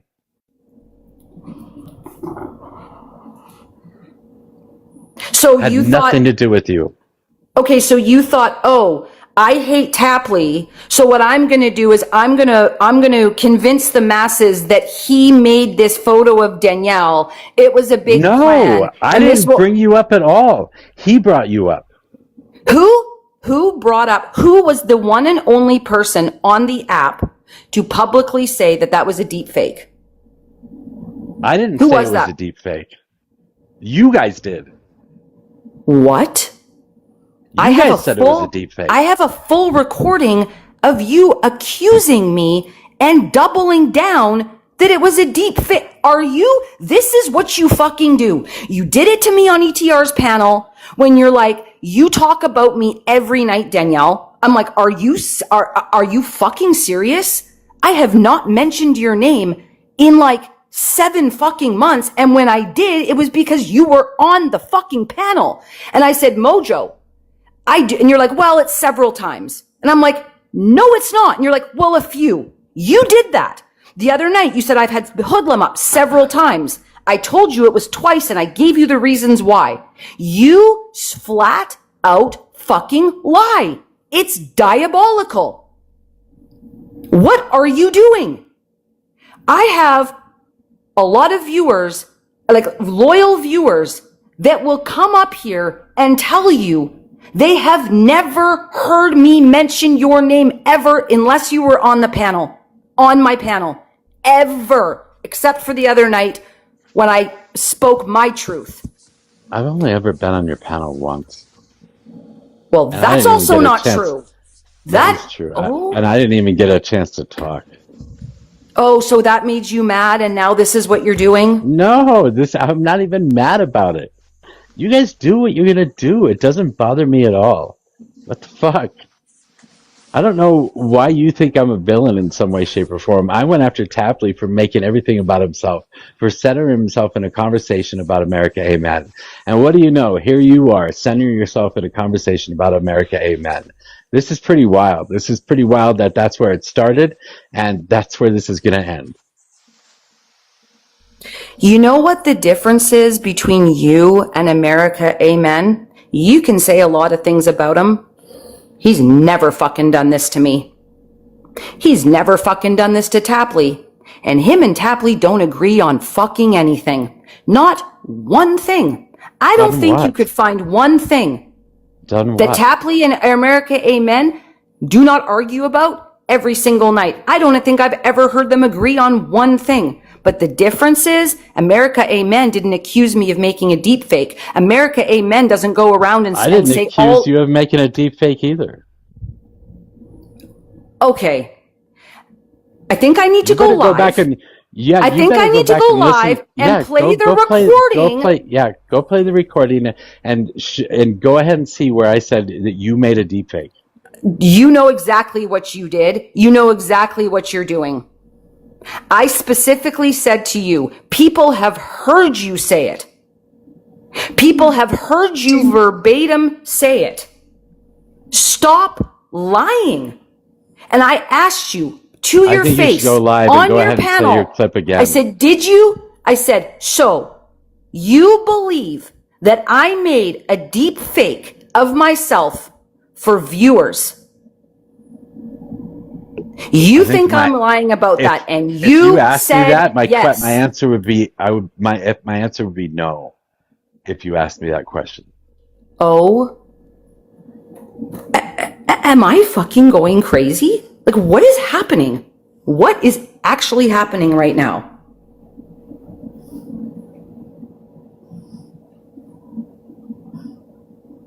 I don't think you made a deep fake. I don't think you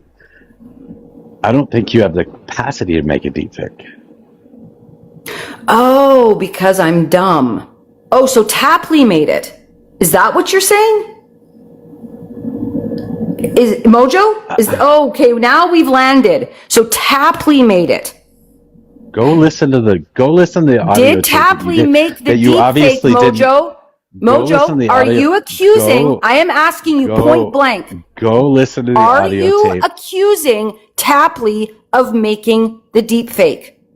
It's a direct audio. Mojo, I am asking you right now a direct yes or no question. Do you believe that Tapley made the deep fake? My answer is on the audio. Go start up your live, go fire up your live and go listen to the audio. Answer me now. Do you believe that Tapley made the deep fake? Go listen to the audio. What audio? You're the fucking recording you did of me. I didn't fucking record you, Mojo. It was sent to me. I am asking you. I didn't ask you. I did not ask you if you thought. Fuck, I don't even fucking remember. I'm asking you, right? I know. That's my point. No, because I don't know if I said myself and Tapley or if I just said myself. Okay? I am asking you right now. I'm asking you point blank. Do you believe that Tapley made the deep fake? And I answered you. Go listen to Answer me right now. I did answer you. Go listen. I know you said yes when I was speaking to you. Just say it again. So go listen to the audio. Why? Mojo, do you not feel that it's odd that you have this type of obsession with Tapley? Someone who doesn't think about you, someone who doesn't associate with you, someone who doesn't come to your panel. You're in two totally different spectrums of this app. It's pretty wild because he's in here all the time. And he's been recording me as well. And I have a lot of the audio that you get is from him.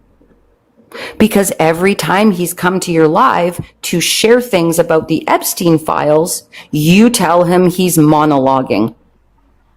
That's what you do. And when he's bringing important research that he's done to people who are interested in it, your response is you're monologuing. That's what you say to him. Yeah, Mojo, do you know, Mojo, that you were the first panel that Tapley ever requested up to? I know. I'm the first panel that most of these people have requested up to. And this has now come full circle, and this is how it's ended.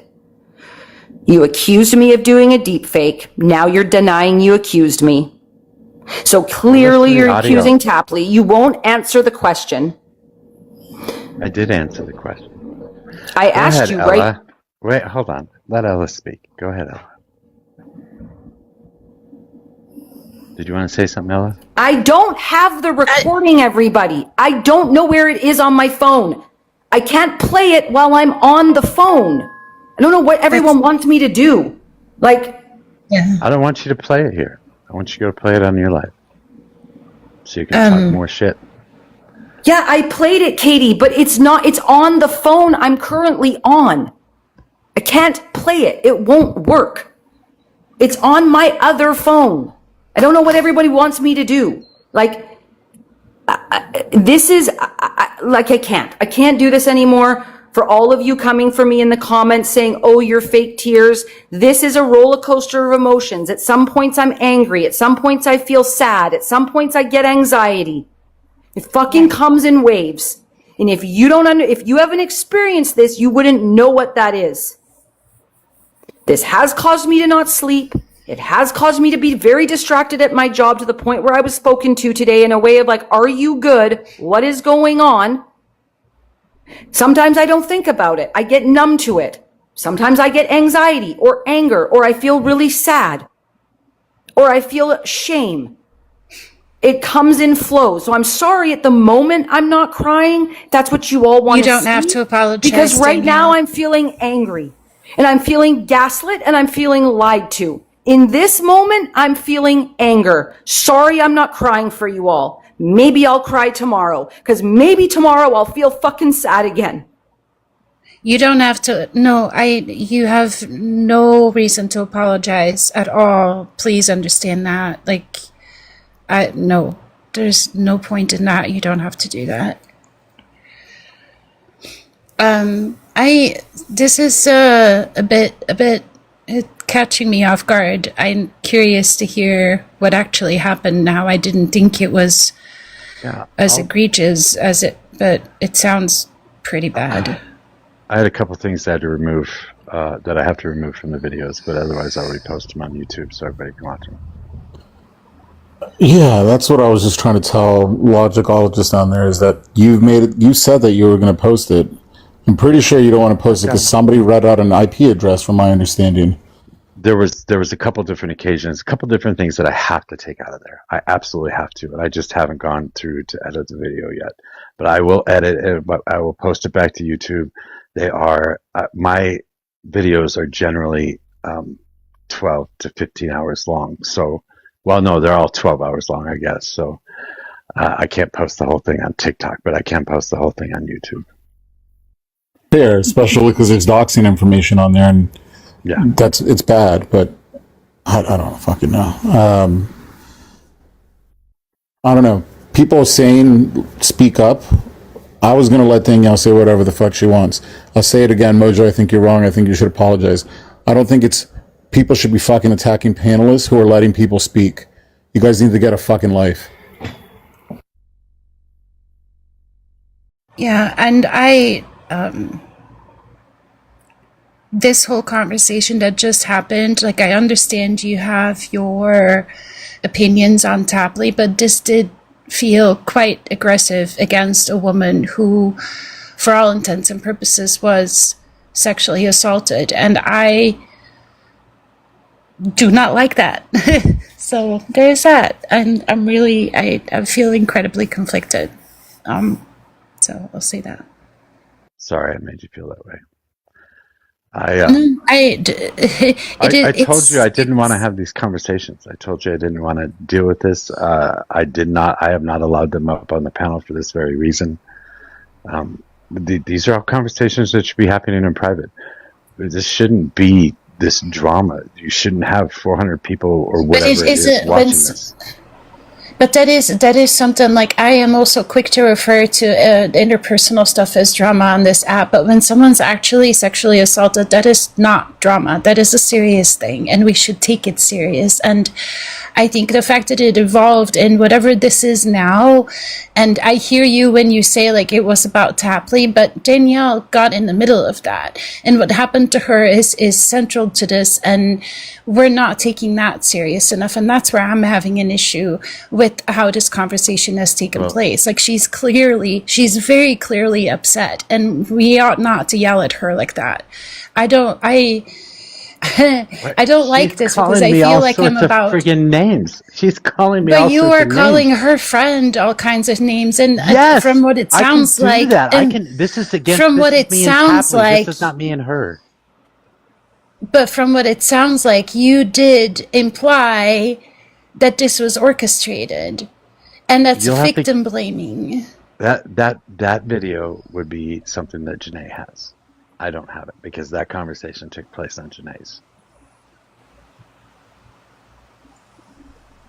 So I feel like by saying this, I'm about to put a big barrier between where my friends are and where I'm at. But I'm not okay with this. Like, I'm just not. I would welcome you having a conversation with me one-on-one. You can tell me everything you feel, and I can try and explain myself. If not, that's up to you. I want to hear the thing, so I'll ask Jenny if she has the tape. I want to hear it for myself, but based on what I heard tonight, yeah. Okay. Anyways, I gotta go. I have work in the morning. This turned into something I did not need it to be. But that said, America, amen. You're a fucked up piece of trash, and I think you need to get off this app, and I will do whatever I can to do that. Have a good night, everybody. You too. Good night, Ella.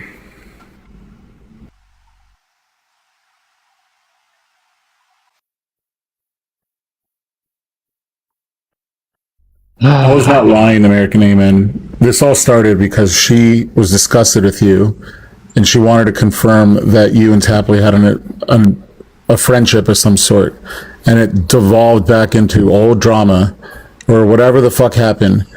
And again, not everybody fucking knows the no. I can't stress this enough that not everybody has heard the recording. There's a lot of hearsay.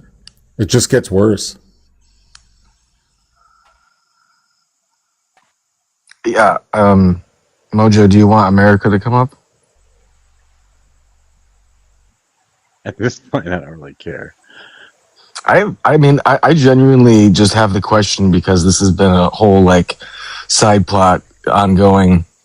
Some people seem to believe that he's a liberal cosplaying as a fascist and or Christian nationalist or whatever the fuck, and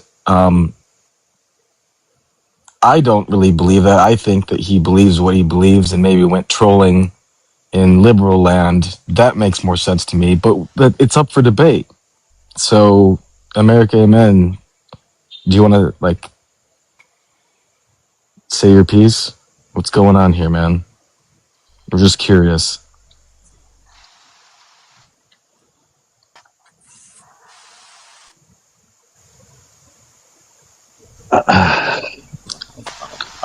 Civics, you got the cue?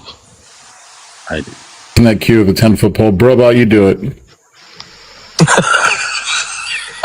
I'm gonna. Wow, it's been quite the night for you, Mojo. Your degenerate stupidity was on full display for everyone. It was beautiful, just beautiful. So if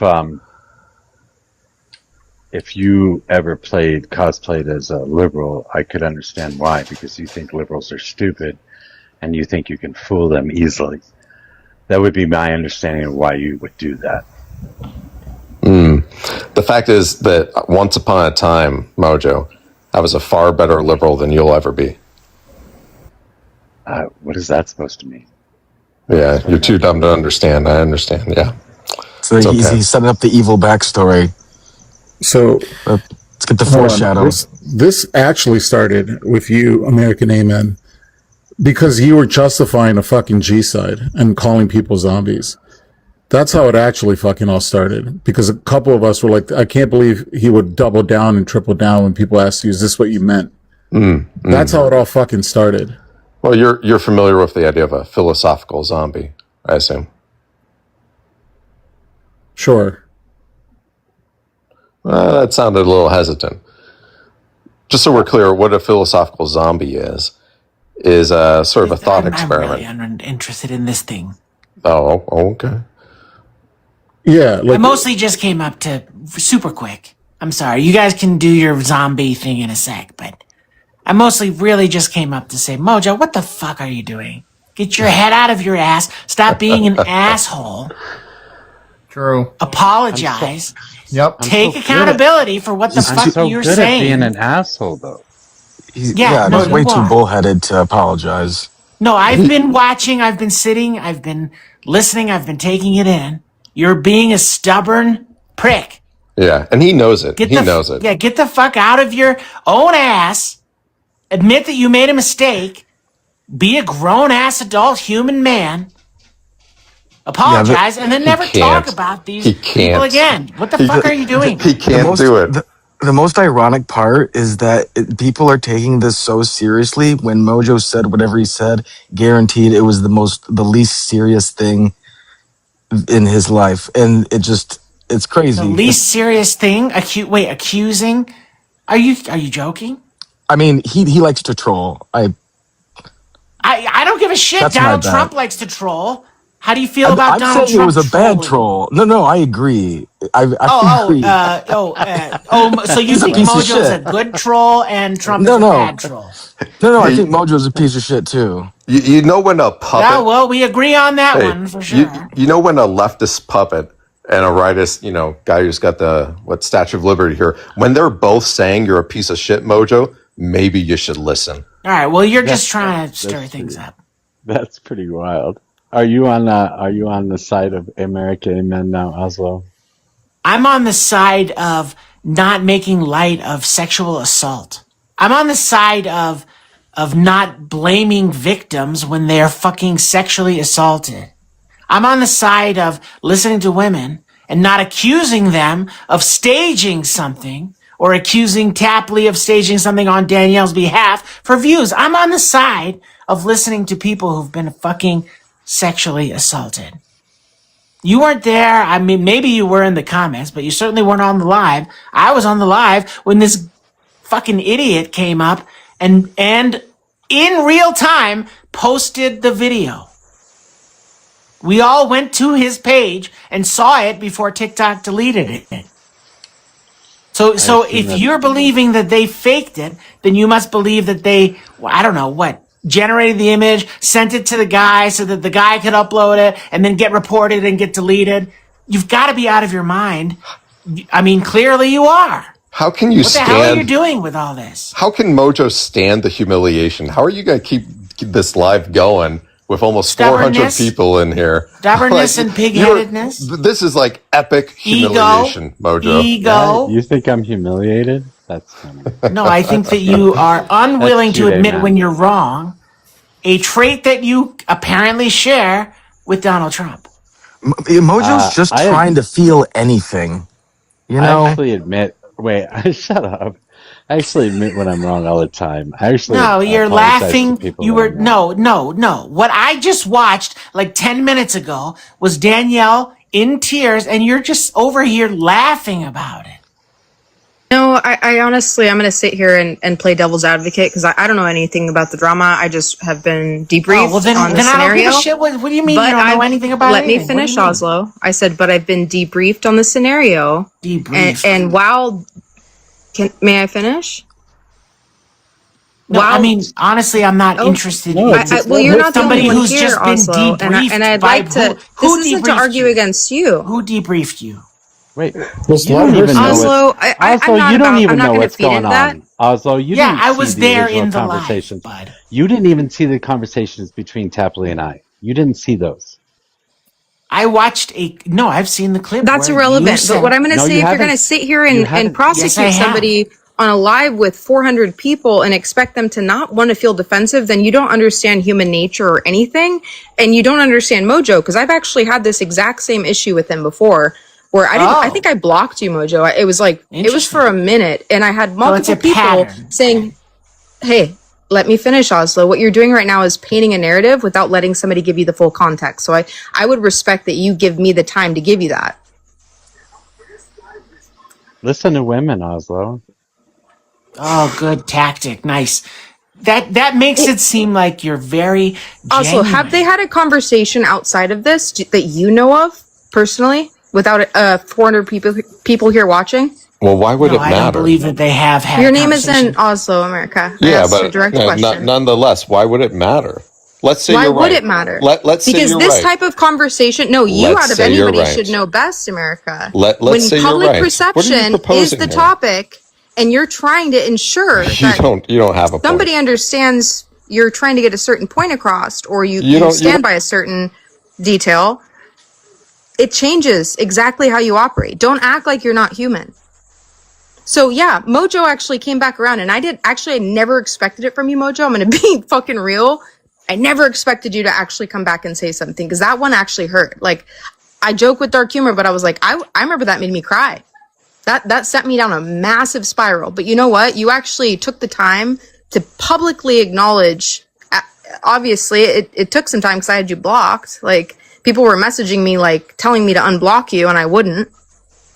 I have receipts, but I don't need So that. wait a minute. So Oslo, if you're gonna sit here and judge somebody without having the full context, because I don't know if you were sitting by like whoever's side it was with all of this argument, but two, you can acknowledge that two things can be true at once, right? I can acknowledge what I've witnessed. It doesn't sound like you've witnessed anything, and you came up to talk about your experience with Mojo and center your thing with Mojo. You just affirmed that it was a pattern. No. No. You just affirmed that it was a pattern because it supported your narrative.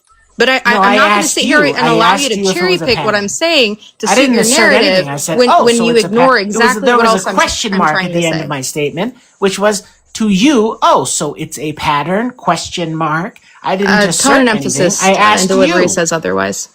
Huh? The tone, emphasis, and delivery says otherwise based on what you just stated.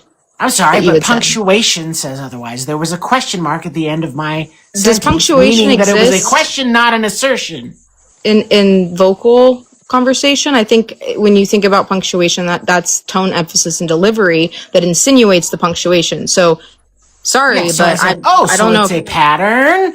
When you go up at the end of a word, I can't believe we're debating this, but when you go up at the end of the word, it implies a question. So it's a pattern means that there's a question mark at the end of the word pattern.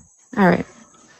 All I'm saying is that Danielle and Mojo probably deserve a conversation outside of this fucking childish drama. I thought you said they had one. Mojo. I thought you said they had one.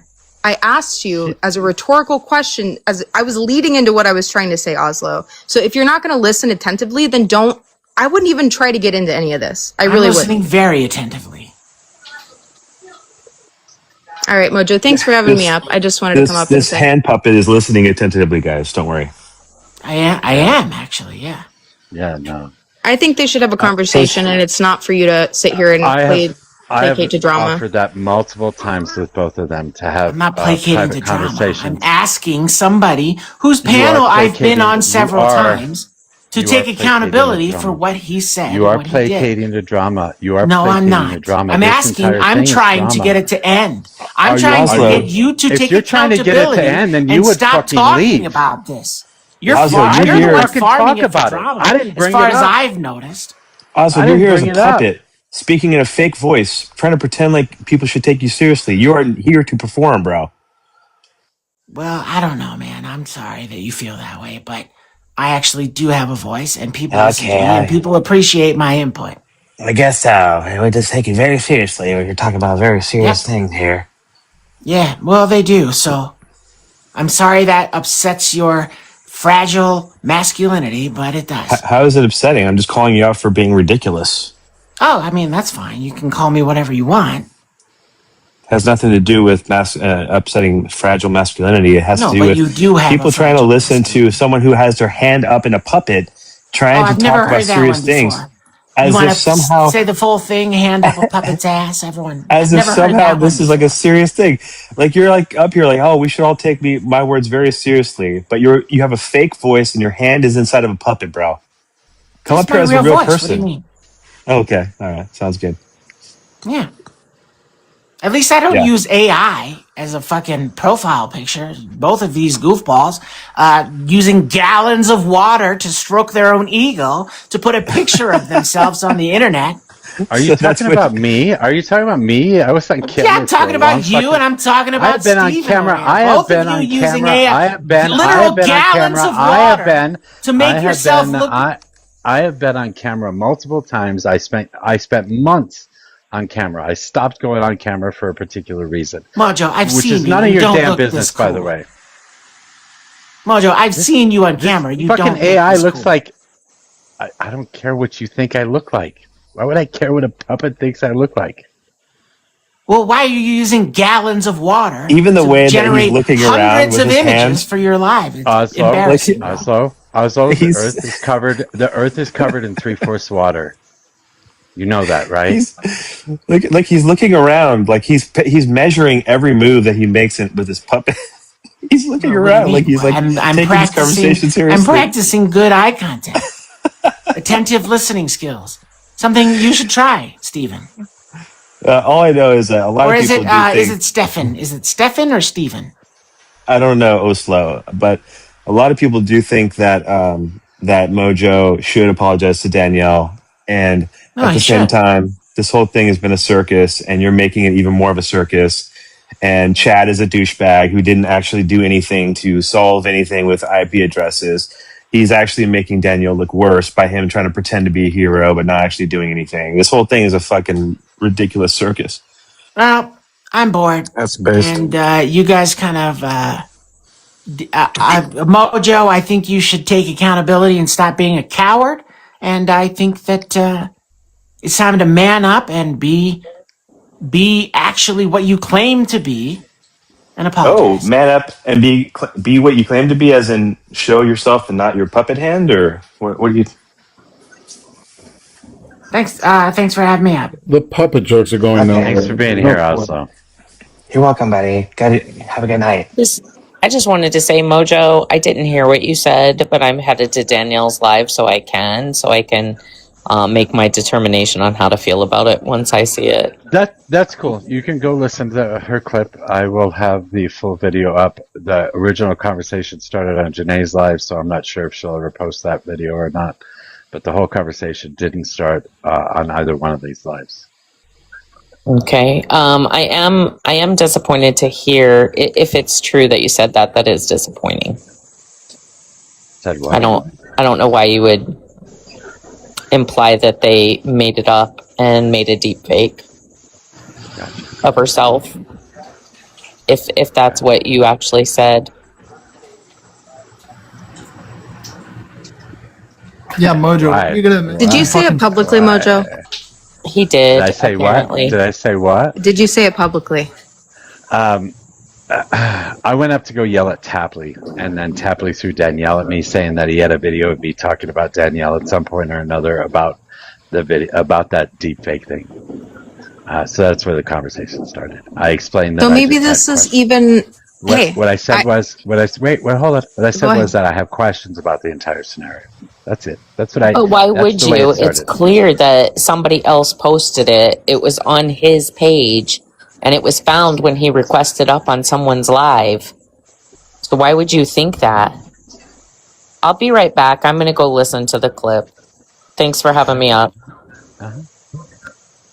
I mean, I get why. I know you, Mojo, and I feel like I get why you're doing that because I've experienced something, maybe not the same scenario, but similar. Like, and I'm not saying that makes you a bad person, but I do think that you're capable of knowing when something like this is it's just better to say how you feel, because there's fucking tons of people watching. They're gonna start drama. They're gonna say whatever the fuck they want. They're gonna make up shit about you, etc. You know that.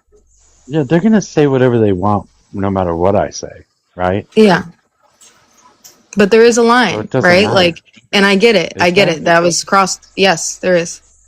I truly think there is. And I think that if you're going to bring in something where men, well, you as a man are standing here and making an accusation that impactful and to women, which I mean, you know, the history, I think that's an imbalance of power to your extent.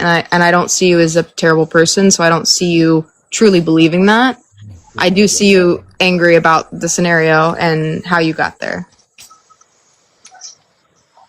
Yeah, PW. I don't know the full context. All I know is that a lot of us in his community have said we think he's wrong. He should apologize. He's stubborn, but at the end of the day, everybody has told me that. So yeah. And at the end of the day, The more people that tell him he's not going to do it. for sure. But at the end of the day, like, it's also people sit on panels or whatever, and we should not be judging people that sit on panels, especially if they're muted and not saying anything. Because I've seen some people next to boxes, some of the most fucking despicable goddamn people in the world, and Mojo, when somehow are you gonna all admit of that those you said people, it? including women, started getting fucking harassed in other lives, being like, how could you be up there? How could you know what it's spiraled. It has spiraled. When meanwhile, those same people have said, we think he's wrong and he should apologize. They shouldn't be being harassed in other lives. So people that are Hello? asking him to apologize on lives, you're saying are being harassed in other lives? People that were on the panel at the time Okay. and So have been on Mojo's panel since then. So have been that's harassed the in other same lives. group of people who have gone around doing the same fake accounts that have been recently happening. It has been happening since far before even the beginning of this year. So same group of people, they're miserable and they're hateful, and I don't think they represent everybody involved. It just, from my perspective, I get that. I understand that as somebody that's experienced that. I totally get it. But at the same time, like, I don't know, maybe it's just me, but I would rather squash that beef. I would rather wait for Mojo to stir in it. Why do you think I had you blocked for so long? Because I wanted you to think about it. I knew you wanted to talk to me. I knew you wanted to apologize, but I said, you know what, Mojo? You can look at the chat. I said, I'll send you the screenshots. I said, no, he couldn't say that to me on there, or he couldn't come to me himself. And that was my biggest qualm with you on that end. I still give you your props and your flowers for having the fucking, you know, I guess balls to not be as stubborn as, you know, you are. I am too. It's okay. I get it. But like, that's where I was hung up. So I just wanted to say that I'm not trying to play sides here, but I also do feel like I understand where you're coming from, Mojo, but I truly understand where Danielle's coming from that type of statement a little bit more. This all could have been squashed at the very beginning if they'd have just come to me and had a voice chat, Discord call or something like that. None of this shit had to happen on live. 100%. Tapley and I had a pretty heated conversation, but it was just about Tapley centering himself in every conversation, and this was about America Amen's live as well. So that's what the conversation started as, and then it became something else, and then it turned into something else completely. And by that time, I had just said, "Just take it private. This is dumb. Why are we doing this? Why are we?" What is it that everyone's dad said? He said that this is doing nothing but giving the people that did this all the pleasure in the world. They succeeded in what they wanted to do by creating this big drama. I'm going to be real. I wouldn't expect you to publicly apologize to me, but I think it was the idea that you didn't come to me directly yourself. So just let that sit in, right? Like, I wasn't ever going to ask for a public apology. Are you talking to me? Yes. Oh. Just try to apply this, and what I'm getting at here is that I actually did on multiple occasions on my panel say that I feel really bad about making you cry. I know. I've heard that. But I'm just telling you where I was coming from, because I was like looking at your apology and what people were saying like immediately afterwards, right? Like, I was literally like, I called Griffin. I was like hyperventilating. That's Joey Votto. Because I was hyperventilating. Like, I didn't know why I had such a reaction to it, but I'm like, of course I had a fucking reaction to it. You're an asshole. Like, I get it, but I think this that isn't any of this. This is specifically over like a political discussion, right? I mean, I don't think I attacked. Well, no. I'm just saying it's the fact that I wouldn't expect you to do it publicly is really what I'm trying to get at. I don't think you're owed anybody that's watching. Sorry, hate me all you want, but I don't think he owes any of you the public apology. The only person he owes the apology is the one who is involved in which he feels he needs to apologize to. Like, I don't know. I'm going to be real. Like, I know I have enough haters, but I think that it's so wild that you guys are sitting here just frothing at the mouth to hear what somebody has to say next. Like this used to be a really beautiful environment where y'all are smart. Everybody here is fucking smart. Yet we still like reduce ourselves down to this like petty bullshit. And while it's fun for 2 seconds, I can't keep coming up with like poop jokes in the comments for too long. There's only so many. Yeah, and, I was want to say like the way I'm seeing this is that I mean, like, yeah, with everybody on the panel getting shit just for being on the panel, and then at the same time, also the whole fucking going for legal action shit, which that was kind of like, what the fuck, that's crazy. Despite all that though, I still think that, yeah, like I think apologizing to Danielle can really diffuse this shit. And because I think that a lot of people that came onto your lives for this whole time, they built a good community, and yeah, it was suck to see it go down because of this. But also just I think people like Amen, they're just fucking feeding off of this shit. Like he's basically like you know that they're fucking like loving this shit, that what's going through with this whole fucking rift right here with, like, you know, because I see both panels, and I enjoy listening to both of them. Danielle's in this panel, but it's like, yeah, I can see that fucking people like Amen are fucking salivating over this shit. Makes sense. Hello.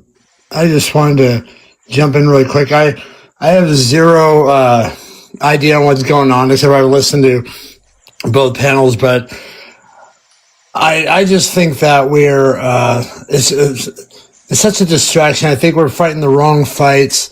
I think that we're like, you know, the time we're doing this is a time where I think we're eventually like debating, you know, opposition and MAGA, and it's like kind of taken away from that.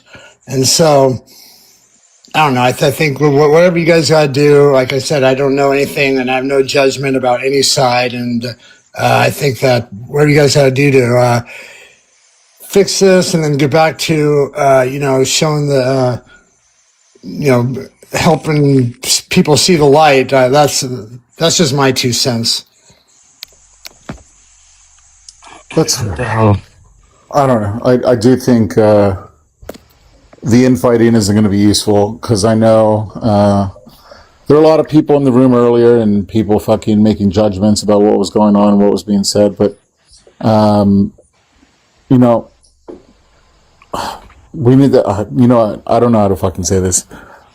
Don't fucking shit on your allies, because come October and November, when shit starts really ramping up and you need intelligent people to fucking talk down MAGA, we shouldn't be fighting when that time comes. Exactly.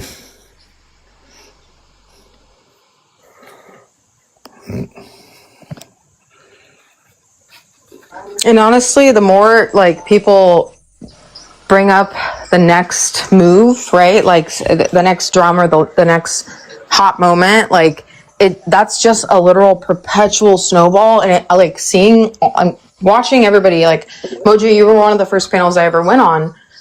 Watching it snowball is like, it gets so bad to the point where most of us don't even know how to get out of the habit at that point, right? Like it like tore up all of the greatness that I feel like even the left and the right had built, and just internally with the left. And that's the problem I have with the left, is like, bro, we're not the ones sitting here like, you know, saying like, you know, unaliving to Islam or we hate all Jews. Like, we're the ones that are actually fighting for rights. So like you guys were saying, we have bigger fish to fry. Yeah, we do. But at the same time, why are the fish that we should be frying is the opposition, and opening their mind up a little bit, or giving them actual information with a approachable vessel. Like, I don't understand how it got to this point.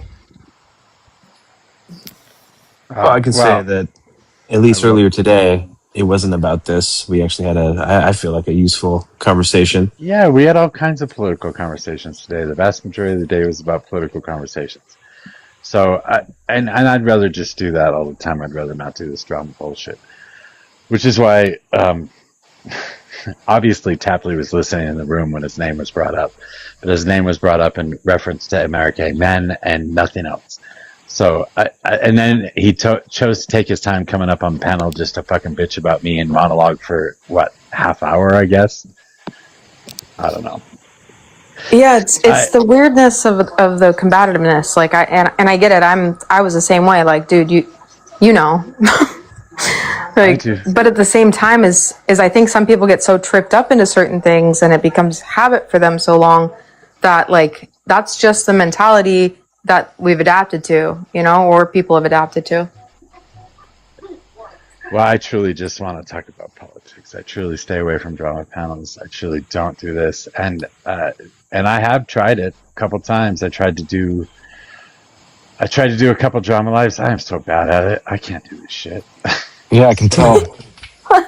They're exhausting. So we can talk about politics now. Yeah, you got something you want to say? Yeah. It's like actually, go ahead. Well, today. So, can anyone show me anywhere in our Constitution where it says anything about political parties? It does not. Because I noticed a lot of people, use this argument earlier. But why are we voting in a two-party system when we don't have to? Because our system was set up first past the post, meaning that the person that passes 50% or the majority of the votes first is the person that wins, and that leaves only room for two parties. It's called Duverger's law. Yeah, and essentially both parties will. So can I ask you a question? When was the party system Leo, I want to give you good, Mojo. Yeah, Leo, I'll give you a little bit more context.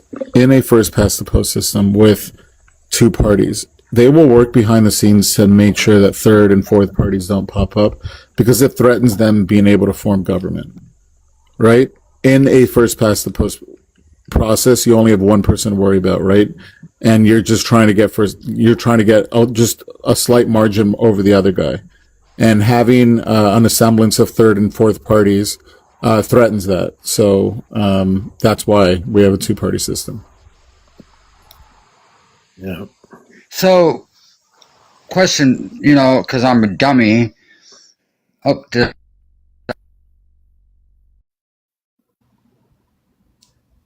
Leo, what happened? That's out. It's muted.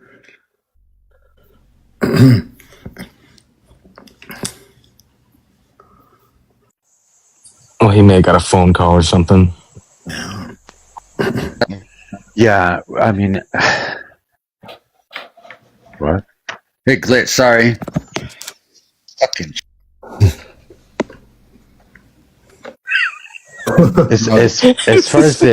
As far as the Constitution goes, the Electoral College sets up that first past the post system. The state constitutions can be changed, and we could vote differently on the state level. That could happen, but for the presidency, it's always going to be first past the post unless we get rid of the Electoral College. Yeah. What's funny is nobody thought to question that. Like, why is that? What is the reasoning of applying that differently? I would say it's a mixture of things, right? It's still a relatively young thing when you think about modern democracies. Like, it's not 250 years isn't that long. And I don't think that when they were writing with the flexibility of what the Constitution can do, would understand and have the know-how of no matter how much they were going to expand west, they didn't know it was going to turn into from 13 to 50 states. You know what I mean? So I think there were some rules that they kind of set up, the guardrails for a democratic system, kind of outgrew what it could do, and it wasn't flexible enough. And we just kept piling on more and more, and it spun into a bunch of different problems. That's just my opinion. Yeah, I think now it's just a battle of the wealthy, who has the most money that can move votes and campaigns and all that stuff. That's just, since the first time I voted was back when Gore and George Bush, had their election. I was 21 then, and yeah, it was just like, and I voted for Gore, and but like when that whole thing happened, like it wasn't. Did I make it now? Yeah, you're in. I apologize. Sorry, just doing a mic check.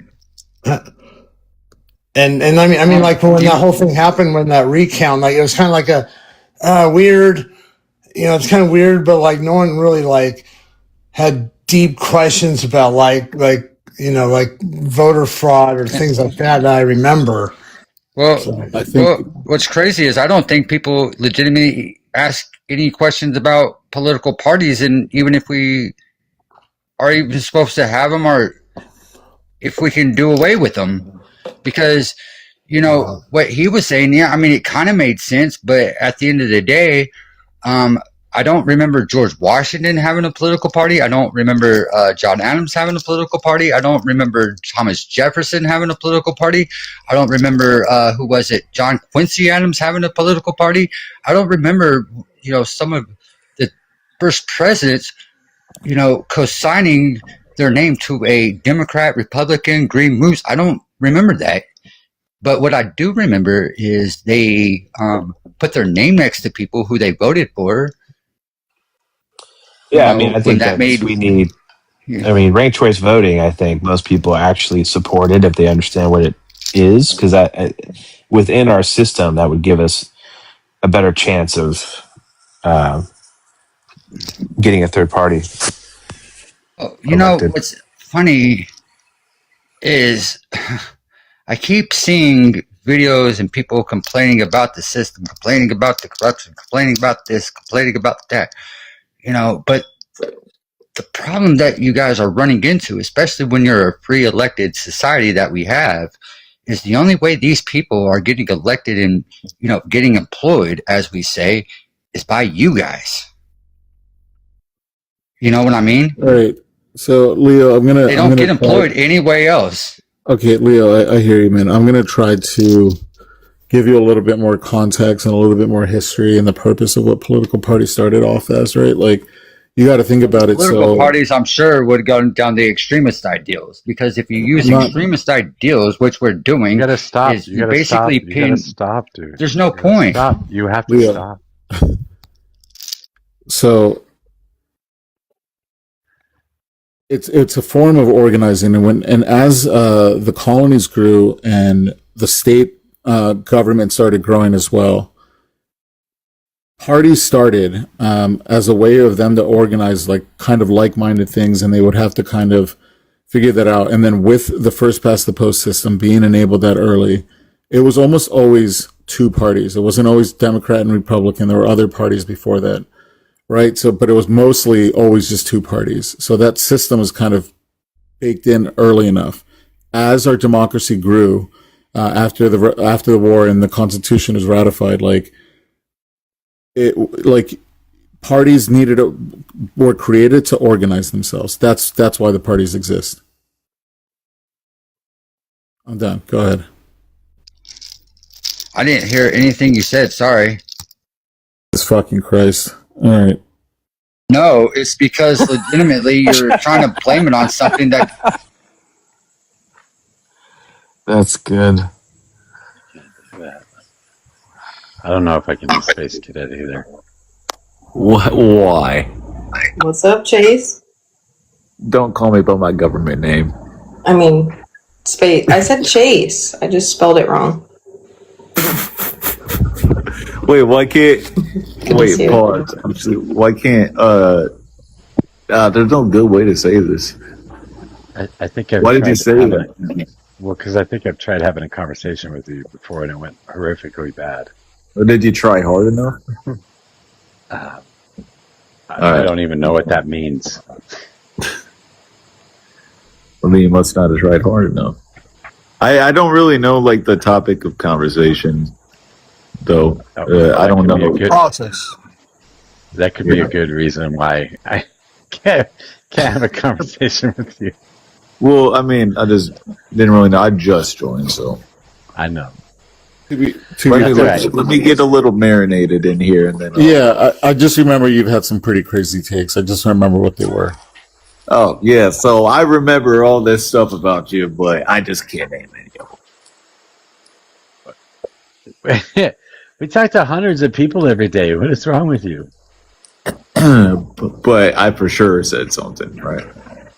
I'm sure. I remember the name being somebody that is a pain in the ass to deal with. That's all I remember. I mean, I'll give you that one. You're in the military. You don't remember shit. Aren't you supposed to remember shit? Isn't it like your main duty? Well, I'm not the one that has to remember anything. I'm not the one that has to remember anything. I think it is. And my MOS was not remembering things. Lift and Shift just said that people in the military, their first responsibility is to remember shit. Yeah, that was my shit. I didn't get that MOS, so I didn't score high enough on the AS. What the actual fuck? That's not real. All right, let's not beat up on him, okay? I've been there. So the topic was, I think, where did he go? Oh, he was went away. Everybody's here. Oh no, the guy was talking about the. Sorry. I have 3 people in queue, and he's very annoying. And his Oh, fucking Leo. smoke detector drives me crazy. Yeah. Leo was just asking about like why we have political parties, and Does anybody else care why we have political parties? Well, we did. That's kind of a gay topic. Hold on. I heard a lot of nonsense about, and I heard this on multiple panels about people talking about some nonsense about, starting a new party or some shit. And I've heard it from the right and the left about starting a new party. Can we at least agree that there will be no new party? We are stuck in a 2-party system, period. Well, if you think we always not are. Not with that attitude.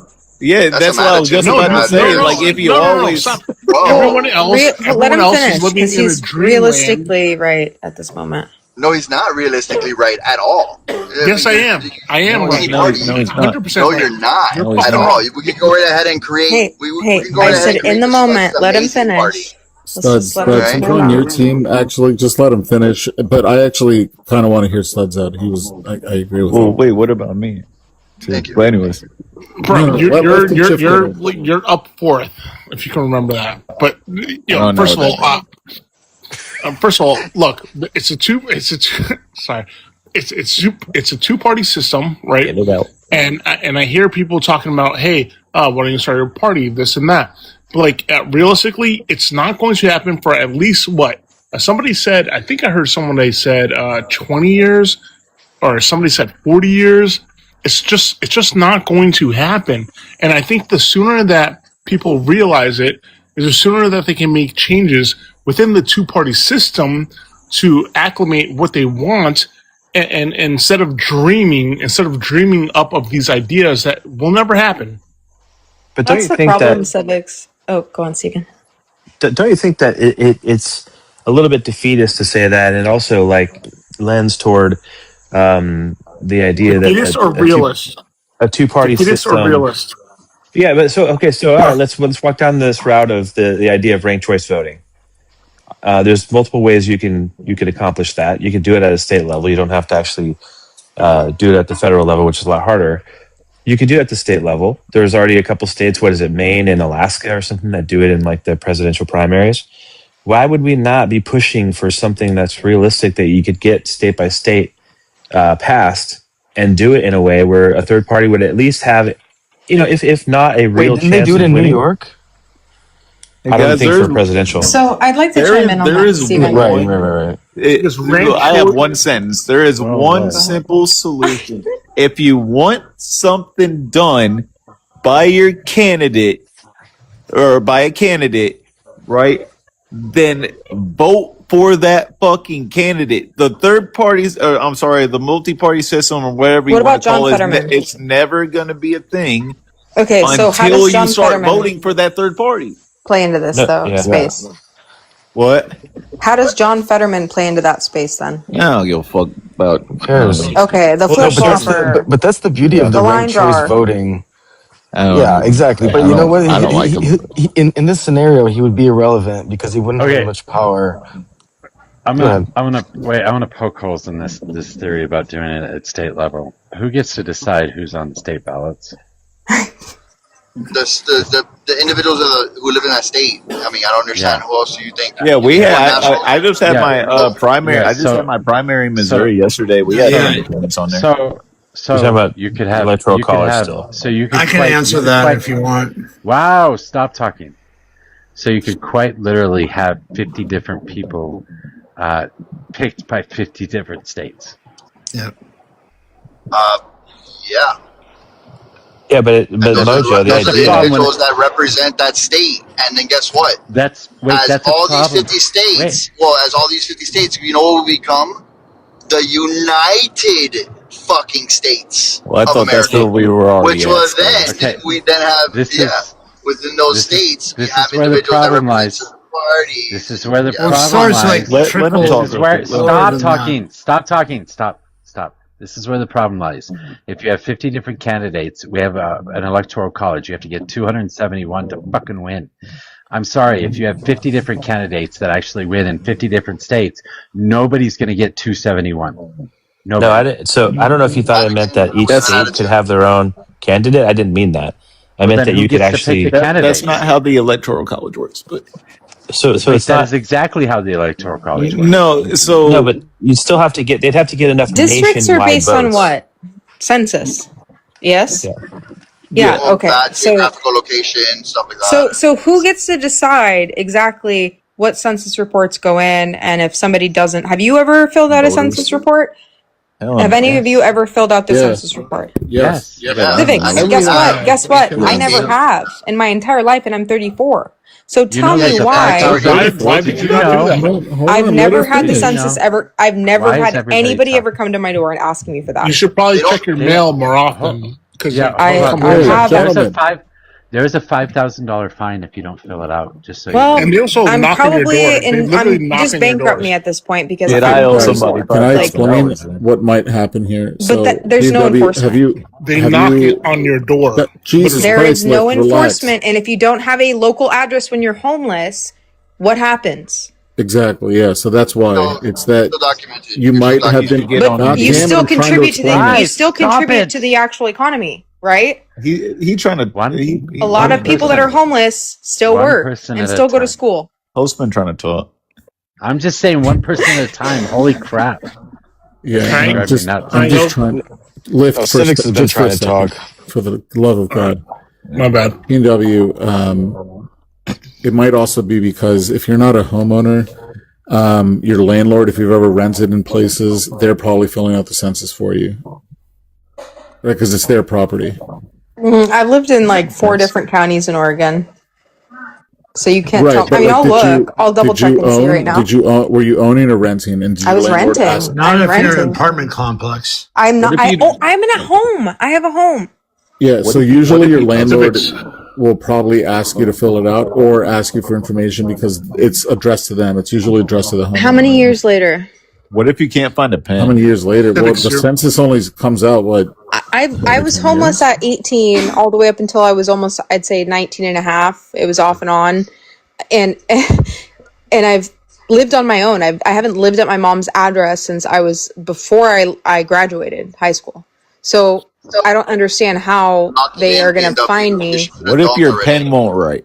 But stop trying to ask me what safeguards I took. At this point, my point being was strictly to just say, hey, look at me, a contributing person of society who, guess what, isn't being counted on record for district reporting.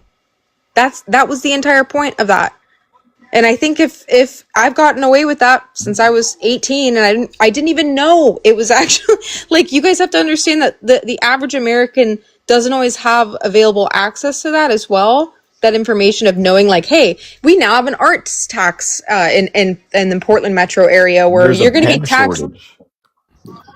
Yeah, but PNW, I lived in like 5 different, maybe 6, I don't know, 5 different places. I always got the census, right? So, like, did you avoid filling it out, or you just literally never received I didn't know there was a census until I was 24. I have never received, to my knowledge, or filled out a census, and I'm 40. I've never filled Thank one you, out either. Steven. I don't think I have. Steven, Real are talk. you serious, Steven? Wait, guys, chill. I'm Are you serious. guys Civics, I uncounted? haven't filled one Don't out be Are either. you guys surprised at the fact that uncounted? an isolated person doesn't have the census report filled out or hasn't ever done that. Be kind of, I guess, outraged that most Americans' district maps are not being written on by valid data. Yeah, dude. No, I think it's Hold actually on, hold on. no. You It's should be different. It's pissed. different, really quick. Yeah, because actually, if I think for men as well, they're actually included in that. If you sign up for selective service, all that information's already established that these individuals are citizens within these areas. And PNW, are you considered an uncounted citizen right now? No, I have a birth certificate, asshole. Steven, can I? Yeah, Fuck you. you're No, counted can I in the please ask census. a question? You're Can I counted. please ask a question? I've been quiet while you guys ramble. Right, this is wild. You guys are fucking wild. No, don't even get me started on the IRS, by the way. Hold up. Can I please ask a question, dude? I've been quiet while you guys have been rambling. Steven. Now, so you've never received a census, I don't know, kind of like form to fill out ever? To my knowledge, I haven't. I mean, I'm terrible at checking the mail, but Do you live in a red or blue state? I live in California. I have not either. I've never I received haven't a checked my census. mail in 6 months. I might have one in here. All right, who on this panel has received a census? I have. I don't know. Let's take a census. Mojo, have you received one? Yes. Okay. Anyone else besides me and Mojo? I don't think I ever have. No. I think I did one time. Civics, I've done this before, and there was like, I think 90% of the people there that had never filled. This is crazy. Thought that was. I expected that result. Well, the point is they asked me. Hold on, this is crazy. It's not. It's very, hold on, here's the thing. You're losing the point in the plot of it. The way they count it is the way they count it is only you fill out a document, you answer a phone call, and if you don't do that, the federal government uses administrative, efforts in regards to that. They got in contact with administrations like the DMV, certain information that they have access to, and they utilize that, to make sure it's up to date and everything. And then guess what? You're included.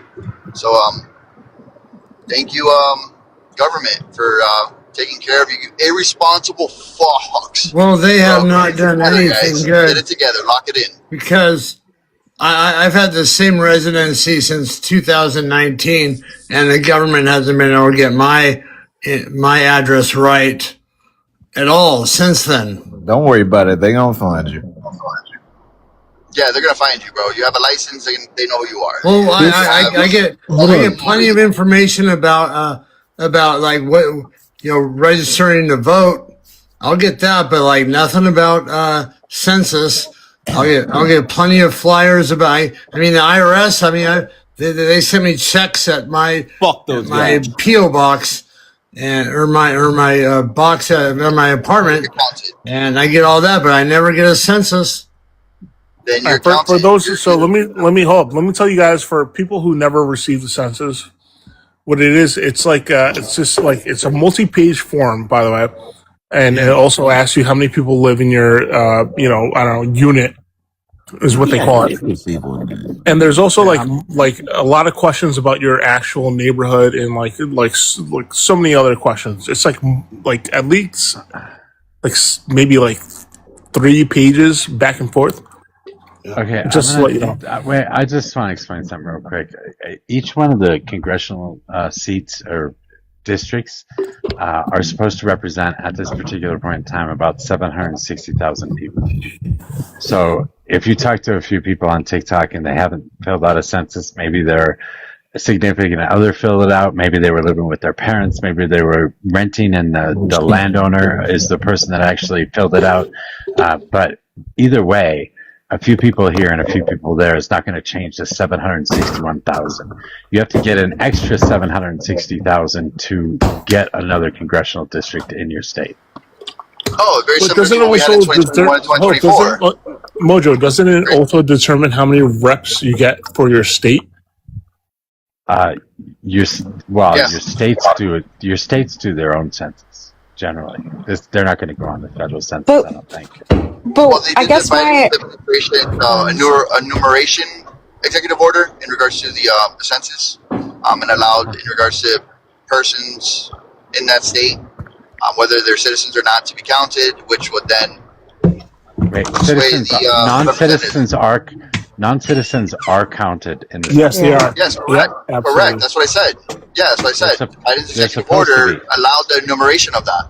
Well, No, they're most sanctuary supposed to be cities were counted. doing it, but now they made it like I think required. Well, no, Wasn't that it? obviously, illegal citizens are no longer filling it out, right? Because they're obviously freaking scared, right? Pussies.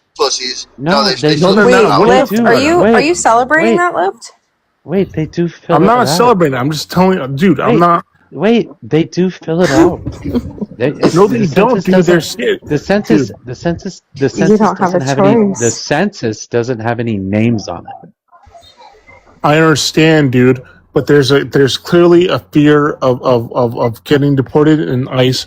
People do not fill it out anymore. So, look. Do you have numbers to substantiate that claim? Because honestly, I think that's pretty ridiculous. I think if anything, they'd be more inclined if they are, or if they were already an immigrant that was using their due diligence and filling out their census forms in the past. Do you not think they'd be more inclined because now they don't want to be somebody that's flagged for for suspicious activity, whatever it might be, Lyft. Like, I think that rhetoric is so weird. Unless I feel like that's an emotionally based answer. Weird? Hold on, you know what? I got one sentence left. You gotta chill, Lyft.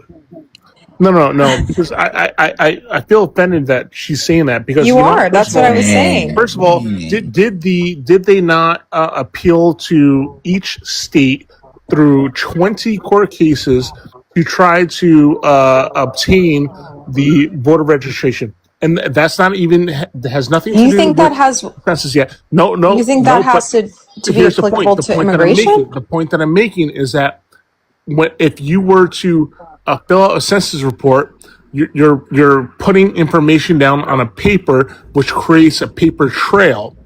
Do you honestly think that people are not scared? No, we cut out magazines and go letter by letter. This is like taking. You don't know what you're talking about. I can't talk. It's funny how you got to that conclusion. Oh, you fill out paperwork and now you have a paper trail. You think a paper trail is actually the most safe trail nowadays? If you think about how technology works and what is logged on your tracking and behavioral, any digital behavior that you have. I was throwing you a bone because I can see fucking both sides of it. I don't look. I don't need the bone, but I'm glad you thought to be nice. I do have a BMW, real question. you a dog, BMW. I do have a real You guys question. are absolutely delusional if you don't think that people are not filling out because they're scared of being tracked down. This is so annoying. All right, so how long? Hold on. So, with a dollar amount, right? Ballpark it. How much do you think you can get away with the IRS before they garner your checks? It depends on what you're qualifying as. So if you're depending on the enterprise. So like if you're a 501c3, even versus like a 501c4 or a single versus S corp or C corp, like the way that they evaluate your overall revenue and how your funds are moved, like you could be like probably within 500,000 annually, right?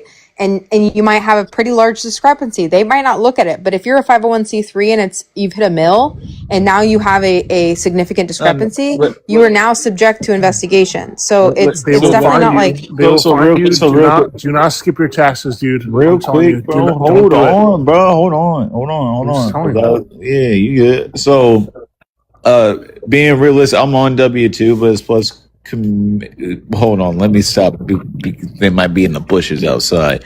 So, let's say allegedly somebody was, let's say 100 to 120, and didn't pay their shit for 2 years, and because they've been exempt for 2 years. How long do you think that would catch up? Dude, look up Wesley Snipes. Look up Wesley Snipes. I don't know much about if Wesley it's W2, are you kidding me? Unless he's doing like a 1099 or any type of contract work, like of W-2 does not have to worry about anything unless you're trying to write off some crazy expenditures and claim a crazy number. No, he was But somebody went exempt. Space no Cadet. taxes It doesn't were matter paid. if you went exempt or did not go exempt. Doesn't matter. They will. I promise you, dude. They will find you, dude. It No, but like, how long does that certain person have? Hold on. You're being pedantic. Wait. To be honest, if you don't owe any federal taxes, you don't have to file a tax return. Thank you. Yes. Wait, really? No. Yes. You have to file it unless you. No, you make do not. Below, No, unless you make below the limit, then yes, you're correct. That's what I just said. If you don't owe any taxes, you don't. No. Lift. Guess what? You have to claim a certain amount of things to even owe taxes. So you can still be a W-2 and make $150,000 a year, but not make, buy home or buy anything that actually has to be written off or dealt with through tax forms. Your W-2 goes to the IRS. They know how much Okay, you make. all right. My grandma worked for the IRS, and I'm not even kidding you. People got away with the fucking craziest shit, and I'll literally talk to my mom and ask her for one of the stories she used to tell me when I was a kid. Like, people were doing this for years, and if you make a lot of money and you have a small discrepancy, it depends on the state as well. It's not a small discrepancy. He was exempt. No, just name drop. And I can. I am grandma fucking granny at the eye. I can also tell you now that I am past the statute of limitations. I didn't file taxes for 10 or more than 10 years, 11 years, I think. You're fucking leech. You're a leech, Mojo. 30, Pay your fucking fair share, bro. All right, how are you gonna not pay taxes? No, hold up, dude. You still pay taxes even if you're exempt. Hold up. First of all, if you made less than, there's a certain amount that you don't need to file at, right? I think it's 32, probably 36 at this point, right? You don't need to file. That's totally okay. But if you make more than that and you don't file, I don't. For this how specific many? Okay, person, let me give you a pop quiz. How many years can you go without filing your taxes to have to do? They can do lookbacks for longer than you think. Like 7 years. How They long? can only do lookbacks for 7 years. He didn't know that though. He had to give me a very vague response, and that's my problem. Is that you're speaking on something you have no knowledge to. Yeah, but you're acting like somebody going exempt is a small discrepancy, and I think he was saying something like 100,000 in income or whatever. Like there's no world where that's person that I'm no. talking about. You are insane if you think going exempt means that. Going what do you exempt think a means that you're 1099? not paying taxes. What do you think a 1099 is? It's basically. And are they not held to the same regard of the 7 years? Yeah, but guess what? I was a contractor and I did sales. No, I have worked in both positions, and I have not filed my taxes for 2 years in a row, and I was totally fine. I didn't even have to pay fines. Well, yeah, make more than $30,000. I'm contacting the IRS right now. I was making. I was literally making. I'm dry snitching. God, shut the fuck up. I'm calling right now. Right now.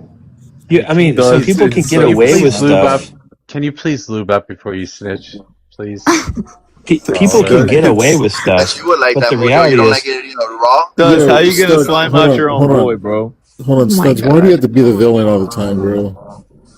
You guys want to fucking tax everybody else, but don't want to pay taxes yourself? Studs, you can't slime me out like How do you think about annual taxes? Don't you think it would be more like realistic if you're budgeting and you're doing your annual budget or your quarterly budget on your own finances, right? Studs is one that you want to understand how you're collecting that. So if you work a 1099, you're taught how to forecast. Excuse me? You haven't paid in 2 years, buddy. Yeah, like I love you. No, I'm up to date. I'm talking about back when I was in literally on a 1099. But technically you were supposed to pay quarterly. No, Steven, it's no, you don't. If you're exempt, you do not have to pay quarterly. Yes, you're not. Sure. There is no penalty if you don't pay quarterly, as long as you round up by the end of the year.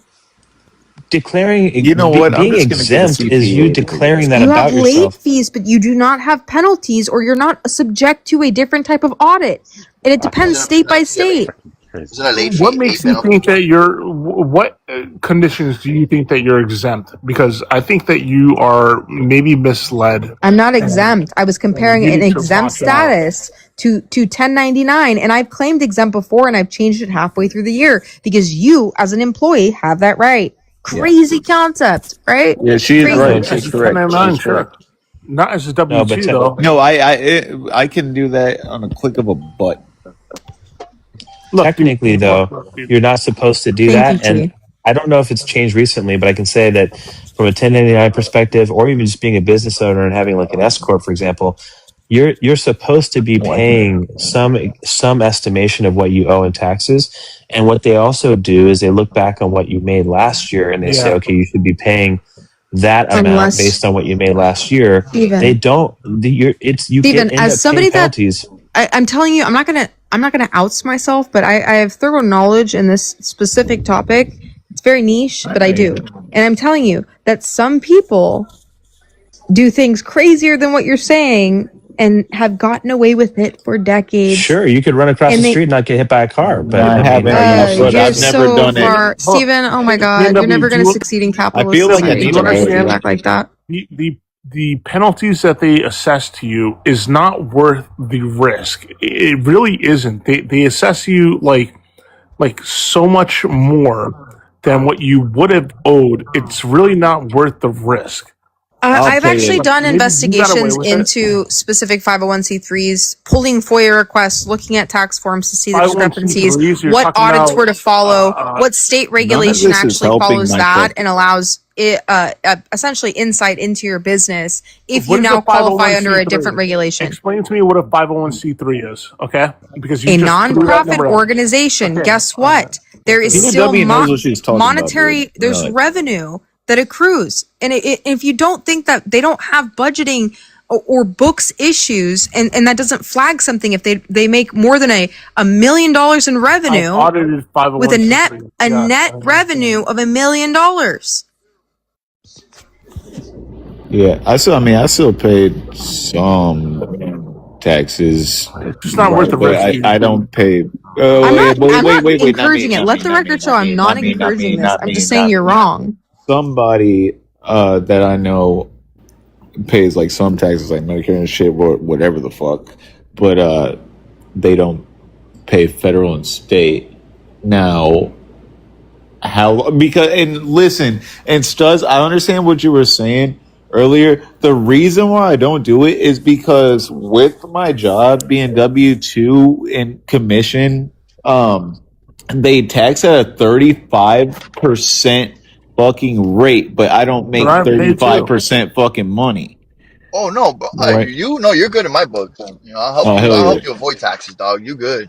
I don't. The only reason for somebody to like pay early now is if they have overtime, whatever the new law that Trump executive order that Trump put forth, whatever it might be. I don't even know if it got passed through Congress. I could care less. PNW, have you actually looked this up though? Like research it, Google it, and tell me that you're finding actual sources that say you can wait till the end of the year to pay your taxes if you're 1099 or some sort of business. Yes, you. Oh, okay. I actually do know that one. Yes, you can. Yes, you can. It's the claim status, not the form. It will tell you that you can be assessed penalties if you wait till the end of the year. You don't get assessed any penalties waiting until the end of the year. No, PNW is right. You don't get assessed penalties. Does it work for you and look it up, dude? In space, it doesn't mean that's how it's supposed to be done. Yeah, I Lift. Guess what? The president of the United States should not have total immunity with his sons to the IRS audits. But is that how things should work? Is it what's happening? It's different, dude, and it's two birds of the same fucking flock. Yeah, why are you guys more outraged about that? Honest question. Trump supporters, like, why are you more pissed about that? It's about what? The tax exempt for the kids. The way that he's really helped out his kids. I mean, I got tax exempt. Somebody goes tax exempt too. I'm just gonna get a CPA. All these fucking taxes. Trump's kids still have to pay taxes. They just can't be like audited or targeted. You know, big difference. I'm just gonna get a CPA so I can talk to one fucking person at one fucking time. I'm gonna make sure they close the door behind me, if that makes sense. That's how you know you got a good CPA, because you're about to get off of some shit. Okay, you know what? I had my family had a CPA, and you know what? He filed taxes. Threw in a couple of donations to reduce the tax burden, and you know what? He got sued by the federal government, and then you know what? He fucking disappeared. And you know who had to pay the tax burden from it? You did. Lyft. I'm Yeah, sorry, exactly. but question. What kind of entity did he file his business under? Was it an S corp or a C corp, or was it a single ownership? The fuck if I know? You can look him up. Well, guess what? Because that's probably why you only get a 10% write off of your final revenue. Essentially, he was no. That tax qualification does not fit for every business. As somebody who owns a business, you're wrong. You're wrong. He clearly filed the wrong tax exemptions for his business entity. It's possible that he was audited and he couldn't substantiate. He couldn't substantiate. So it was a fake donation. Stephen, no, hold. So it was a fake donation. 100% right. I swear to God, in my life. Okay, so Lyft, right. you're confirming it was a fake donation. There's a court case that I looked up because I was like, "What the fuck happened? Why are we like? What happened with the IRS and why are we have to pay all this money? My family, not me." And I looked it up, and what Stephen is saying is exactly right.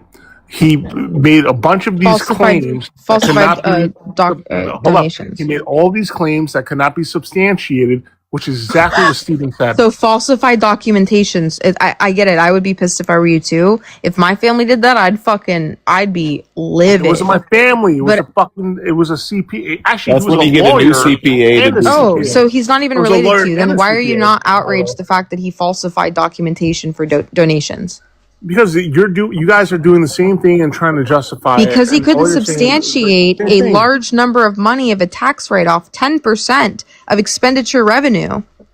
Okay, but you're suggesting the same revenue thing. Minus expenditures. If you can actually validate it with substantiation, then you aren't committing tax fraud. Okay. So where on earth does anybody have no?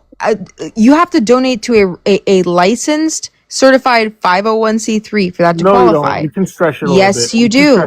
If you get audited, guess what? If you get audited, they want that. Are you kidding me? That's a risk that certain CPA lawyers. No. I used to extort my ex for donations to the dog rescues because I knew he had money he could write off, and I knew exactly how much money he needed to write off through donations to actually get that reimbursement. Can you repeat that? Hold on, let me get this ready. The extortion. Okay, go right ahead. I didn't extort him. He just let me pick the rescues, and I made sure he did it to dog rescues. No, I need to know the whole truth. Then we're saving lives. Casey wants to go after you. Hold on. She let you give her a hard time. She saves dogs. Fuck you. I feel like we're fuck you guys. I feel like Mojo is tired. Sorry. Snitch. I did not extort anyone. It was consensual. Allegedly. You gotta like dogs, or what are you, a cat guy? What? Dude, yeah, I do my like cat's right behind me. Yes, I do. I do love cats. Oh God. No, dude, that's not what I'm talking about, man. Are you a cat or a dog guy? No, I'm a dog person. Cats are well, there you go. Then why are you giving her a hard time? She was fucking donating money to dog rescues. Because I can always play with my homies. Dogs always do. So you want me to just? Studs would have just taken out 1,000 lives with that statement alone. Thanks, Studs. You seem like a gerbil person. I'm not gonna lie. Me? I'm more of a ferret. More of a ferret type of guy. A gerbil guy. I'm a dog guy. Like I would own a squirrel in New York, but they'll probably unalive the squirrel like they did Peanut. Stop.